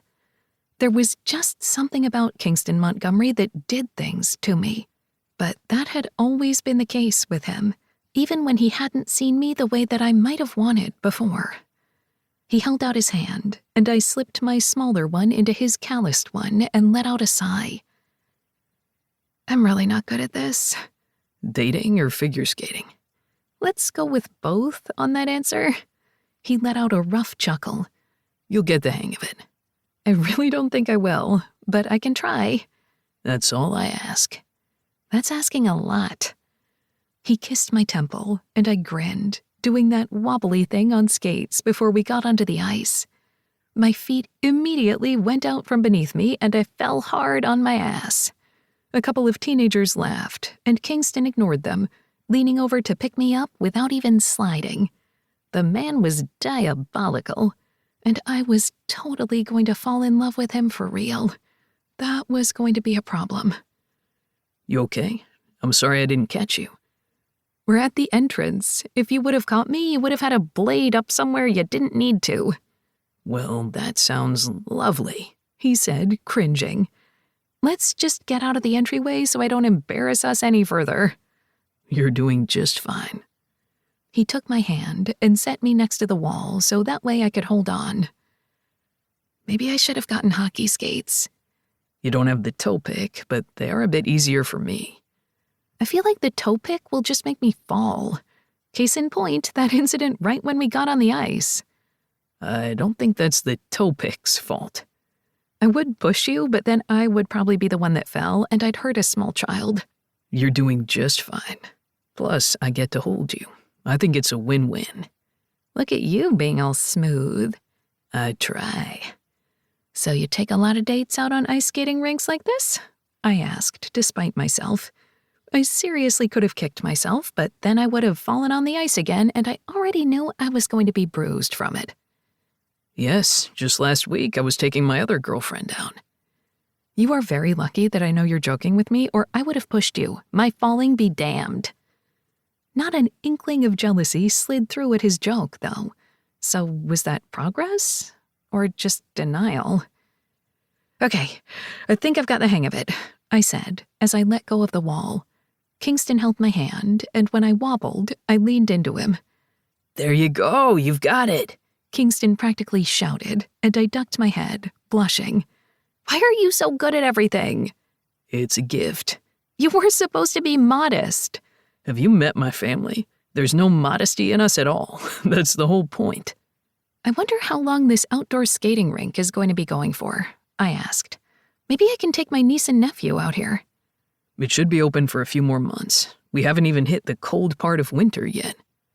I shuddered, since it was actually cold right now, and would probably stay cold through at least March. We had been known to get snowstorms in June before. They'll probably be better at ice skating than me. You're doing great. Just lean into me, I'll catch you this time. I love that you qualified it this time. And yes, maybe I'll bring the kids out, and Hudson, too. He needs to get out of the house. He doing okay? I shrugged as we continued around the oval rink. I think so. I mean, I don't really know if you ever get over that kind of grief, but more go through it. So it's always going to be there for him. But he has the kids, and he loves his job. He's a talented artist. I can't wait to actually get my tattoos. Oh, yes, you had to postpone it, right? For Eddie, and then, well, I'm going to continue to wait until we know more about Buckley. I squeezed his hand and knew that we were all waiting for news about Buckley. Well, we'll just keep waiting. I want to get a tattoo as well, but I don't know who to go to. Everyone has such a long waiting list. Are you at least on the random waiting list? He asked. I am, for the Legacy shop, not the one down in Colorado Springs or in downtown Denver, but for Hudson's. Would you have him do your tattoo? Not for this one. I want one around the scar when it's ready, and I think it would be too much for both of us if it was him. All of them are trained to work with scarred flesh. Thankfully, they're all great at what they do, so maybe I'll just go with random and get whoever I get. So a Montgomery will be doing your tattoo then. Sounds like a plan. You do realize that Nick isn't a Montgomery, right? He's married to a Montgomery, best friends to a Montgomery, and works with them. He's one of us now. That's a little worrying, I said with a laugh. Yes, but we can't help it. We continued around the oval a couple of more times before my legs started to burn and we went for hot chocolate. Of course, Kingston was fine and didn't look tired at all. I was the one that needed a breather, so I was grateful when he spoke first. What do you say to dinner? He asked as we made our way to his SUV. I'm honestly starving, but I think this hot chocolate may fill me up. I think I have a joke about that, but I'm just going to hold back. I rolled my eyes. You do realize that I grew up with a brother, right? I can dirty talk just as much as you. Prove it. Later. I blushed and let him help me into the SUV. You know I can hop myself. And I like touching you. Deal with it. Everything fluttered inside, and I told myself that we were taking it slow, even though nothing felt slow. How about we needed to take it slow? That made a lot more sense. We walked into a nice American restaurant that had a bunch of different plates that you could choose from and a cool bar. We ended up in a booth near the back, but we could still see most of the rest of the restaurant since it was a horseshoe shape. I love it here. They have the best Korean ribs. They also have a quesadilla on the menu. I don't really know what mood they were going for. Everything and anything? Well, I'm starving, so let's share a couple of things. Are you okay with that? Oh, thank God. I laughed as I said it, and he just stared at me. A couple of guys that I've dated in the past never shared things. They only wanted what they had and never even wanted to trade bites. And I want to taste everything. And I'm not one of those girls who will just order a salad and then steal all your fries. If I'm going to eat, I'm going to eat. But I also want to try it all. I like leftovers, so anything you want, we get. I don't mind sharing. Then I guess we're a perfect pair. Again, that flutter came back. After we ordered our drinks, with the Korean rib appetizer in between us, we just talked about everything and nothing. With both of us going at full speed recently with work and life, it felt nice just to sit back for once.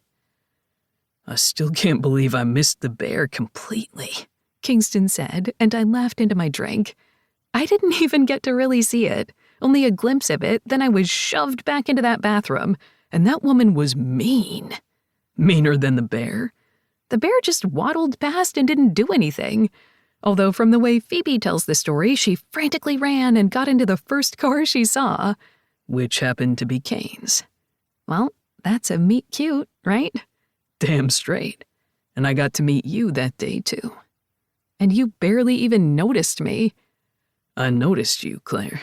But you were Phoebe's friend, and I figured it would complicate the situation if I hit on you while he was hitting on your friend. What if it didn't work out?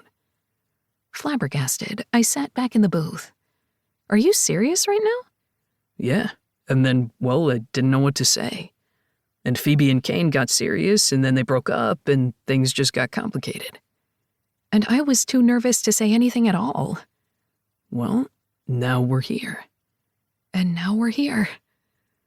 We finished our dinner, with both of us eating way too much food, but I couldn't help it. He'd gotten an extra meal. That way we could indeed try everything that we wanted, and it looked like he would be living on leftovers for the next couple of days.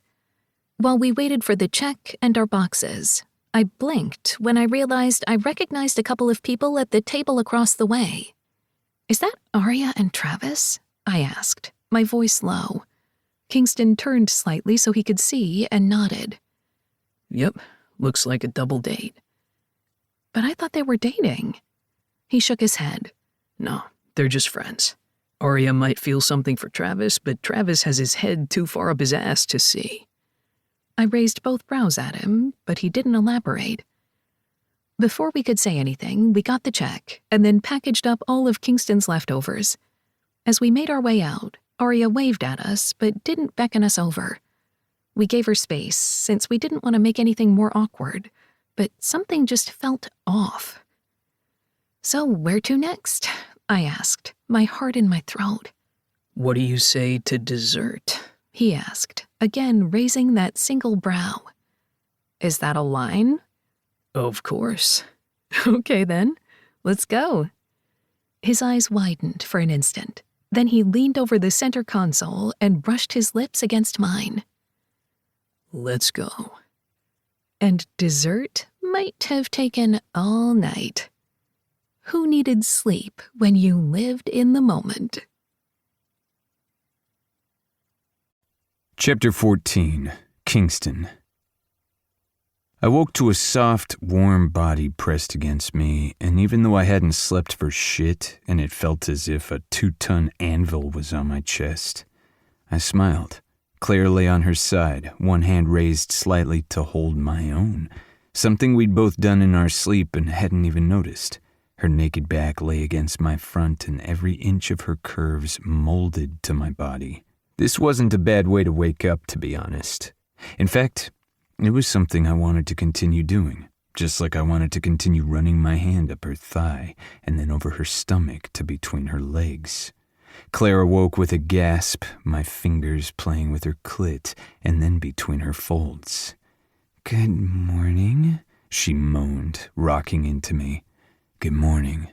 I licked at her neck and bit down gently, loving the way she squirmed in my hold. She arched her back, pressing her ass firmly against my rock-hard erection, and it was everything I could do not to slide into right then and there.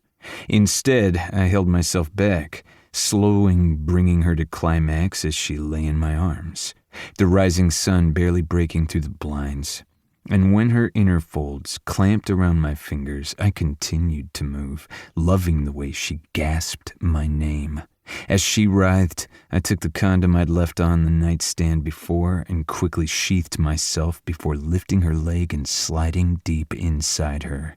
We both moaned, and the movement, the feeling of her wet heat nearly too much to comprehend as I began to rock in and out of her. "So full. I love this." I moaned and nearly froze, realizing what I'd said. But she hadn't seemed to hear as she moved against me, so I let those words slip by as I continued to move, each one of us nearing the peak. I hadn't said "I love you," but this, and while that was a difference, it was the closest I'd ever been to saying the true words. And as I nearly came to terms with what that meant, my orgasm finally shook me, my balls tightening, my release hard and fast. Claire's pussy pulsated around my dick, her hand reaching between her legs to press the V of her fingers around where we were connected, elongated the orgasm for both of us. And when we could finally catch our breaths, the words I'd whispered were long gone and merely a memory. "I really like waking up that way, just saying." Laughing, I kissed her shoulder, not wanting to pull out of her, but knowing I'd need to deal with the condom. Same. Another kiss. What time do you have to work? Most of the morning. I'm behind since I'm waiting on a distributor, but I'll make it work. I nodded, though she could only feel the action. I have a last-minute install this morning, then I can come pick you up for dinner. Does that work? She looked over her shoulder at me, our bodies still connected at the hips, and smiled. That does. I'm glad we're doing this. I looked between us and smirked. I meant dinner with the group, but yes, this was nice too. I growled, pulling out of her so I could pin her back to the bed and slide between her legs. Nice? You call that nice? What? I meant that in a good way. So in answer, I continued to make a feast of her, knowing that we were running late, but I didn't care. And when her thighs clamped around my neck and I finally had my fill of her taste, if only for the moment, I figured this was anything but nice.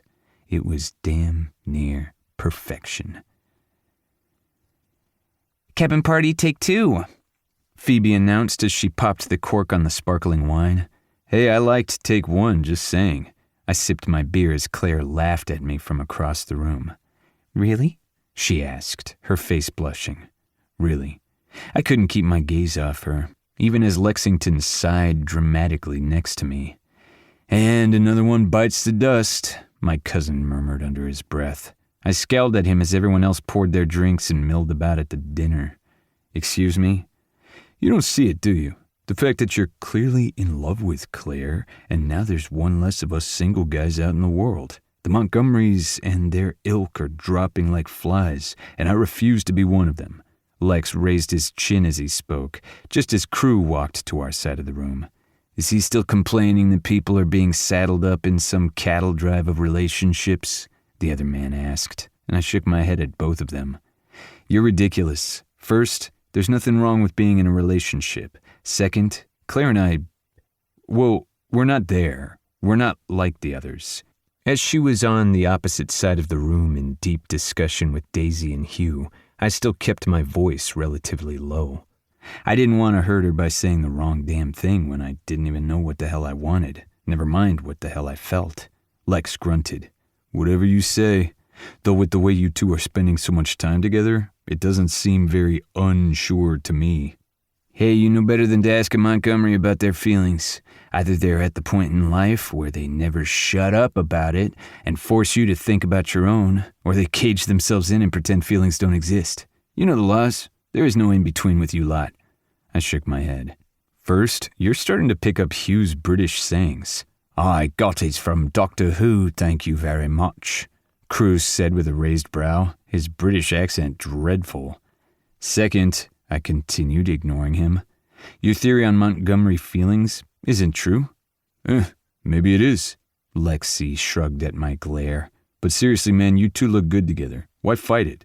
So says the man not in a serious relationship. Crew and Lex gave each other a look that spoke volumes before Crew finally spoke. And yet it seems you are.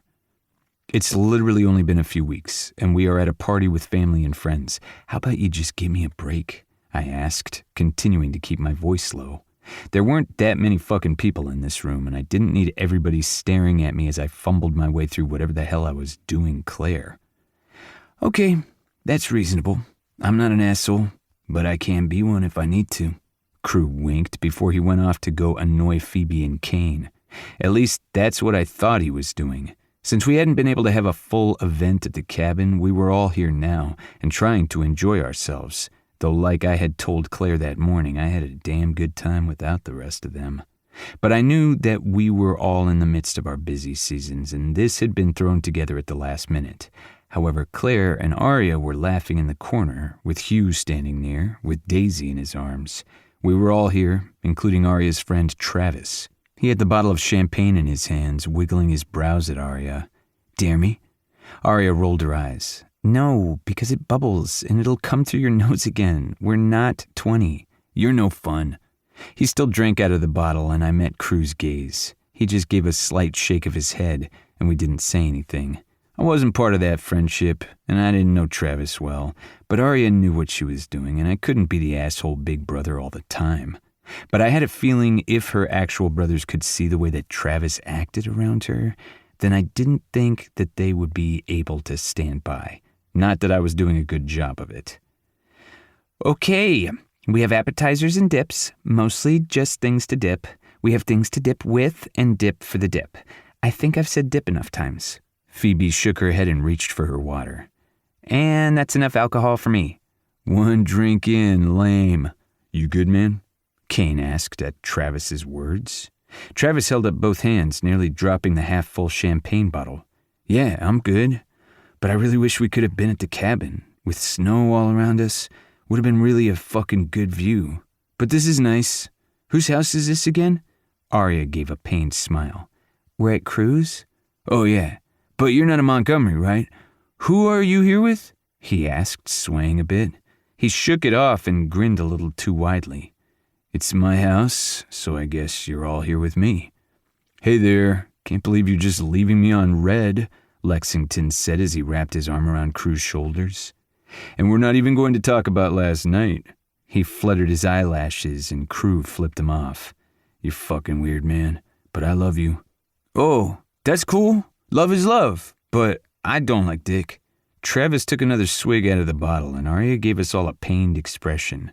Travis, stop being an asshole. You know I can't stop, babe.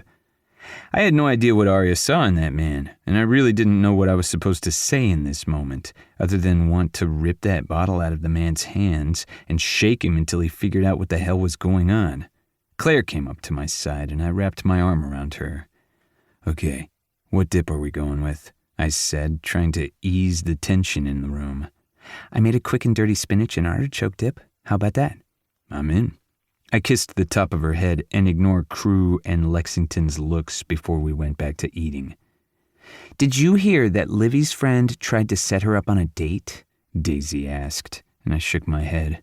We were all lounged around the living room, Travis having calmed down once he'd had some water. He had made sure that Arya had a plate of food and was smiling gently at her as they were in the middle of a conversation with Crew. It was like night and day with that guy, and I did not understand him. Wait, with Livy? I asked, pulling myself back to the conversation. With Livy. She backed out of it, and I don't even know what her friend was thinking, but it was like a surprise blind date. Some guy just showed up. Oh my God, is the guy okay? Claire asked, and I frowned looking at her, while Daisy burst out into laughter. Hugh just grinned into his drink. What? I assume she kicked him in the balls? No, but she almost kicked her friend in the balls. The guy had no clue what he was doing. I mean, they're friends and all, and the poor blind date guy was a little rude, but Livy handled herself. We need to kick some ass? I asked. You know that she won't let us handle anything, but I am tired of being on the outside when it comes to finding that bastard ex of hers. You know I could do it, Hugh said, playing with the rim of his glass. No one would know the wiser.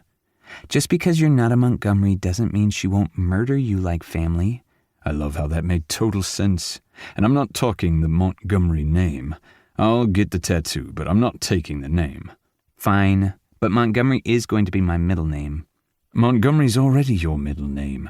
As her mom was the Montgomery, and that meant Daisy's last name was technically Knight. So you're going to keep Daisy and Knight in your middle names and then take Hugh's? I asked, shaking my head. That's a mouthful. I want the same last name as Lucy, because whatever children that we decide to have later, they're going to have that name too. So it'll just make paperwork easier. And she gets to have the longest signature known to man, Hugh said with a laugh before kissing the top of her head. I hate the fact that it's always that women change their names and men never really have to. My dad did, I said, speaking of Lincoln. It made sense because the family they wanted to be connected to were the Montgomerys, but not everybody has to, just like nobody has to get the tattoo. And yet I am being folded into the cult, Hugh said with a good-natured laugh. It's okay, we'll get you the pamphlet so you understand, Daisy said with a twinkle in her eyes, and I glared at her over Claire's head. Daisy just wiggled her eyebrows, laughter dancing in her eyes, and I knew that she was going to harp on this. I mean, eventually Kane's going to make Phoebe an honest woman, and then she'll get the tattoo as well. Did someone say my name? Phoebe said from the other side of the room. Between the music and the 10 people talking at once, it was actually pretty hard to hear, thankfully. We're just wondering when you're getting your tattoo, Daisy called out. Kane scowled, but I saw the nervous energy. Well then, it seemed like maybe she'd be getting the tattoo sooner than we thought. And it was only because I knew Kane so well that I could even tell that. He gave a shake of his head, and I put my finger to my lips, promising I would keep the secret. Kane was going to propose to Phoebe. That meant Phoebe would be forever our family. I shifted uncomfortably in my seat because if Phoebe was part of it, Claire would be. But she was already with me. Why was I having such a fucking hard time with this? Why couldn't I just live in the moment? Not to bring down the conversation, but have you heard anything from the hospital? Hugh asked as everyone else moved on to their conversations. Claire squeezed my hand as Daisy wiped away a tear. I had told most of the people in this room about not being able to donate yet, and the whys of it. It was fucking heartbreaking. No real news. I get updates from the family. The mom made a group chat with everybody. I mean, I don't really know what I'm supposed to do other than just try to stay healthy. That's such a tough thing. I'm sorry, man. How is Buckley doing? Claire asked. He's still sick. I meant emotionally. I know that they were talking about going with a foundation for a once-in-a-lifetime thing, but just day to day. Maybe we can give him a little party to lift his spirits, if his family agrees. Like, make a video or something? Daisy asked. Or give him presents? We can totally do that. Presents for the whole ward if we can, Claire answered, a little excitement in her voice. I shifted, both of us moving forward on the couch. I can talk with the staff member I've been working with at the hospital, see if there's something we could do last minute. As for Buckley, I know we might not be able to get into the room, depending on his white blood cell count, but maybe we can just do something for his family. I looked down at Claire and kissed the top of her head. You're fucking amazing. It's nothing. I just hate the fact that there's nothing you can do right now. So maybe there's something I can do. I plan parties for a living. I can plan this. Do you think you can give my number to his mom, too? Just so I can feel the waters? I brushed my thumb along her cheekbone, ignoring everyone else in the room. Let's see if it works out. Maybe not something big. Maybe we can do something. Anything. I'm there to help. Help all of you. I brushed a kiss to her lips, ignoring the hoots and hollering at the gesture, and then settled back into the couch, Claire in my arms, and figured that this felt right. Even if it felt as if we were moving at the speed of a bullet train, it felt fucking right. And why did that scare me? Chapter 15. Claire. I still can't believe you guys are doing all of this. I'm just overwhelmed. Buckley's mom reached out and patted Kingston's forearm, her eyes filling with tears. It was all I could do not to cry with her.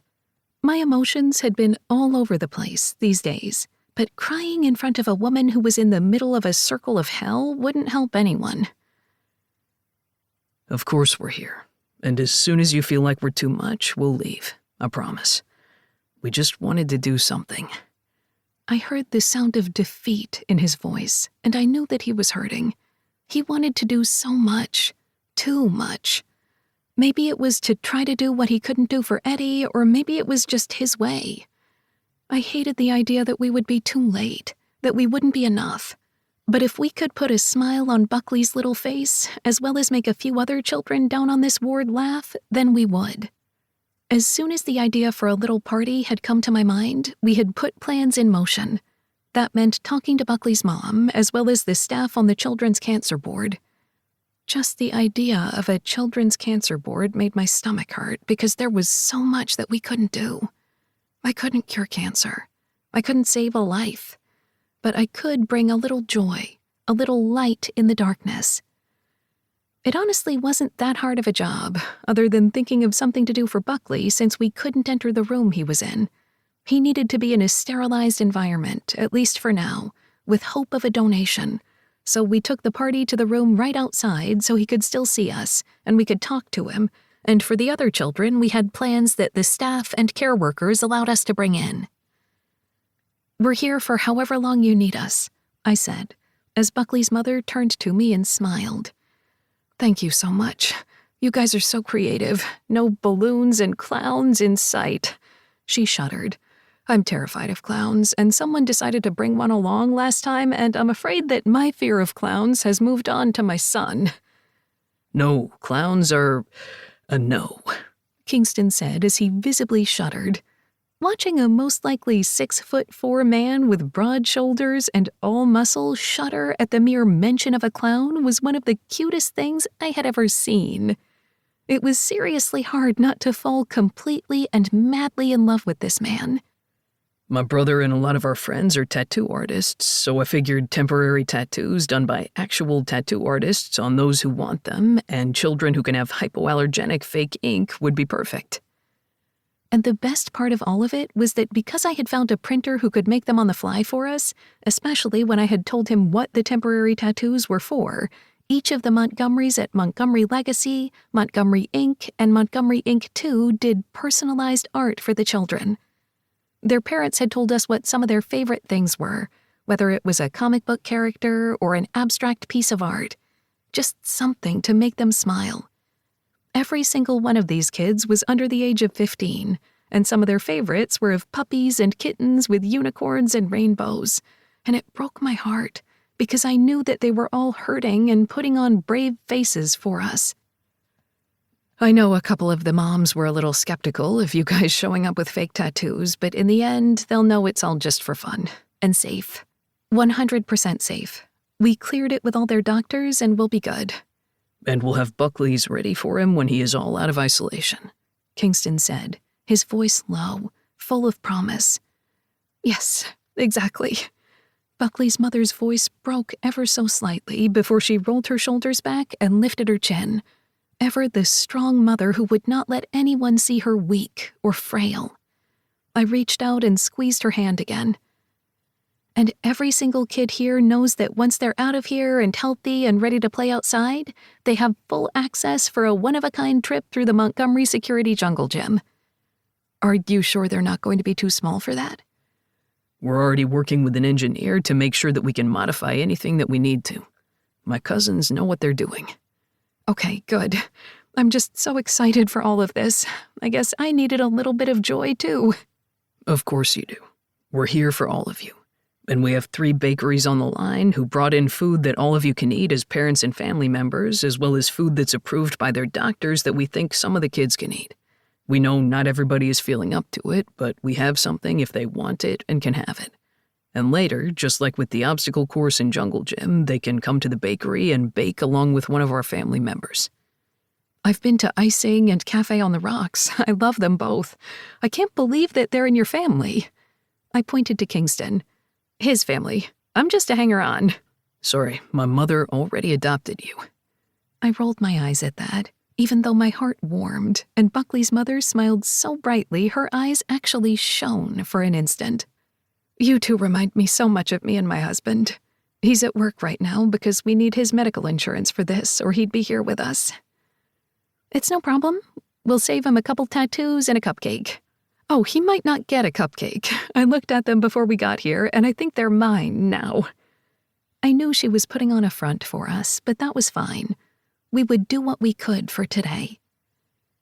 In the end, we laughed with the children that we could and waved at Buckley through the isolation in place. He was sitting up and smiling, waving at us. His voice was a little raspy, and he still had dark circles under his eyes, but his mother had said he looked better. I wanted to believe that was true, and not just a mother's hope, or wanting to make us feel better or to alleviate our worries. I wanted him to be safe. There were children with caps on their heads and bright pink wigs, giggling 14-year-olds with braces and tubes all over their bodies. There was a small little toddler in a crib, bouncing on her feet as she had one of those feeding tubes that broke my heart. But she clapped her hands at us, and we said our hellos, and she got her sparkling little unicorn. Every single one of the parents hugged us, even the ones that were a little skeptical about a bunch of bearded and tattooed and pierced people showing up. We probably weren't the normal crew to show up on a random Thursday to try to make kids smile. We did our best to stay out of the way, and our best not to break down. Phoebe and Kane were there, as well as Leaf and Nick and Hudson and Sebastian. We hadn't wanted to overwhelm them with us, and we promised we would be back. From the way Leaf was mad texting the group chats, I had a feeling there was probably going to be a new Montgomery plan in place for future visits, and not just this hospital, and not just this wing. This is why I loved this family, and this is why I was falling in love with Kingston. On our way out, as Kingston went to go talk with Leaf, I pulled my brother to the side, honestly surprised to see him here. "How are you holding up?" My brother looked off into the distance, the sharp peaks of the Rocky Mountains bright white with snow. He was silent for so long I was afraid I had made a mistake, not just by asking him, but by bringing him along at all. I'm glad I came. He cleared his throat and looked down at me, his eyes watery. I miss her. With everything that I have, I miss her. I see her and our kids, and I see her every day, every time I close my eyes. And when I wake up in the morning, I still feel like she's right beside me, even though she's never lived in that house. She never got to see this house. But she's no longer in pain. And my kids don't get to know the woman that I loved. But those kids in there, I have to believe that they're going to survive, that they can beat this, because I need them to get out of those walls. I need them to run around with my kids. But seeing them, it reminds me that there's still a fight out there, and maybe I should join, you know? Tears were streaming freely down my face at that moment, and I hugged him tightly, ignoring his cursing as he reluctantly held me back. I'm fine, little sister. Well, I'm not, so hold me. Your big buff boyfriend is on his way to do so as well. You're okay. I need those little kids to be okay, but I don't think they all will be. The math just isn't there. Then don't think about that. Think about the joy that you brought them today. It's all we can do in this moment. Always. You did a good thing here today. And from the way that those parents seemed to relax just for an instant, you gave them peace. And we're going to try to keep doing it, Kingston said as he came forward. I was just thinking that you would. Is Leaf already on the plans? He contacted his mother, and Aunt Sierra and Uncle Austin can do anything.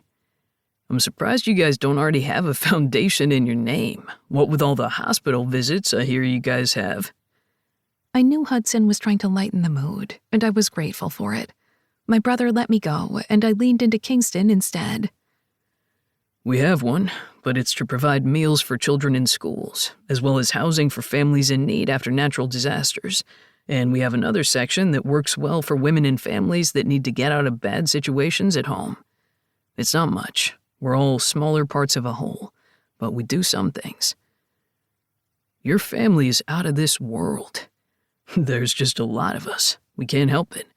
We have been the recipient of good tidings and people who care about us over the years, so we're trying to do the same. I know that we're not going to be able to save every single kid, but I want to believe we can. I would say I need a drink, but I need to go pick up the kids. You're going to stop by later? Hudson asked. I might. I have a work call later tonight. Both men raised their single brows, and once again, I was jealous. You've worked how many hours on this? And I would do it all again, but there's an event in 3 days, and Trix is handling most of it because I'm trying to give her more responsibility, but I do have things to do. It's okay, I'm not overworking. See that she doesn't, Hudson said, and Kingston lifted his chin in acknowledgement. Don't worry, I will. Okay, I really don't like you two working together against me. Weren't you the one that worked with Oliver against me in order for me to actually take a Sunday off? Kingston asked. That was different. That was your little brother annoying you. And this is your big brother annoying you, Hudson said as he tapped my nose. Call tonight. The kids miss you. I saw them yesterday, and I miss them already. It's a good thing we all live close, then. Love you, little sis. He kissed my forehead, then headed off to his car. And after we said our goodbyes to everyone else, I found myself sitting next to Kingston in his SUV on the way to his house. That was tough, he said after a moment. It was tougher than I thought it was going to be. I need that little kid to be okay. Even if it's not me. Even if they find another donor, or it turns out he doesn't even need one. I need him to be okay. I don't need to be the one that saves the day, I just need someone to do it. I never thought you were the one who needed to put on a cape for the acknowledgement. You just throw yourself in when it's needed. It's not for praise. If anything, you get embarrassed if anyone praises you. I'm not quite sure I like this psychoanalyzing, he said through gritted teeth, and I leaned over to squeeze his knee. Kingston. Claire, he said in the same tone, and we both sighed simultaneously. You haven't had a nightmare in a couple nights, he said, and I blinked at the change in subject. Where did that come from? I said the word psychoanalyzing, and then my brain went down the therapy trail. I winced, but got out of the car at the same time as he did. I haven't, but I never know when they'll show up. I'm doing better now. Maybe just time? If you ever want to talk about it, I'm here. I don't know if I'm the best one to actually have an answer, but I'm a sounding board. I know you are. And no, I don't have that many nightmares anymore. But I still go to therapy. Therapy helps. Do you go? He shook his head, and I frowned. I thought you did. No, Kane does, but I haven't really needed it. You're not serious, right? What? I talk with you, I talk with my family, I talk with everyone at work. I don't know why I need to talk to anyone else. Because you keep blaming yourself for everything that happens around you, maybe? I hadn't meant to let that slip, and my voice had risen just slightly. He looked taken aback and shook his head. I don't take on the weight of the world. I beg to differ. Claire, I'm tired. After a long fucking day and seeing all those kids, I don't want to talk about it. Maybe you should. Maybe not with me, but you lost your friend. You should talk to someone. I did. I talked to you. I talked to my parents. I'm fine. I nearly asked him what fine meant to him, and then realized right now was not a good time. He was angry, annoyed, and hurting. Since my car's here, I'm just going to pack up my things and head home. I have a lot of work to do. Claire, you don't have to go. We were going to have dinner, just hang out and veg. It's been a hard day. I'm just going to give you some space. He cursed under his breath, and then came toward me. I looked up sharply, and he stopped in his tracks, holding up both hands. Did I startle you? I'm not angry. Well, I'm pissed off at the world. About the fact that whatever deity is out there can just give this kid cancer and there's nothing I can fucking do about it. I'm angry about that. But I'm not angry at you. You're allowed to call me on my bullshit, you know. I just don't want to upset you. Upset me, yell at me, be mad. I'm kind of an asshole sometimes. But you aren't, though. That's the problem. You are a nice guy. I don't really like the term nice guy. You're not the trademarked term of being a predator, not that kind of nice guy, I said, exasperated. But I don't want you to carry everything on your shoulders and deep inside, or whatever metaphor you want to use. Just don't go, okay? He didn't answer the question. Not that I had even had one. Just stay. I don't think you should be alone either. Not after today. I sighed, then moved forward, wrapping my arms around his waist. Today was good, but it also sucked. Majorly. When he rested his cheek on the top of my head, I knew I was in trouble. Because I was falling in love. As in, already there. Rock bottom and terribly in love with a man who I was afraid didn't love me back. But before I could dwell too much on my emotions, his phone rang.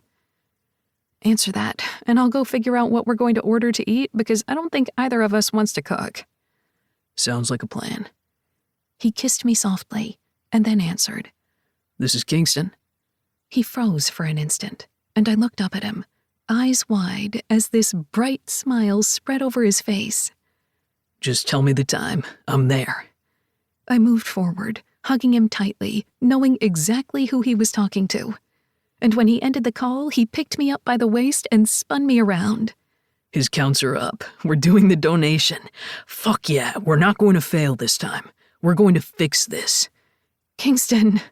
He kissed me hard on the mouth. I know. but we're going to try, okay? We're going to try. And I held him and hoped to hell it would be enough. Chapter 16. Donation the third time around wasn't as easy. I had been forced to stay the night for observation since my blood pressure had spiked, and then I'd been nauseous for most of the evening. Complications and side effects were always going to be an issue, but if it could help Buckley, I'd do it again and again. Though I was pretty sure my body was done. I wasn't sure that I would ever be able to donate again, mostly because everything hurt like a bitch. I lay on my couch, notebook in hand, as I went through a couple of the scenarios for Noah and our next op, but all I really wanted to do was try to find a better position on the couch. You have an adjustable bed. Why aren't you using it? Claire asked as she walked into the living room, 2 cups of tea in hand. Grumpy and in pain, I closed my eyes. Don't make me drink tea. Tea's for when I'm sick. You're not feeling well, and your mom told me to make you tea, so I'm listening to Mrs. Montgomery. I opened my eyes, and a smile slid over my face. It's true. I would listen to her too. She's scary. You're very lucky I'm no longer on the phone with her, because she would have heard that. I winced, and then did so again when I accidentally shifted on the couch. Claire rushed over as quickly as she could with 2 hot cups of tea. What's wrong? You really need to be on the bed. Ignoring the pain, I raised a brow. Look at you, trying to get me into bed. There is no way you and I are having sex, she said with a laugh. I mean, you're amazing in bed and all, but I'm not about to break you. You're so sweet, worrying about breaking me, which I'm pretty sure we could make a case for the counterpoint. So full of yourself, and you won't even sit on your own bed that will adjust to your pain levels. I don't work well in bed. I never did my homework in my bedroom either. It's a thing. I want that to be a space for just relaxing. I raised a brow. And fucking. You know, all the cardio I need. Are you still on pain meds? You're a little loopy. I shook my head. No, I'm just itchy or something. Need to get out, see the world. Maybe go ice skating again. The laugh that escaped her mouth should have hurt, but she looked so damn cute. There's no way we're going ice skating right now. You need to heal. Rest. You've done 2 donations this year, and your body was amazing enough to replace what you had the first time. Give it some space to do it again, for yourself. I know. I'm just a little claustrophobic. I can open a window. She ran her hand through my hair, and I nearly leaned into her palm like a cat. This was so weird, having her here and making it feel normal. But it was normal. It wasn't like Claire was new in my life, but I'd never had a serious girlfriend to the point that she would be here while I was sick, or practically have a drawer since she was taking care of me. Claire had a drawer in my house. When the hell had that happened? Then again, I had one over at her place because it was just easier. Suddenly my chest started to tighten up, and it had nothing to do with recovering. You don't have to work, you know. You can just lay in bed, watch a movie, do anything other than sit on this couch where you're clearly uncomfortable. I'm fine. I want to get these things done for Noah. We have more cases than usual on the docket, and I want to do my part. I'm co-owner and all. You are, and you do a lot, and you're allowed to take a break. I did the first time, and I took a couple of days off for this. Now I'm just going to work on paperwork, since I can't get out in the field or get on a ladder. You're not going to get on the field anytime soon, are you? She asked, a slight panic in her voice. No, but I will, you know. I paused and reached out for her hand. You know sometimes that I have to go out and play bodyguard, right? That is my job, to keep my clients safe. You're okay with that, right? For some reason, we had never talked about that, despite how many hours a day we spent together, or the fact that she had been someone I had protected in the past. We didn't talk about my job. Of course, she said softly. I know what you do. You've taught me self-defense. You're still teaching me self-defense, for that matter. I'm okay with you being in danger as long as it's not every day. Plus, it's not my place. I don't have a right to tell you what your job is. You do the work of your heart. At least I think so. I'm not saying this right. I do like what I do. I like making sure people are safe, whether it's setting up a security system or being the one that's out in the field. My cousins do a little more of the technical work, the cybersecurity things, but that's not me. I just don't want you to worry that I'm out there. I do realize that you're in a position where you've literally been blown up before, just like your cousin. But I'm going to worry. You can't make me hold back from that, just like your family worries. I was only blown up once. I paused. Okay, twice, but I wasn't technically in the room for the second one. Her eyes widened. What? What? I said again, and she ran her hand over her face. Maybe you can go back to just doing paperwork forever. She grinned as she said it, and I knew she was joking, even if part of her was telling the truth. My mother and fathers did the same thing. They didn't want me out there, and it wasn't as if I shot up the bad guys or arrested people. I had never fired a gun other than on the range. That wasn't what I did. I made sure the people who were around me were safe and got them where they needed to be. I wasn't James Bond. And when I told Claire that, she just rolled her eyes. You do like martinis, though. I nearly shrugged, then remembered the twinge. Because I like olives with blue cheese. That's really the only reason to drink just pure vodka. So you don't do gin? I shook my head. No, I've only done vodka. Now I feel like I should have done a gin martini. Maybe that would be different. I don't know, most gin tastes like pine salt to me. I think we need to get you the right gin. This felt weird, as if we'd been sitting like this, having normal conversations all of our lives. She smiled then, before handing me my tea. Drink this, so that way I don't have to lie to your mother. Fine, for Mom. But you have to drink yours too. Her eyes widened. How did you know she told me to? Because you're drinking tea when I know you like coffee more. There's nothing better than a latte with caramel drizzle. Sugar and I are best friends. She kissed her fingers in a chef kiss, and I grinned, clinking my mug to hers. To getting off this couch. You can go to bed anytime you want. Only if you're with me. Her eyes went dark for a moment, and I reached out, playing with her hair. You've been spending a lot of time over here, helping me. Hell, most of the past weeks have been about me, my family, planning a party, and then working with Buckley and the whole ward. Are you having time for yourself, with your friends? It's weird that all my friends are pretty much your friends too, so I do spend time with them. And I'm working. My life isn't all about you, I promise. But I don't mind part of it being about you. I like you. She pressed her lips together as if wanting to say something more, and I swallowed hard, my chest tightening once again, this time forcing me to set my mug down. Claire, I began, and she held up her hand. It's fine. I know you're not feeling well, and we totally don't need to talk about feelings. It would just feel out of place right now. I haven't felt like this before. I knew as soon as I said the words, I had said the wrong thing. Her face fell just for an instant before she smoothed out her features again and sipped her tea. You don't have to say that. Claire. You really don't have to say anything. You're healing, and we're waiting on news from Buckley's family, so why don't we just get back to work, okay? I was doing this all wrong. I just hadn't let myself think about what I felt for her because I wanted Claire. I wanted her in my life, and I liked her a lot. But what was love? What was that feeling? Shouldn't you just know? Considering how many people in my life were in healthy, loving relationships, you would think I would know exactly what that meant. But I didn't.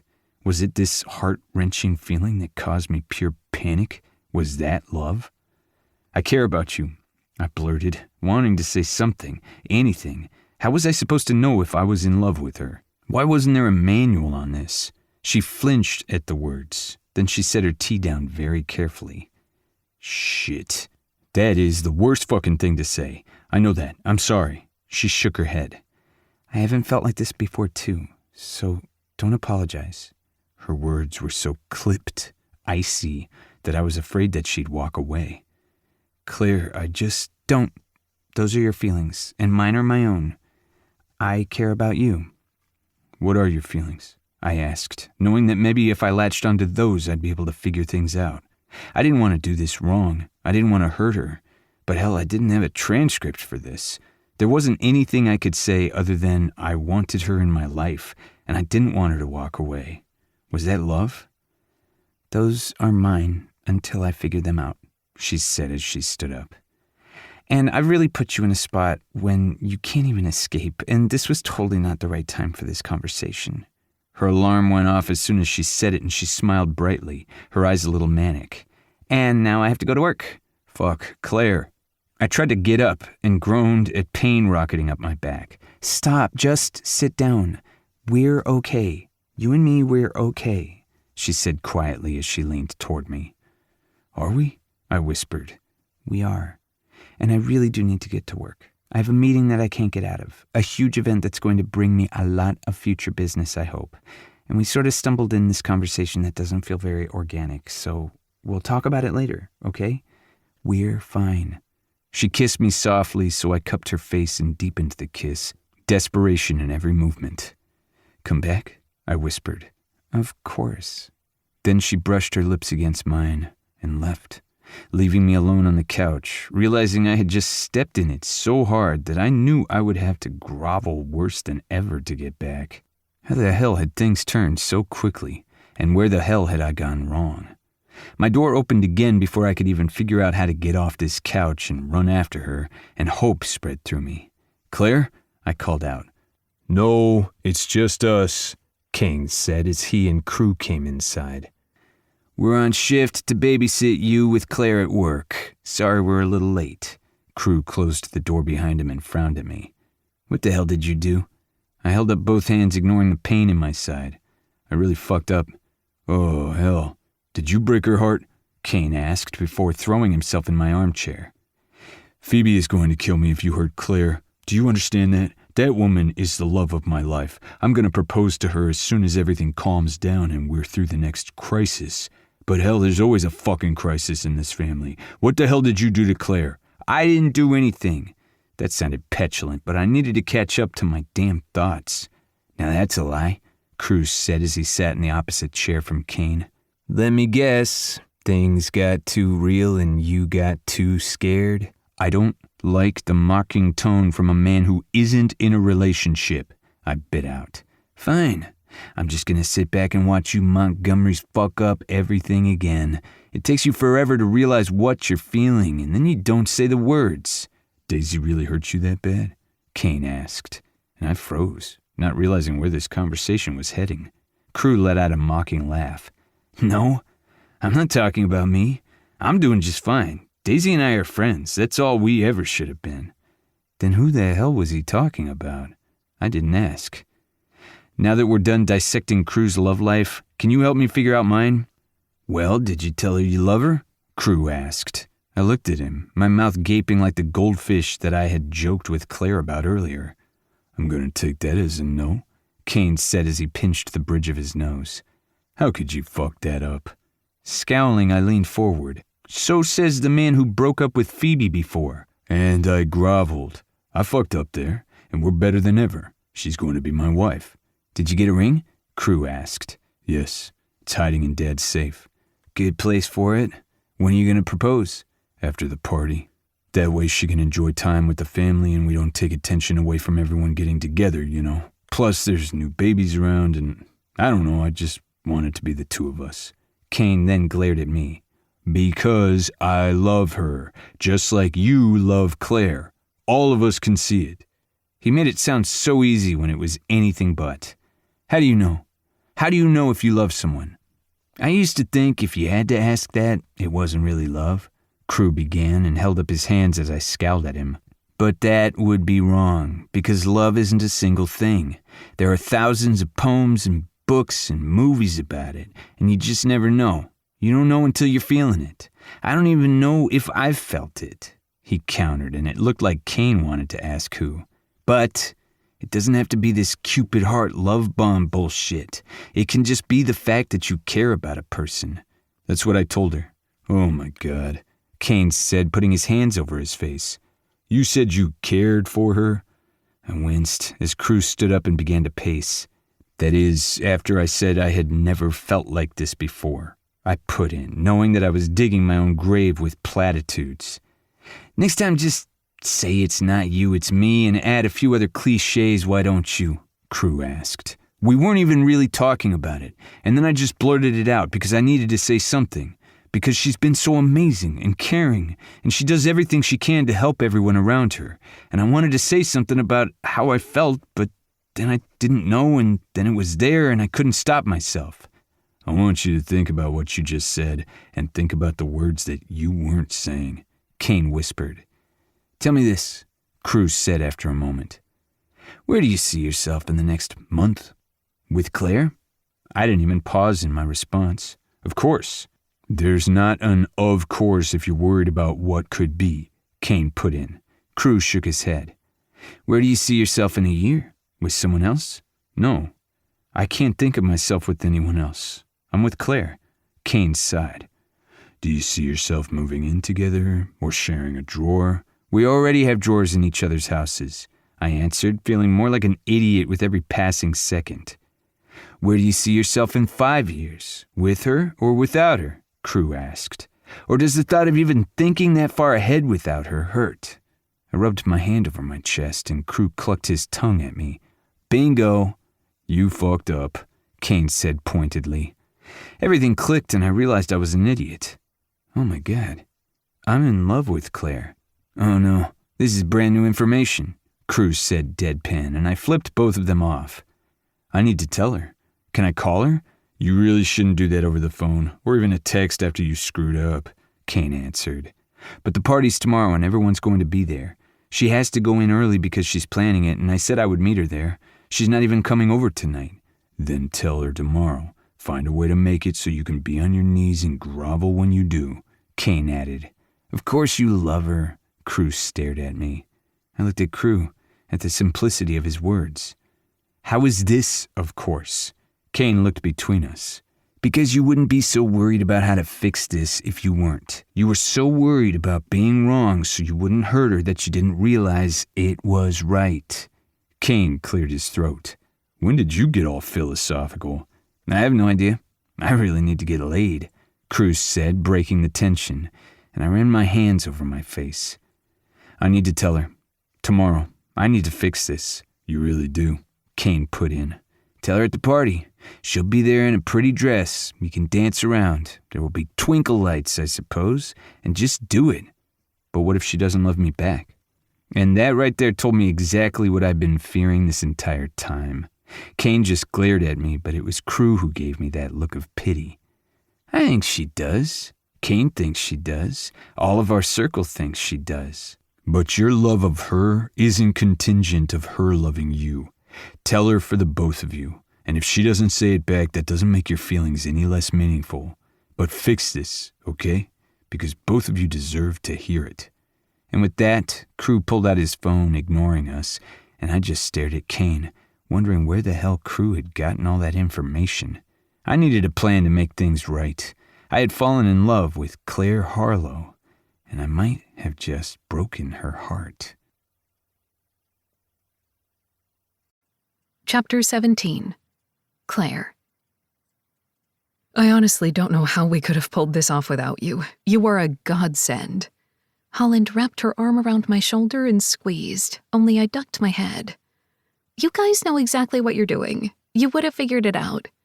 We would have made it work, because in the end it doesn't matter what fairy lights or food or entertainment we have. We just need each other at these events. However, it's also nice to make them special. My chest warmed, and I wasn't sure if it was the praise itself or the fact that it was Kingston's mother who gave it. You were the one who helped us set up the extra lighting, the catering, since we had to move to a different suburb and our old catering couldn't accommodate us. She shook her head and squeezed my shoulders again. We used to do a potluck where everyone brought something and the spreadsheets were insane, and sometimes for reunions or other parties we do, but other times we want to feel a little pampered. And that's what today's all about. Thank you for helping my family feel special. It honestly wasn't that hard. And I wasn't lying. They had most of everything set up. I was only there to handle a little of the loose ends that slipped through the cracks because of the change in venue. And it was because I happened to have contacts thanks to my job. And in the end, I had made more contacts for different vendors and services. And a few of Kingston's aunts and uncles had taken my information for help with their own get-togethers, and not just with personal events, but with their businesses. And when I explained that to Holland, she grinned. We like taking care of our own.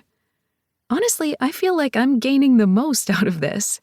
I smiled, my heart warming at the thought of being their own, even as it kicked just a little bit, because I hadn't seen Kingston yet. He had called me to say goodnight, and I had answered, because not answering would have made our odd little disagreement a spectacle. And maybe it wasn't even a disagreement. Maybe it was just the two of us realizing we were in two different places. It wasn't as if I could force him into loving me, or force him into speeding up that realization.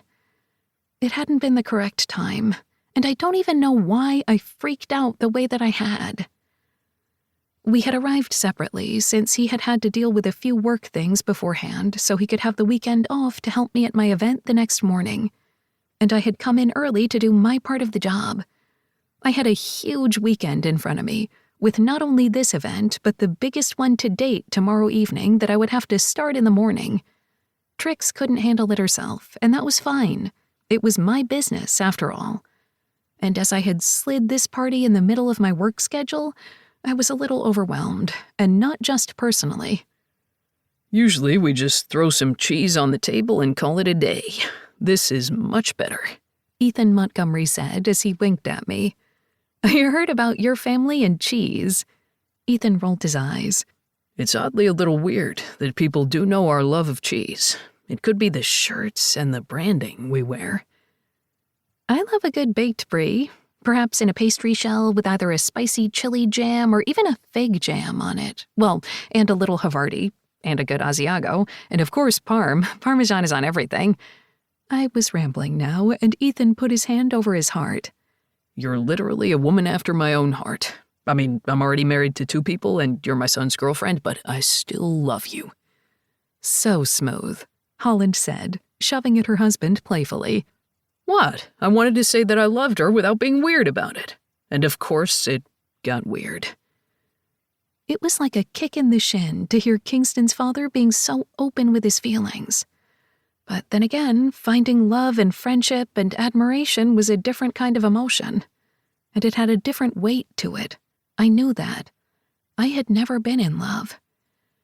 I put on a brave face and pushed back those thoughts. No need to bring Kingston and the weirdness into this conversation. If all it takes is for you to love cheese to be adopted into the Montgomery family, it's a little telling, and explains so much. Holland smiled, everyone else laughing as she studied my face. Are you okay, Claire? I know you've been working double time for all of your events. Did we ask too much? We're forever grateful, but if you need to go home and get some sleep or just sit down and relax, please do. In fact, I'm going to make it mandatory that you go relax. She hugged me tightly as Aria skipped over to me, literally skipped. You are remarkable. I'm so happy you were available to help out. Mostly because your help meant I didn't have to. I suck at this. She turned to Holland and Ethan. Do you mind if I steal her? Go. Make sure she has fun and relaxes. Where is Kingston? Holland asked, and my heart raced. Oh, he just got here. Aria squeezed my hand, and now I had to wonder if she knew. Did everyone know?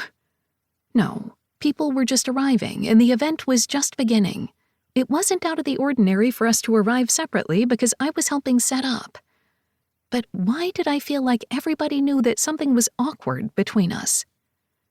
I'll talk to you soon, I said to the others, and let Aria drag me over to where Livy and a couple other of Aria's cousins were. They said their names, and I knew I was never going to remember everybody. As it was a family event, no one wore name tags, and really they should, by now. Or maybe they should literally just get their names tattooed on them so that way we would always know who was who. You look wonderful, Livy said with a soft smile. I looked down at my sparkly gray dress and blushed. It had to be something I could move around in, and this is one of my normal wedding outfits, actually. It looks great, and I saw the cheese table, Aria put in, wiggling her eyebrows. You do know us. I waved her off. That was all Kingston's mom. You guys already had that set up. Livy laughed. That's pretty much on standby. Did you know a few of us are actually lactose intolerant? Aria asked, and I blinked. Is that even allowed? Aria snorted. It is, and a couple of us don't particularly love cheese, but we don't say that out loud.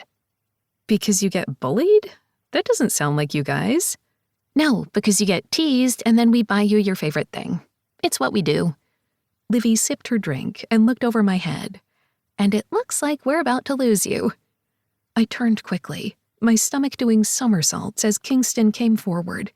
He had on black suit pants and a gray button-up shirt.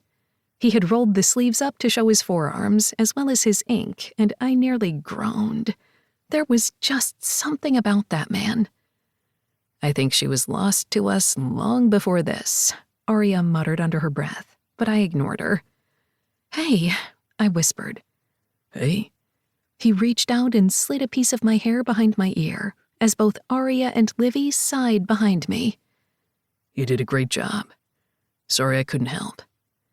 "You've been a little preoccupied. I can't believe you went back to work today." "Just for a little thing. And I was sitting down for most of it. I'm feeling better. Hardly a twinge." My teeth bit into my lip as I reached out and slid one finger in his belt loop, ignoring everyone around us. "Well, if you need to sit down, you should." "You're the one in high heels after running around all day trying to help my family. You amaze me." I swallowed hard, my pulse racing. "Any news?" I asked, my mind going 1,000 different directions and landing on Buckley. Kingston shook his head, but his small smile didn't falter. That was something, at least. "We won't have news for a while, but I'll let you know as soon as I do." He lowered his head and brushed his lips against mine. "Are we good?" he asked, his voice low. And he was still touching me, still wanting to be with me. I needed to get over myself. "We are." And when I smiled, it was truthful. This wasn't even a bump, just us trying to breathe. "Hello, we're here too," Arya said with a laugh, and I let go of Kingston to turn to face them. Kingston in turn put his hand on my hip, and I blushed. "Hello there, all of you. Where's Amelia?" Livy just smiled and shook her head. "She's with Mom and Dad. They kidnapped her." "Gotta love grandparents." "I know, right? In fact, all of the kids are with their grandparents. That means we parents are allowed to have a little fun." I gestured toward her sparkling water. "Do you want me to go get you a drink?" "First off, you've done so much you don't get to wait on me. And no, I'm in the mood for mocktails tonight. And now I'm going to see my brother. I haven't seen him in a couple of weeks, and I promised him I would annoy him today." Livy walked off, and then another one of Kingston's cousins joined us, and then another. Arya left at some point, and I realized that Travis had shown up. He had a drink in his hand and was swaying a bit in her arms as they danced. He smiled down at her, and I saw stars in Arya's eyes. Maybe something good was coming from that situation after all. "I love everything that you've done," Daisy said as she came forward and gave me a tight hug. "I realize that we Montgomerys are a little insane and a little overwhelming, but thank you for making this party happen." "You should stop thanking me. Kingston's family did most of it." "And my mom would credit you," Kingston countered. "I'm just glad I was able to help with what I could." "We've all been through so much, and with everything happening around us, it's nice to just get together," Raven said, her hand on the small swell of her belly. Sebastian had his arm around her, his attention finally pulled off Arya. "I have noticed that things tend to happen around you guys." Noah came forward then, with his spouses, Greer and Ford on either side of him. "You too, Claire. But it's fine. In the end, we get cheese and cake, but not together. We do have some standards." I shuddered at that thought, although there is cheesecake. "Did someone say cheesecake?" Hugh asked as he came forward and wrapped his arms around Daisy. Kingston squeezed my hip, and I held back a happy sigh. "Hey there, is Lucy with the others?" "She found Nora, and now they're running around with Sebastian's mom." Sebastian laughed. "Those two are thick as thieves, and they're already coming up with baby names." Sebastian swallowed hard as he said it, though, and I frowned, before remembering that Sebastian's first love, Nora's mother, had died in childbirth, and now Raven was pregnant. I could only imagine the stress he was under. However, this wasn't the time to bring it up, especially because I didn't know them well. With so many of Kingston's family members in one room, including family members who had married in, so cousins of Kingston's that didn't happen to be cousins of Kane, we were all together. It was like a giant block party, complete with champagne, mocktails, and cheese. It also meant that I didn't know everybody here. And while the family members knew each other, people who brought dates or other parts of the family tree didn't know each other. It was just a nice event where people could just relax. Crew caught my eye as he scowled, growling on the phone before stomping out of the building. Lexington ran after him, and I looked at Kingston, who shook his head. No idea. I hope everything's okay, I whispered. Kingston squeezed my hand, and then we were on the dance floor, everyone else breaking into groups to dance as well. It was a fast song, and laughter bubbled up. Nothing felt too awkward anymore. Instead, it just felt right. After so many things going wrong in the past weeks, the past year, things felt good again. When the song ended, we were pulled off the dance floor, and Kingston brushed his lips against mine. Hey, He breathed, a nervous energy rattling him. Hey there. Are you okay? He opened his mouth to say something before Kane came over and tapped him on the shoulder. hey, we need to get Travis in the car. He's passed out drunk, and Arya needs to drive him home, but she can't lift him. Kingston cursed under his breath before kissing my temple. I'll be right back, I promise. I'll go with you. He shook his head, his jaw tense. No, you don't need to see this. Don't kill him, I warned. We won't. Promise. I'm not going to promise anything about what Crew and Sebastian are going to do. Kane mumbled under his breath, leaving me standing with Phoebe. That sucks, Phoebe said after a moment. That's succinct. I feel like we should talk with Arya. What will we say? It wasn't as if we had a right to do so or knew what was going on. Tell her that we love her and we don't know what to do for her. Because we're worried, Livy said as she came up to us, and I hadn't realized she'd overheard. I shook my head. Maybe she's just trying to help Travis. I don't know, but it hurts to see, and that's why it's hard to trust most people. Livy sipped her drink again before being called over by her parents. My phone buzzed at that moment, and I looked down at the readout, cursing when I needed to answer it. I'll be right back. Everything okay? Phoebe asked, worry in her tone. I don't know, I answered, a little worried. Trix? What's going on? The entire liquor distributor just canceled. They had a roof collapse and they lost it all. I don't know what to do. I can't handle this myself, and there's a huge event tomorrow and they need us, and now we don't have anything for them. Trix went on and on, her voice going high-pitched, and while my heart raced, panic settling over me, I pushed it aside because this was my job. I had to handle it. Where are you? I'm at the event space setting up. I frowned, confused. You're supposed to be home right now. You don't have to work this late, Trix. I was running behind. Now I'm glad that I'm here. I have things to do. I held back a curse because she was correct. I just hated that she was alone in this for the time being. Okay, I'll head out to you. Don't. You're supposed to be celebrating with your boyfriend tonight. And you need my help. This is my business. I'm going to help. I'm going to be there. I want to say no, but I need your help. I can't handle this on my own. We'll handle it together. I'll be there in 20 minutes. I'm so sorry. It's not your fault. We said our goodbyes and ended the call as Phoebe raised her brows at me. I heard most of that. A roof collapse? Is everyone okay? Trix said no one was in the building at the time, so there were no injuries, just a mess and broken inventory. I have no idea what I'm going to do, but I need to go handle it. I looked across the dance floor and around the room, but I couldn't see Kingston. Can you tell Kingston what happened? I'll call him when I get to the place, but I need to go now. Okay, I'll do that. Do you want one of us to go with you? No, I'll be fine. Just let Kingston know. I hate leaving him like this. We needed to talk about so many things, but right now I needed to help Trix and my business. He'll understand. Knowing him, he'll probably just show up to help out. In fact, if you need any of the Montgomerys, we'll be there. My heart swelled because I knew she was right. She would be there.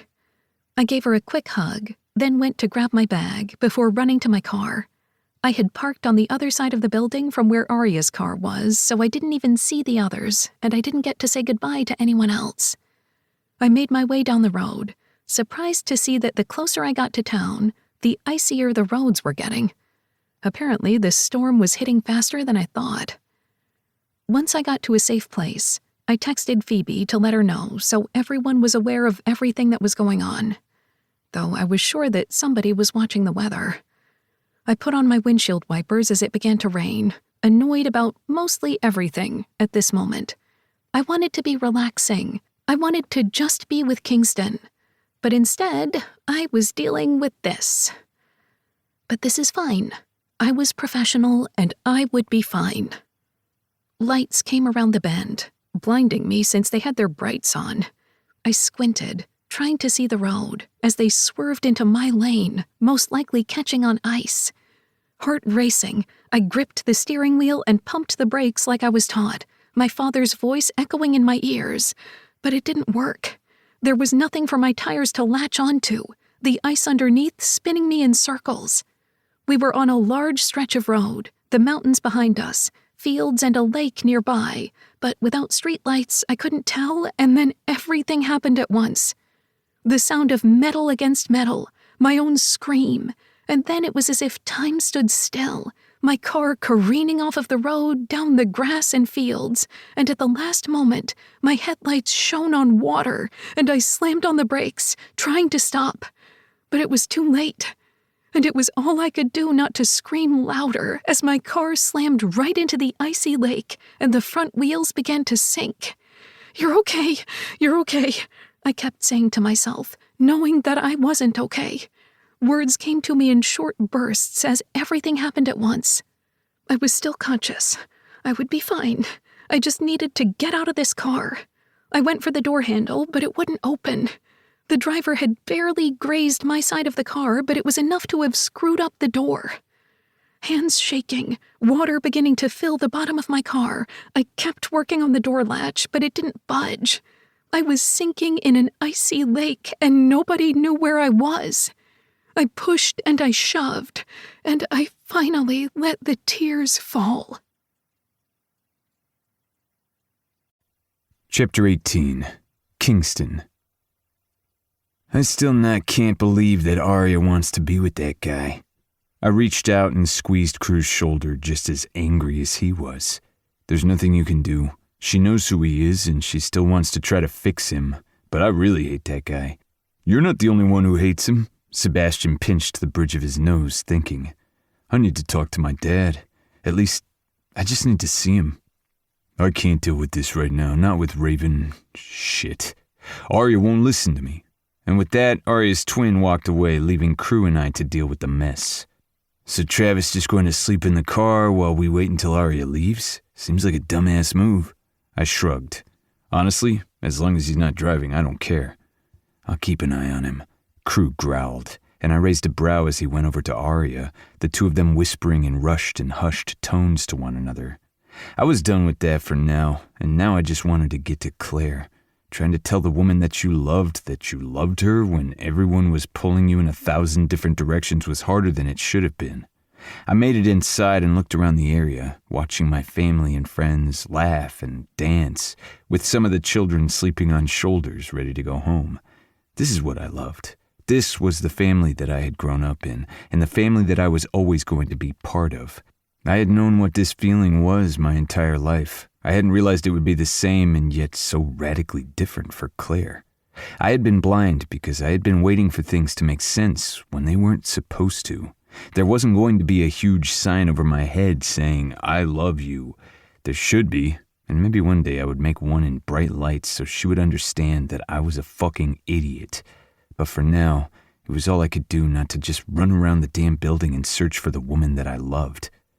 Hey, Kingston, Phoebe said, pulling my attention from my spiraling thoughts.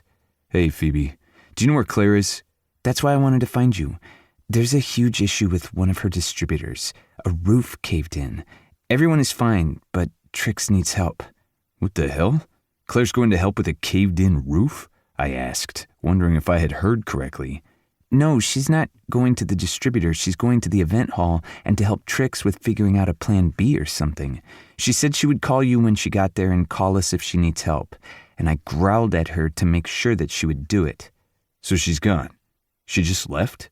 I asked, wondering what the hell was going on. She couldn't just leave. Then again, she needed to. It was work, but hell, she hadn't even said goodbye. Maybe I had screwed up. Well, beyond the obvious. When did she leave? I asked. Just a few minutes ago. So we just got a weather alert that the storm's coming in faster. I hope she got down the pass before it got icy. As it is, we're going to have to go the back way to get home. But it's okay, we'll all be fine. We're heading out soon. Alarm spread through me, even though it didn't make any sense. I just had a bad feeling. I'm going to go down the pass and just make sure that she's okay. What's wrong, Kingston? Phoebe asked, not telling me that I was a lunatic for wanting to do that. That should have warned me more than anything. I don't know, just have a bad feeling. Do you want me to go with you? Phoebe asked, as Kane came forward. What's going on?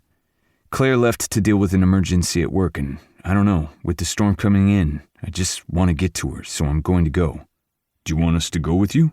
Kane asked, and right then and there I knew that my family would do anything for me, because every single person in this room would have freely dropped everything to help, even if it made no sense that I was following Claire to her place of business, just to make sure that she was okay, and I didn't even know the fucking place. I was just going to drive and hopefully catch up to her.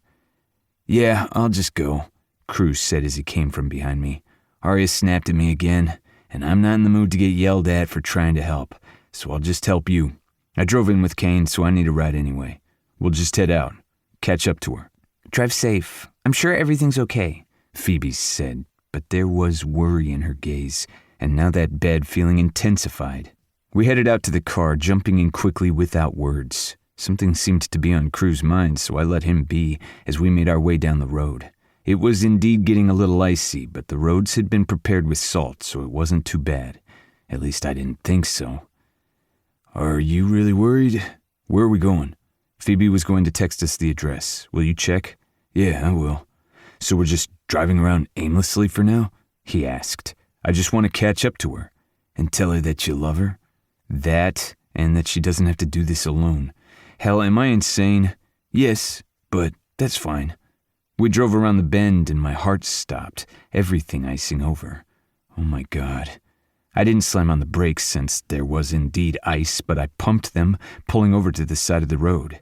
Claire's car, because it had to be hers, was partway in the lake, tilting forward, and the doors weren't open.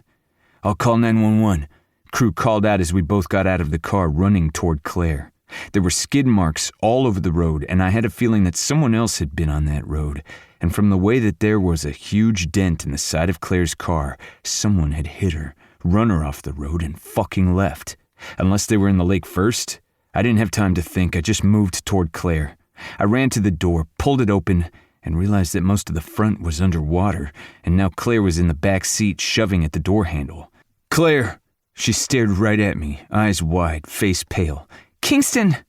I could barely hear her over the blood pounding in my ears as the car began to move faster into the water. It seemed that with both of our jostling, the final wheel slid over the mud, and now the car was plummeting into the lake. Crew, get the glass breaker out of my truck. On it, Crew called out as I pulled on the door handle, the car nearly fully submerged. I'll get you. I love you, Claire. I'll get you. I was screaming the words now, hoping she could hear me. These were not going to be our last words to each other. I went around the other side, but none of the doors were opening, and then, as she slammed on the rear window with her heel, the entire car submerged. I hadn't even realized how cold the water was, ignoring everything about the temperature and the fact that I was hip deep in it until I couldn't see her anymore.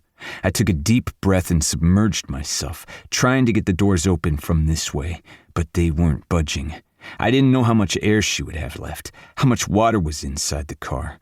This lake wasn't deep, but it was deep enough to cover a fucking car. I threw myself at the door, but it wouldn't budge. Claire's pale hands were slamming against the glass, and I met her gaze, the fear there. But I wasn't going to let her die. I pressed my feet into the muddy ground and pushed my way up to the surface, gasping for air. Crew was already there, knee-deep in the water, and tossed me the glass-shattering tool. Ambulance is on its way. What do you need? Help me get her out. And then I dived again and held onto the door handle. I waved the tool in the water and Claire moved back, hopefully realizing what I needed to do. I slammed it against the window and it shattered, water rushing into the car.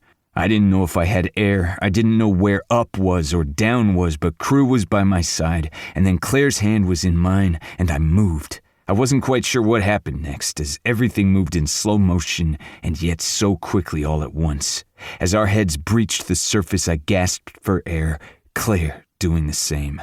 And although our feet could reach the ground, I didn't let her go. Crew was right by my side, both of us moving toward the embankment as Claire shivered in my arms. You came. How are you here? I didn't want you to go without saying goodbye, and I just had a bad feeling. Crew coughed near us, his voice as shaky as ours. I'm gonna go get blankets from your trunk. You have them, right? I nodded, hoping Crew could see me because I could only focus on her. I love you, Claire. I'm so sorry I didn't say it before, but I couldn't find the words. But I love you so fucking much. I was trying to tell you today, not when everything was in jeopardy. I swear to you I never want to live my life without you, Claire. I love you so fucking much. Please be okay.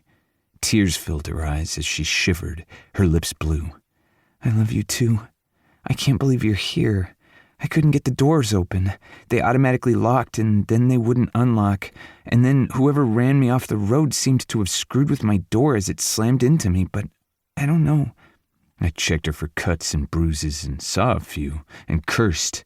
Crew was there in a moment, wrapping a blanket around her, then tossing another one to me. Get warm too. I don't need everyone with hypothermia. I thought I was the guy who knew how to handle things in an emergency. Turns out it's you, I told Crew, who snorted at me, though I saw the fear there. Not just me. Holy hell, Claire. Never do that again, okay? I promise. Never again. Her teeth were chattering then, and I held her close. All three of us sitting in the mud as it began to rain ice-cold water droplets over us, and we looked at the man-made lake and the fact that we couldn't see her fucking car. I need to get one of those little glass things from my car. She shivered in my arms again. Or maybe get a car first? I've got you. I've got you. Crew just sat next to me, hand on my shoulder, as we sat there, our entire lives feeling as if they had slammed into us all at once, the sound of sirens echoing in the distance. By the time we were at the hospital, Claire was sent back, and they wouldn't let me go with her. Even though they had said she had told them that I could go to her room, the staff needed more time with her. We had had to deal with the authorities, and Claire had already given a description of the car, though she hadn't really seen it. I still can't believe that you just showed up, Hudson said, pacing the hallway as we waited to see Claire. My stomach tightened, thinking about the other option. I just had a bad feeling, and I wanted to see her. It's about damn time that you said that you love her, by the way, Hudson said. What? I blinked, trying to keep up with the conversation since my mind was in the room with Claire. When they let me back for a second to talk to her, she mentioned that you both said the words. She was sort of rambling. I think she's still in shock. I shook my head, my heart in my throat. Of course I love her. I'm just an idiot, and it took me a while to say it. Of course you're an idiot. You're a guy in love. I'm sure there's a movie or something called that. Hudson's lips quirked. The kids are with Leaf and Brooke. Since they had come home early from the party and my parents are still on a cruise, I can't believe they're on a fucking cruise right now. Do they get home soon? It's a month-long cruise. It's one of their bucket list items, so it's hard to get phone calls out to them, but I'll tell them everything.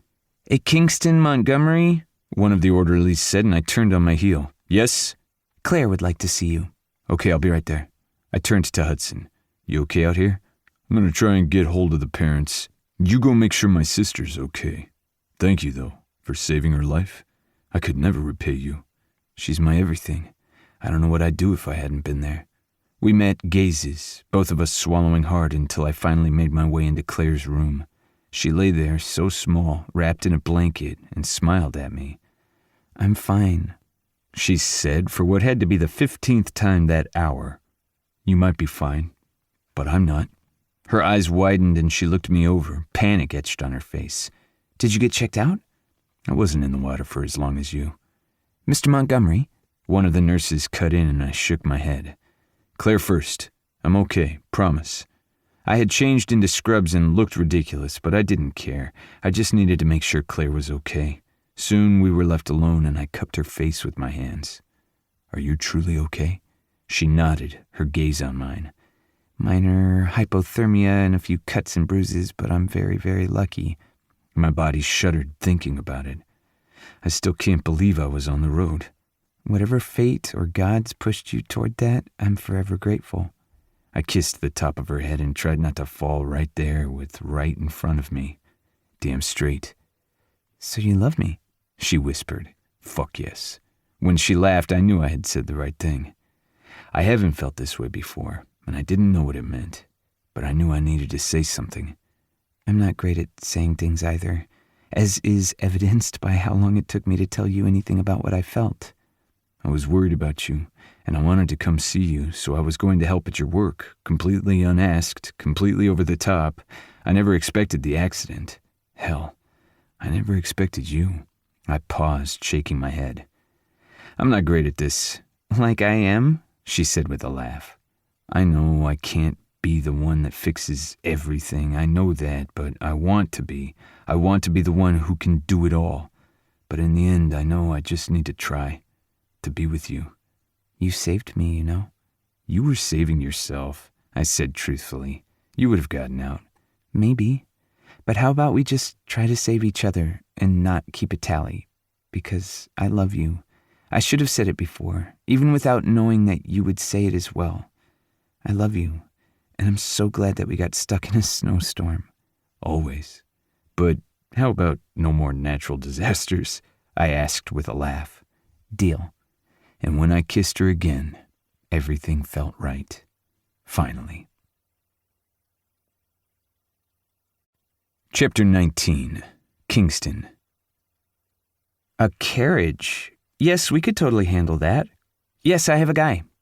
I leaned against the doorway, crossing my hands over my chest as I watched Claire fold laundry while on her phone, explaining that she had a guy with a horse-drawn carriage. This was something I needed to investigate. I had tried to go in there and help fold the laundry earlier, and she had smacked my hand and told me that it was my day off from doing chores. Considering it was her house, well, she didn't have to know that I had already taken out the trash, cleaned the gutters, and was going to work on doing some touch-ups on the paint around the place once I found her paintbrushes. I knew she had them because she had mentioned it was on her to-do list for later that day, so I would just get started.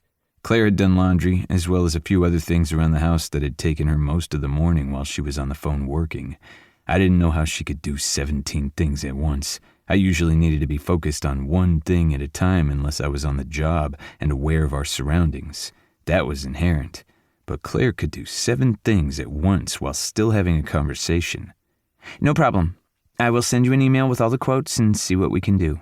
And you're right, there's a few other things that we should handle, but we can do that in person after the first. She smiled, shaking her hips as she worked, and my gaze went straight to that action, my cock hardening and tinting my gray sweatpants. Yes, happy holidays to you. And don't worry, I'm here for you. She shook again, and I held back an audible groan. Yes, have a great day. Goodbye. And then Claire turned around to end the call and met my gaze. She screamed loudly, dropping the set of clean panties in her hands, and pressed her fist to her heart. I didn't know you were watching me. Stalker much? I snorted, then leaned forward, brushing my lips against hers. I was just watching you dance. I can't help it. You do things to me. Well, I can see that. She pointed to my erection, and I shrugged, my cock bobbing along with the movement. You can't blame me. You were bending over and dancing. And you're not wearing underwear, are you? That's the point of gray sweatpants. I'm supposed to seduce you with my VPL. Where did you even learn that word? She asked with a laugh. I know things. I'm very savvy. And I do not even want to know, she said with a laugh. And what have you been doing with that VPL of yours? She asked, raising both brows. She was so cute because she couldn't raise one at a time, and it kept bugging her that so many in her life did. I'm not going to sit on my ass while you're working and cleaning your house. But it's your day off. And let me help. I like doing things with you. I love you. It was never going to get old hearing those words coming from my mouth. I grew up knowing that love and happiness was something that you could attain. I grew up in a household where my family loved me, and I watched healthy relationships bloom around me day in and day out. I always assumed that one day I would find that one person, and I would know when it happened. I would immediately find myself on a path that I had been prepared for because of my connections. I hadn't realized that I was such a damn idiot for so long. I love you too. It scares me a little bit how much I do. I leaned forward, brushing my fingers along her jawbone. Why are you scared? You shouldn't be. I'm not scared of you, or even of us. I just didn't realize I could feel like this. I spent so long trying not to feel everything because I was so scared, and I didn't realize that I could have this. I reached down and handed her the scrap of panties, and she rolled her eyes before throwing them back in the washer. Yes, laundry on the floor, us in sweats, and you doing my housework even though I asked you not to. I even cleaned your gutters. You were on a ladder without me? Kingston! There were no dogs around to push me off the ladder. I was fine. Well, at least you're getting over that fear. I feel like maybe I should have told you a long time ago that I liked you. But we're not in high school, and I wasn't going to wait for you to see me. I just hid in myself. And how silly was that? I clucked my tongue and then ran my fingers down her arms before grasping her hands in mine. I'm just annoyed that a bear literally walked past us, and while my cousin and Phoebe were safe in the car, I didn't realize that the woman of my dreams was hiding in that bathroom. Oh yes, in a state park bathroom, so sexy. You are fucking sexy. To be honest, I'm glad that we became friends, and that I didn't have to stress myself out for too long over if you would see me or not. I should have seen you. We weren't ready yet. And hey, now we don't have to think about it because you're stuck with me. I am very sorry. I'm not sorry at all. Did you really clean the gutters? Yep, that's one less thing on your to-do list. I was looking for paintbrushes to work on touching up the trim. You're ridiculous. I wrapped my arms around her and she snuggled into my chest. She smelled so damn good, and I couldn't help but let my hands wander, cupping her ass, even though it was almost New Year's. Snow all around. She was wearing tiny little shorts under one of my sweatshirts. And as I probed underneath the shorts just to see, I grinned. You're not wearing any underwear either. Kingston, Montgomery. We have to do work before we head out to your parents' house for dinner, though this does seem like it's an awfully big event. I squeezed her ass, and she laughed. I'm pretty sure that nearly dying and then coming together in the hospital room is the Montgomery rite of passage to become family. So you're stuck with me, and your family's coming over for dinner too. Just Hudson and the kids. My parents are off on their cruise. Well, Hudson and the kids are already part of the Montgomery way of life, so they're going to get doubly so. This doesn't feel real. I brushed my lips against hers again, and she sighed into me. I'm pretty sure it's real, but let's check. And so without giving her any warning, I gripped her by the hips and lifted her so she sat on the dryer. When she let out a squeak, I pressed a few buttons and the dryer began to tumble. Her eyes widened, and I slid in between her legs. Kingston, I wasn't done. There's still wet laundry in the washer. We'll deal with the laundry in a second. Let's just see how this whole tumbling thing works. I've never tried it. Well, sitting on a dryer's mostly a girl thing? I raised that single brow and she scowled at me. You've gotten yourself off on a dryer before, and I thought you were the sweet and innocent one. She reached down and gripped me underneath the band of my sweats. Oh, we can see exactly who's the innocent one here. I kissed her with everything that I had, both of us groaning into one another. It took a bit of maneuvering, and then her shorts were off and my hands were underneath the sweatshirt cupping her breasts. Kingston, I need you. I've got you, I growled. I've got you. And as I shoved my sweatpants down past my knees, I slid deep inside her. We both groaned, the dryer making her move on my dick without even me trying, and both of us laughed a bit. And then we were moving without abandon, with Claire leaning back to hold onto the edge of the dryer and me thrusting into her as the dryer moved quickly. The warmth added to the sensation, and we laughed, continued to find each other. And when she came, I followed, unable to hold back any longer. Well, damn, I whispered. I wonder what would happen if we used permanent press. Maybe next time. My ass is getting hot. I immediately pulled her off of the dryer, both of us laughing, and then I kissed her again, kneading her close. You know, I never expected you. I know I keep saying that, but I didn't. I thought you were just ignoring me all those months because I fucked up. You didn't fuck up. And I was ignoring you because, well, I was in my own head, for obvious reasons, and because you saw me bleeding out on the floor and helpless. I thought I loved you, but I really just loved the idea of you, and that crush just made everything a little twisted in my brain. But I love you, and I guess us getting trapped in a cabin in the woods was the best thing ever. I'm gonna be forever grateful for old fashions, snow, and you riding my dick. You should put that on a card. It would sell millions. I just might do that. The next Montgomery dynasty. I pressed a hard kiss to her lips, and then we laughed as we cleaned up, both of us taking our time in the shower. That, of course, meant we were late to the dinner, and Claire's brother gave me a knowing look as we showed up. Well, I see you had a fun day. Stop it, Claire said as she kissed her brother's cheeks, and then held out her arms for her niece and nephew. They tumbled on top of her as my brothers came through, both of them laughing at the sight. It's nice not to be the youngest anymore, Oliver said, and Logan snorted. You still act younger. They shoved at each other as my mom came through and shook her head at them. They never really grow out of it, she said dryly to Hudson, and Hudson sighed. So I hear. We have a straggler for dinner, if that's okay, Mom said, and I frowned as Ford came in. Hey, I came in with news, and now I get dinner. Greer and Noah are on date night, so now I don't have to eat leftovers. Like either one of them would ever let you just have leftovers on their date night, Lincoln said with a sigh. Plus, I know you know how to cook. Fine, they're amazing and didn't leave me alone. I'm blessed. What's wrong? Claire asked as she came back, her hand coming into mine. Yeah, what's up, Ford? Hudson cleared his throat and looked at the twins. Hey, can you go upstairs and go get that present you have for your aunt? We'll let you know when you can come down. I hate not being an adult, Claire's nephew said as Claire's niece just sighed and the two left the room. I frowned at Ford, confused. We were at work all day yesterday and I've had my phone on me. What's up?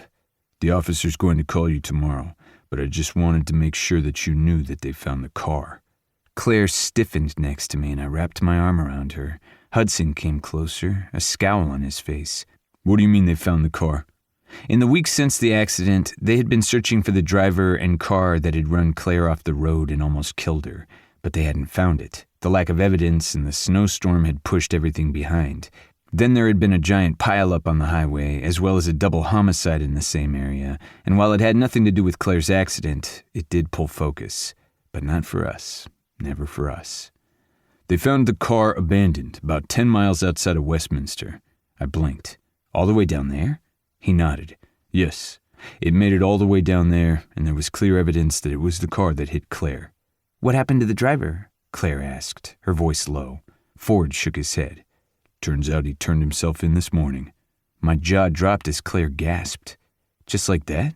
I asked, anger rising. After all this time? He was a kid, Claire, Ford said, speaking directly to her and wisely ignoring my anger. The cops are going to call you in the morning because they were still working through things. I just have a buddy that was keeping me in the loop because we've been helping him with another case. That's the only reason I know now, and I literally just found out. It was a kid. Some 17-year-old who had been drinking cheap booze and didn't realize what he was doing. He stole his dad's car and then kept driving because he was so damn scared. And when they found the car, the kid wasn't home, but the dad was. I don't know the whole story, but the kid showed up at the precinct and told them everything. I don't know what's going to happen to him. It's not going to be good. He's 17. They can treat him like an adult, and he was scared shitless. He almost killed Claire, I growled. Claire patted my chest, her voice soft when she spoke. But I'm fine. How scary for that kid, though. Don't pity him, I snapped. I'm with Kingston on this, Hudson agreed. I can be angry with him later. I've been angry with whoever this imaginary person was this entire time. But right now I'm just sad. His entire life has changed, and I'm fine. Yes, I was scared, but we've been through worse. Every single person in this room has been through worse, which is terrifying considering what happened. But we're okay. We're in this new year, and I just want good things to happen. So let's have this family dinner, which has been stressing me out all day because it's a meet the parents thing, even though I know you guys. And, well, here I am, panicking over this. But I love all of you, every single person in this room. So let's just deal with it tomorrow, because I'm okay," she repeated, looking at me. "I'm okay." I sighed and wrapped my arms around her as I saw out of the corner of my eye my mom wiping tears from her face.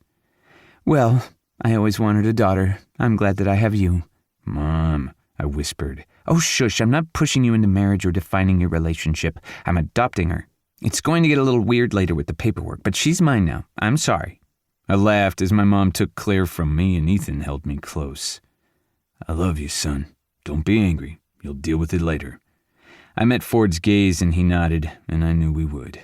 My job was protecting people and finding ways for them to protect themselves. The fact that Claire was able to find that space in order to say what she did, she was so much stronger than any of us. And maybe, just maybe, I hadn't failed as many times as I thought. So we would deal with the future together. All of us. We would deal with the driver, with the next calamity that came to the Montgomerys, and anything that the world threw at us. Claire looked over her shoulder and winked at me, and I lifted my chin before I went over to her, my family surrounding me. One night had changed everything, but in the end, I got the girl. I had finally fallen for the girl who had always been there, and it was about damn time. Chapter 20. Claire. Dear Diary, I haven't written in this journal since right after the attack, and now I realize that maybe that was for the best. I didn't need to show you who I was when I didn't know who that person could be. But now I'm better, and not because I fell in love with Kingston Montgomery, the real Kingston Montgomery. Yes, he was a part of it, but he wasn't all of it.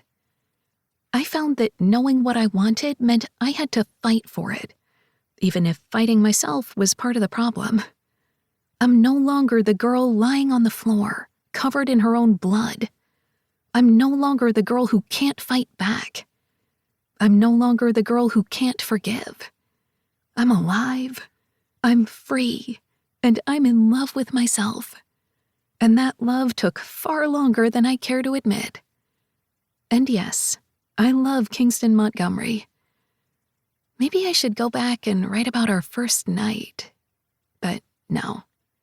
That's just for me. Finally. Claire. Chapter 21. Crew. I could have sworn the sheetrock rumbled as the pictures on the wall shuddered. "Please, I can't, please." I shut her up with my mouth, one hand sliding up her thigh, pushing her dress out of the way so I could get more of her skin. The other hand slid up her arm and pinned it above her head, fingers tangling with one another. My mouth crushed down on hers, both of us fighting for control, driving deep within one another. My hand slid between her legs, over her panties, and cupped her. "Oh," she moaned, and I continued to kiss her, trailing my mouth down her jaw, over her neck. When my fingers tugged her panties to the side, my fingers grew wet just by a bare brush. So fucking wet for me. "You want this. You're a dirty girl, aren't you? Stop talking and make me come." I let go of her hand and slid that hand right over her throat, my thumbs sliding along her neck. "Oh, it's like that, is it?" Those piercing blue eyes narrowed. "Always." I ignored the barb, and then with my gaze on hers, speared her with 2 fingers. She drenched my hand, my thumb pressing along her clit as she rocked her hips. "That's it. Be a good little girl and ride my hand." "Don't call me that," she bit out before I slid my thumb into her mouth, forcing her to lick and suck. "Fine." And that was right anyway, because she knew I only said the words to get a rise out of her. I never knew what I was saying when it came to her, only that wasn't something I was going to say. No, we would keep this distance as I finger-fucked her, and she drenched my hand as if she couldn't hold back any longer. And when she came, clamping down at my fingers, I kept moving, the sounds of sex filling the hallway. There was nothing more I could do. Nothing more that I could say, so I pulled my fingers out of her and then used both hands to grip her hips. "More?" I asked.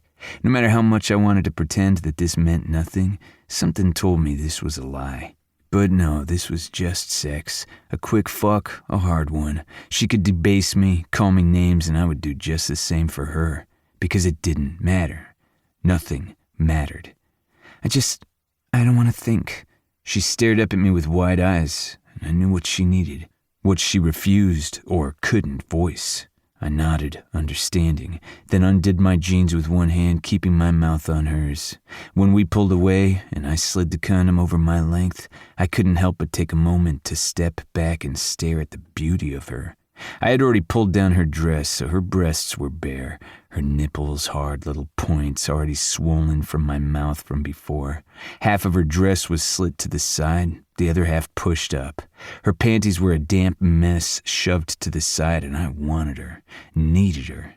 I kissed her again, hating myself, and then I slammed deep inside her. One thrust, one motion, and she was screaming my name, pulsating around my cock as she came, and I moved. The picture frames continued to bash against the wall as I fucked her hard against it. There was nothing more I could do, just this. I needed her more than the air I breathed, but I knew it only had to be for sex. It was what we were good for. It wasn't as if I really wanted more. And when I finally came, pinning her to the wall, her fingernails dug into my shoulders, and I kept her to me, hips against hips, buried balls deep. Both of our breaths came in pants as we tried to calm our hearts, but there was nothing more I could do, nothing more I could say. I pulled out of her and ditched the condom in the trash nearby. She righted herself, not meeting my gaze, and I ignored it, because this was just a mistake, just like it had been before. So, are we going to talk about it? I asked, my voice a growl. I didn't mean for the biting tone. I didn't mean to say anything, but I was so damn tired. Aria Montgomery shook her head and wiped a tear from her cheek. I cursed under my breath and moved closer, wiping the second tear with my thumb. Nothing made sense anymore. It couldn't. I had done that, doing what both of us had wanted, playing a game, and I had left that tear. I hated the names, but the names were doing what we were good at, playing a game. I can't, she whispered, her voice breaking. I tucked myself back into my pants and swallowed hard. Because you love him. Even with all he's done, you love him. She met my gaze again, those blue Montgomery eyes staring daggers into my soul.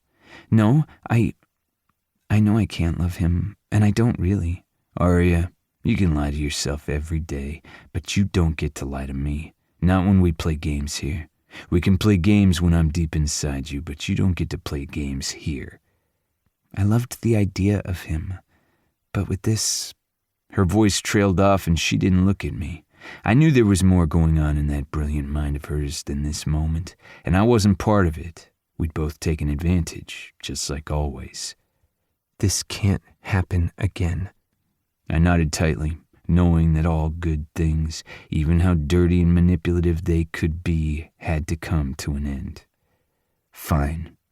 You were with Daisy, my best friend, my cousin. And here it came, the rationalization. It surprised me it had taken her this long to find the road she wanted to go down when it came to pushing me away. Too bad I'd be the one walking, even if she didn't realize it. Well, Daisy's not my cousin because that would have been wrong, but she is my best friend. I'm allowed to fuck other people, you know. Aria looked like I had hit her, and I could have rightly hit myself. Aria. She shook her head. I have to go. I looked down at her disheveled dress and hair and didn't bother to tell her that she could get cleaned up. Because if she stayed, we'd fuck again, and then she would do the worst thing ever and fall asleep in my arms. And that's not what we did. Fine, go. But we're done, you and me. I'm done being the one that you run to when things get hard because you know I don't ask questions.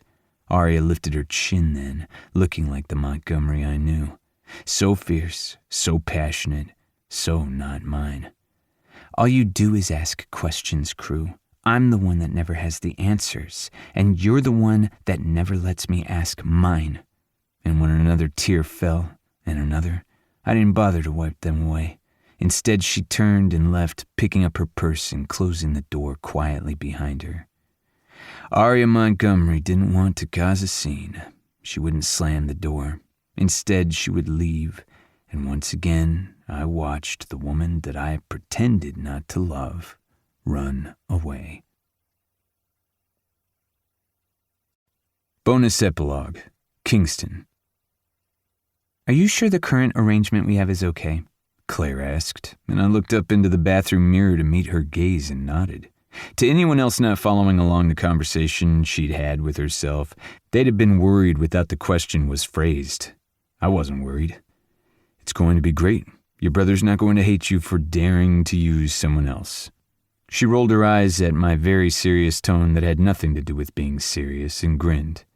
I'm going to blame you if Hudson hates me forever and ever. I'm just saying. I dried my hands on the towel and turned around so I could put my hands on her hips. She was so small compared to me, so fragile. Yet there was nothing fragile about Claire.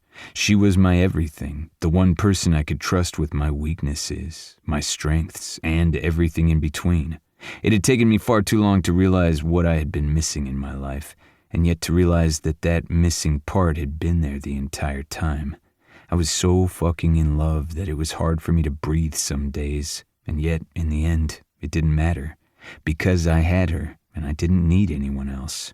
She looked up at me and squinted. What? Is there something on my face? She raised a brow. Well, I was on it last night. I threw my head back and laughed, my whole chest shaking as she leaned her face against me. I could feel the heat of her skin, the fact that she was blushing so hard at her words. But that was my Claire, sweet, innocent, and oh so fucking dirty. That's why I loved her. You can ride my face later, and maybe I'll let you eat my cock, just because I love you so much. You're such a giver, she teased. I give good orgasms. You know this. That is true. Her face sobered for a bit as her fingers slid across the scars on my side. We were safe, we were unharmed, and we had a long way to go, but in the end my job was dangerous and we both knew it. But every day that I would come home to her, and that's all that mattered in the end. Okay, Hudson's doing my tattoo today, Leaf is doing yours, and we're going to have some fun. And then I get to watch Phoebe get her Montgomery ink brand from Sebastian. I really do feel like you guys are a cult. I rolled my eyes as I walked into the bedroom. Claire's fingers linked in my belt loops as we moved into the room. It's not an actual brand, it's a tattoo, and everybody gets their own color of the Montgomery ink iris logo, and most people these days just incorporate it into other art. So it's like a Where's Waldo of the tattoo. The Montgomery ink iris was the logo for the original Montgomery ink ink, and Montgomery ink down in Denver. It had been incorporated into every other business my family, in its multitudes, had created over time. I had mine twice on my body, mostly because it was fun to hide it and see if people noticed. Some people had it tiny where only their significant others could see. Others had it blatant and embellished in a way that made it personal. Even though it was never required, every single one of my aunts and uncles and grandparents had it, and most of the cousins in my generation had it as well. Not all of them, because I knew they were waiting on the perfect piece to come to mind, but enough of us. And once you were married into the Montgomerys, you tended to want to have it too. I frowned as I thought about it, sliding my shirt over my body. I watched the way that she watched me, and I had to swallow hard and think happy thoughts. I did not want to have a hard dick as I drove us to Montgomery Ink Legacy. Why were you frowning? She asked. I was thinking that maybe we are a little cult-like. That should probably worry me. You don't make us drink the Kool-Aid, though we do have to eat the cheese. That might be a little worrying. It might be, I teased. Are you ready for your ink? I've been ready. I kissed her again and we made our way out to my SUV and then headed toward the shop. I was finally getting the tattoo that I had helped Hudson design all those months ago. Between multiple donations, getting hurt on an assignment, and life, I hadn't been able to get my tattoo done. Plus, Hudson's art had blown up on the internet, going viral, so the guy was just as busy as any of the Montgomerys, and the waiting list for the shop was past a year now. They still had places for walk-ins and lotteries because my family didn't want to become too elite in some eyes, but Hudson was damn busy. I was just grateful I got the family discount. At least the discount when it came to time. We all paid our own ways. With so many of us, we wouldn't be able to last long in this environment if we didn't. We made our way inside as my Aunt Maya stood in front of the main desk, arms over her chest, full sleeves of tattoos shining under the light. I'd always heard the naysayers saying that tattoos would destroy your life, and what would you look like when you were past 40, wearing ink on your skin like you felt like you were still a teenager or 20-something-year-old. To that, I showed them my Aunt Maya, or at least I thought of her. My aunt was kick-ass, amazing at what she did, and looked like a warrior princess. It didn't matter to anyone else that she had tattoos, because to her, they were part of herself, and she happened to run a multi-million-dollar business because of it. There you are. So, I hear that you're here for a tattoo and I'm not part of it? I rolled my eyes and opened my arms. Claire stepped to the side slightly as my aunt hugged me tightly, then moved to pull Claire into the hug. I'm not here to razz you, I'm just excited. You're Noah's mom, right? Claire asked, and my Aunt Maya beamed. I am. Noah and Ford are off with one of Ford's brothers doing this family thing. Greer just finished work, so I'm going to kidnap her for a girls' night. I'm very mean. I don't think there's a mean bone in your body. That is very sweet of you to say. I'm only mean when I'm a mama bear. Now, I cannot wait to see your ink. All three of you are in good hands. I turned to see Phoebe and Kane walk in, and then Aunt Maya gave each of them the same hugs, and soon we were laughing and finding our way to our different parts of the shop. So, a dragon? Hudson asked as he glared at his sister. If it was a true glare, I probably would have kicked the other man's ass, even if he was becoming my friend, and because Claire would probably get upset with me. But I saw the humor in his gaze. It's because of Kingston's penis. It's what I call it, so I want it inked on my flesh. I choked on the sip of water I had just swallowed, and everybody looked at me for an instant. The silence in the building thick before everybody burst out laughing and Hudson's ears pinked. Seriously, you're just as bad as the rest of them. So says the man who works with them. I'm getting a dragon because I'm fierce, and I'm fiery, and Leaf is going to make sure that it surrounds the scar the way that I want. I'm happy. Be happy with me. Hudson leaned down and kissed his little sister's forehead before glaring at me. You hurt me, and I stab you in the heart just like Maleficent. Honestly, they should have just invited her to the party. All that dragon and sewing nonsense would have been avoided. Sewing? Leaf asked as he clucked his tongue and went to sit in front of Claire. Let's get started. While I would have wanted to sit down and hold Claire's hand during it all, she didn't need me for that. She was just as strong and fierce in her tattoo glory. We worked on the shading on my forearm all the way up to my shoulder, and I smiled over at Claire. She lay on her side, Leaf working his hardest. Phoebe's tattoo was simple, as they were only adding our crest to an existing tattoo. Sebastian was done in less than an hour, since he'd wanted to go in full detail and everyone else just hung out and watched us. That's looking great, Nick said as he sat down next to Hudson, but Hudson didn't acknowledge him. Instead, he stuck out his tongue awkwardly and went and focused on his work. I didn't mind the focus, since this would be on my body for the rest of my life. I was done a little bit before Claire, so as I stood up to roll my shoulders back, get the kinks out, I looked down at the love of my life. Doing okay? I'm getting sleepy. I swear, I don't know how the two of you get sleepy during your tattoo. I am apparently a weakling, Phoebe said as she looked down at her hip where her new tattoo lay. By the time she was done and we went over the care instructions, I was hungry, a little sore, and had Claire underneath my other arm. Her tattoo was on the other side of her body, so she could lean into me, and neither one of us were hurting our newly seared flesh. I cannot believe I still have another session to go. I rolled my eyes as I got her into the car. I can't believe he's almost done with yours at all, to be fair. You only have the highlights to go, and only because you were starting to swell and adding white ink to that wouldn't have been good. You were such a fucking trooper. I smacked a hard kiss on her lips, and she gripped my hand, the urgency in her eyes worrying me. What's wrong? I love you. From the moment you laughed at me for hiding in a bathroom when a bear came, I loved you. I pushed her hair back from her face and smiled. I love you too, Claire Bear. She wrinkled her nose. Hudson calls me that. We need a new name. Well, I guess fuck buddy doesn't work either. Her nose scrunched and I grinned. We'll keep working on the nicknames. But I love you, and you're stuck with me. So just stay safe, okay? Don't cut up any of that ink. I can always go desk job, I said, being serious. She shook her head. Never. You need to be you just like I need to be me. So I will plan us some amazing Montgomery parties because now the whole family's stuck with me, and you'll come home safe to me. That's our deal. Always. Always. What do you say we pick up some of those frosting-laden cookies and go home and eat them naked? Are we allowed to have sex with new tattoos? My care instructions didn't say anything about it. We'll have to be careful with the sweat and the vigorous activities, so no hot tubs, no long showers where we submerge ourselves. Deal. I'll be very careful when I ride your face. I burst out laughing, kissing her again, and knew that one night would have never have been enough. Neither would 2 or 3. We had our forevers inked in place, and plans began. I had fallen in love with the woman who had been by my side, fallen in love with the woman I hadn't let myself see.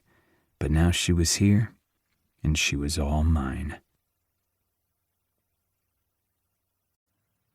This has been One Night with You, a Montgomery Inc. Legacy Series novel. Written by Carrie Ann Ryan. Narrated by Emma Wilder and Teddy Hamilton. Produced by Wilder Audiobooks. Post-production by Chrissy Farrell. Text and production copyright 2024 by Carrie Ann Ryan. Thanks for listening, and keep an eye out for Accidentally Forever, the next book in the Montgomery Inc. Legacy series. Audible hopes you have enjoyed this program.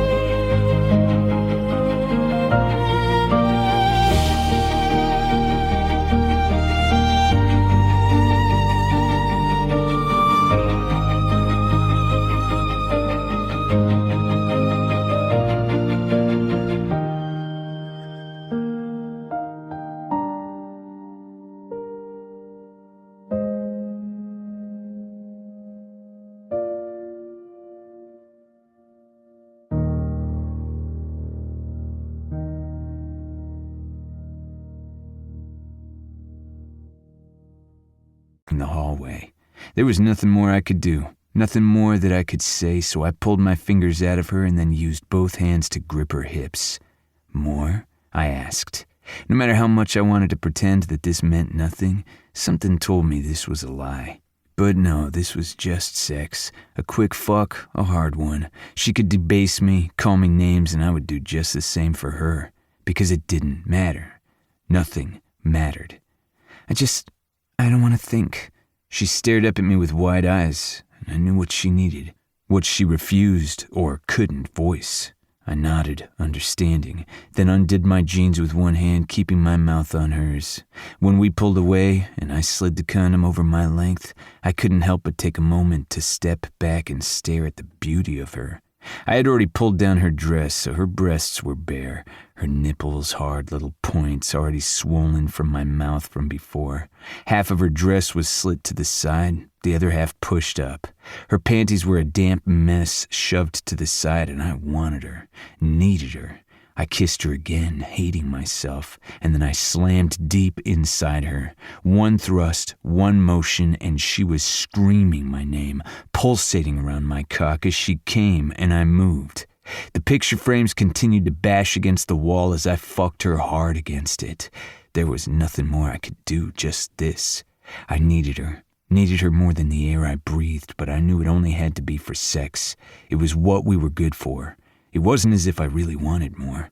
And when I finally came, pinning her to the wall, her fingernails dug into my shoulders, and I kept her to me, hips against hips, buried balls deep.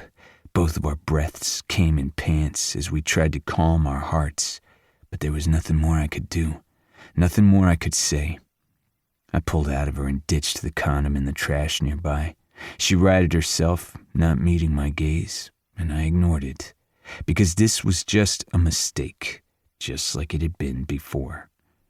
So, are we going to talk about it? I asked, my voice a growl.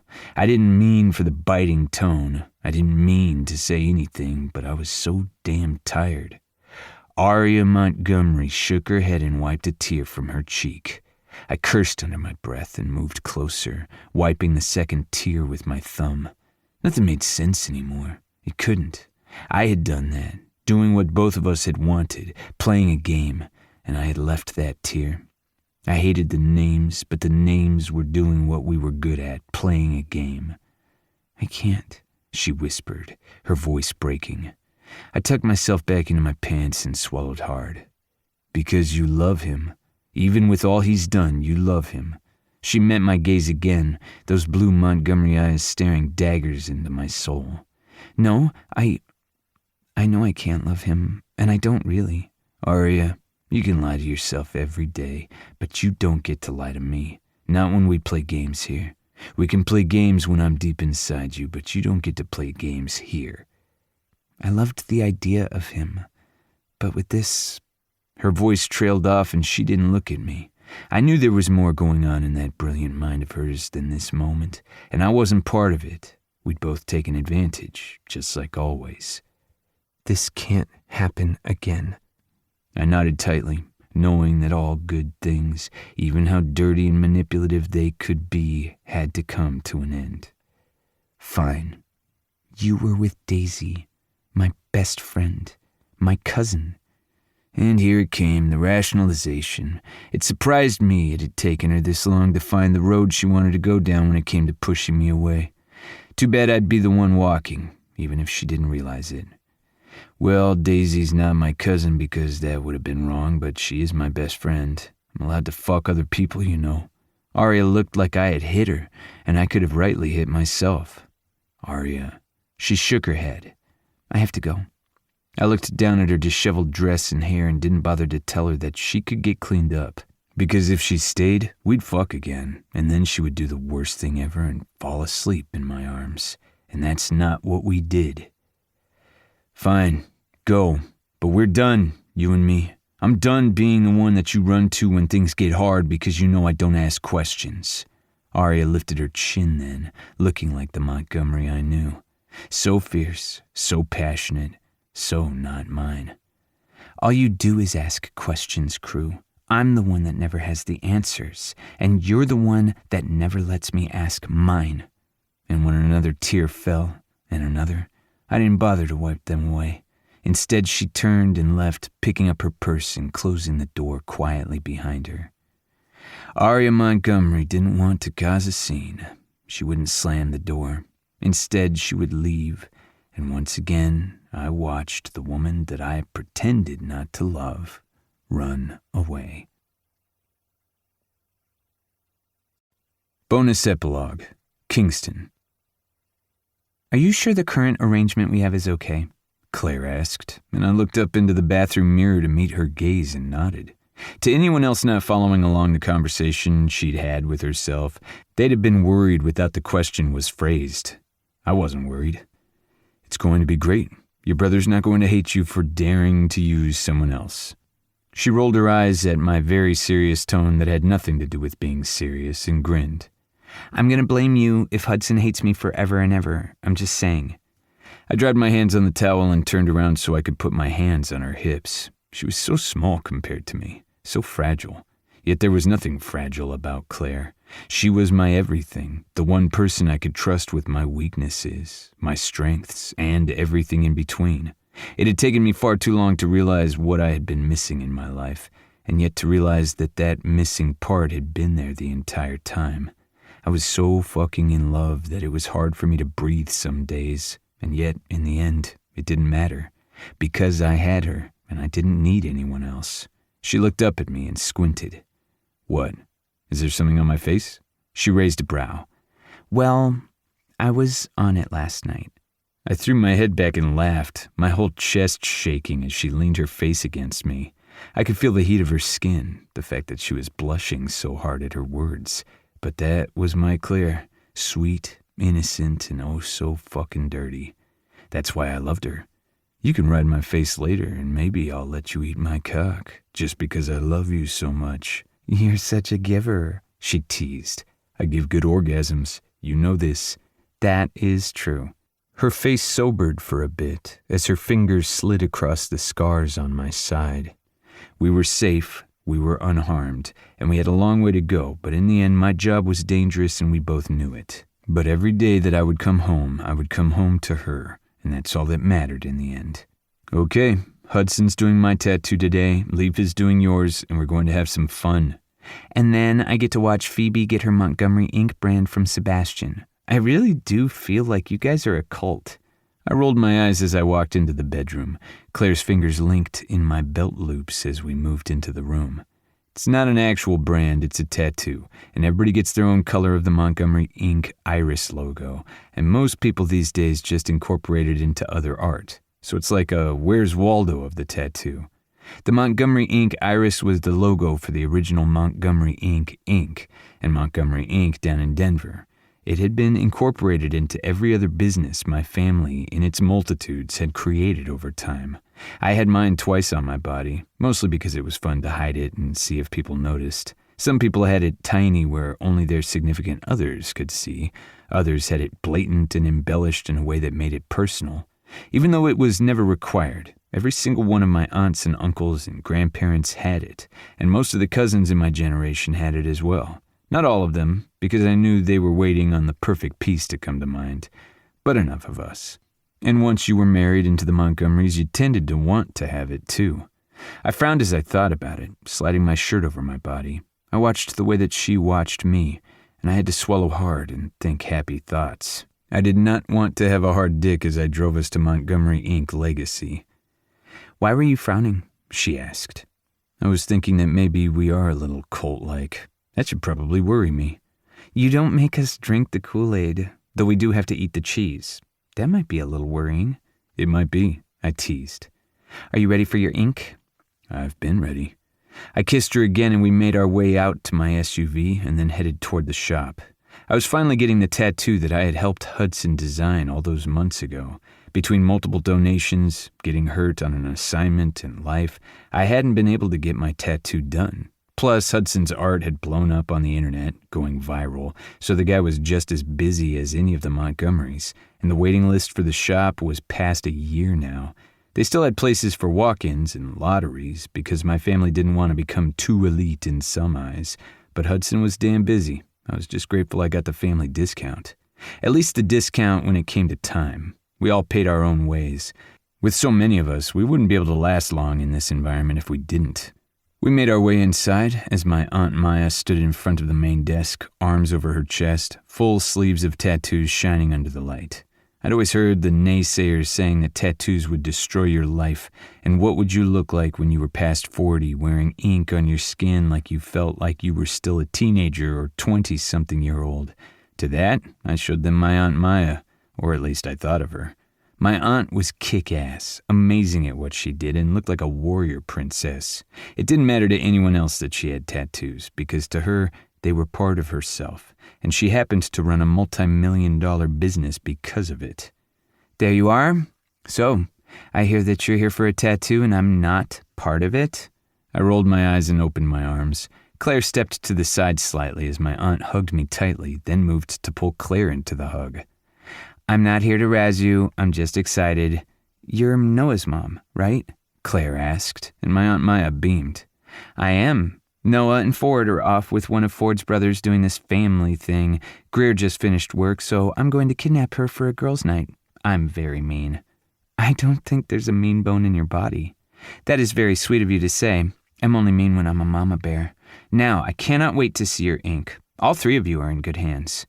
I turned to see Phoebe and Kane walk in, and then Aunt Maya gave each of them the same hugs, and soon we were laughing and finding our way to our different parts of the shop. So, a dragon? Hudson asked as he glared at his sister. If it was a true glare, I probably would have kicked the other man's ass, even if he was becoming my friend, and because Claire would probably get upset with me. But I saw the humor in his gaze. It's because of Kingston's penis. It's what I call it, so I want it inked on my flesh. I choked on the sip of water I had just swallowed, and everybody looked at me for an instant. The silence in the building thick before everybody burst out laughing and Hudson's ears pinked. Seriously, you're just as bad as the rest of them. So says the man who works with them. I'm getting a dragon because I'm fierce, and I'm fiery, and Leaf is going to make sure that it surrounds the scar the way that I want. I'm happy. Be happy with me. Hudson leaned down and kissed his little sister's forehead before glaring at me. You hurt me, and I stab you in the heart just like Maleficent.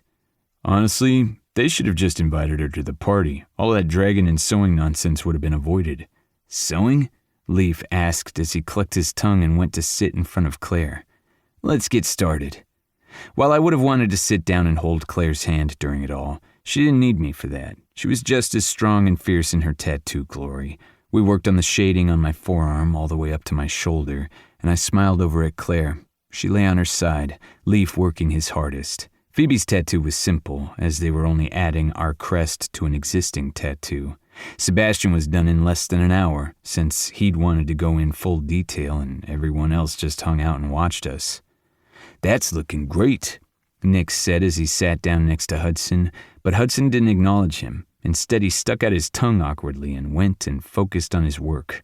I didn't mind the focus, since this would be on my body for the rest of my life. I was done a little bit before Claire, so as I stood up to roll my shoulders back, get the kinks out, I looked down at the love of my life. Doing okay? I'm getting sleepy. I swear, I don't know how the two of you get sleepy during your tattoo. I am apparently a weakling, Phoebe said as she looked down at her hip where her new tattoo lay. By the time she was done and we went over the care instructions, I was hungry, a little sore, and had Claire underneath my other arm. Her tattoo was on the other side of her body, so she could lean into me, and neither one of us were hurting our newly seared flesh. I cannot believe I still have another session to go. I rolled my eyes as I got her into the car. I can't believe he's almost done with yours at all, to be fair. You only have the highlights to go, and only because you were starting to swell and adding white ink to that wouldn't have been good. You were such a fucking trooper. I smacked a hard kiss on her lips, and she gripped my hand, the urgency in her eyes worrying me. What's wrong? I love you. From the moment you laughed at me for hiding in a bathroom when a bear came, I loved you. I pushed her hair back from her face and smiled. I love you too, Claire Bear. She wrinkled her nose. Hudson calls me that. We need a new name. Well, I guess fuck buddy doesn't work either. Her nose scrunched and I grinned. We'll keep working on the nicknames. But I love you, and you're stuck with me. So just stay safe, okay? Don't cut up any of that ink. I can always go desk job. I said, being serious. She shook her head. Never. You need to be you just like I need to be me. So I will plan us some amazing Montgomery parties because now the whole family's stuck with me, and you'll come home safe to me. That's our deal. Always. Always. What do you say we pick up some of those frosting-laden cookies and go home and eat them naked? Are we allowed to have sex with new tattoos? My care instructions didn't say anything about it. We'll have to be careful with the sweat and the vigorous activities, so no hot tubs, no long showers where we submerge ourselves. Deal. I'll be very careful when I ride your face. I burst out laughing, kissing her again, and knew that one night would have never have been enough. Neither would 2 or 3. We had our forevers inked in place, and plans began. I had fallen in love with the woman who had been by my side, fallen in love with the woman I hadn't let myself see. But now she was here, and she was all mine. This has been One Night with You, a Montgomery Inc. Legacy Series novel. Written by Carrie Ann Ryan. Narrated by Emma Wilder and Teddy Hamilton. Produced by Wilder Audiobooks. Post-production by Chrissy Farrell. Text and production copyright 2024 by Carrie Ann Ryan. Thanks for listening, and keep an eye out for Accidentally Forever, the next book in the Montgomery Inc. Legacy series. Audible hopes you have enjoyed this program.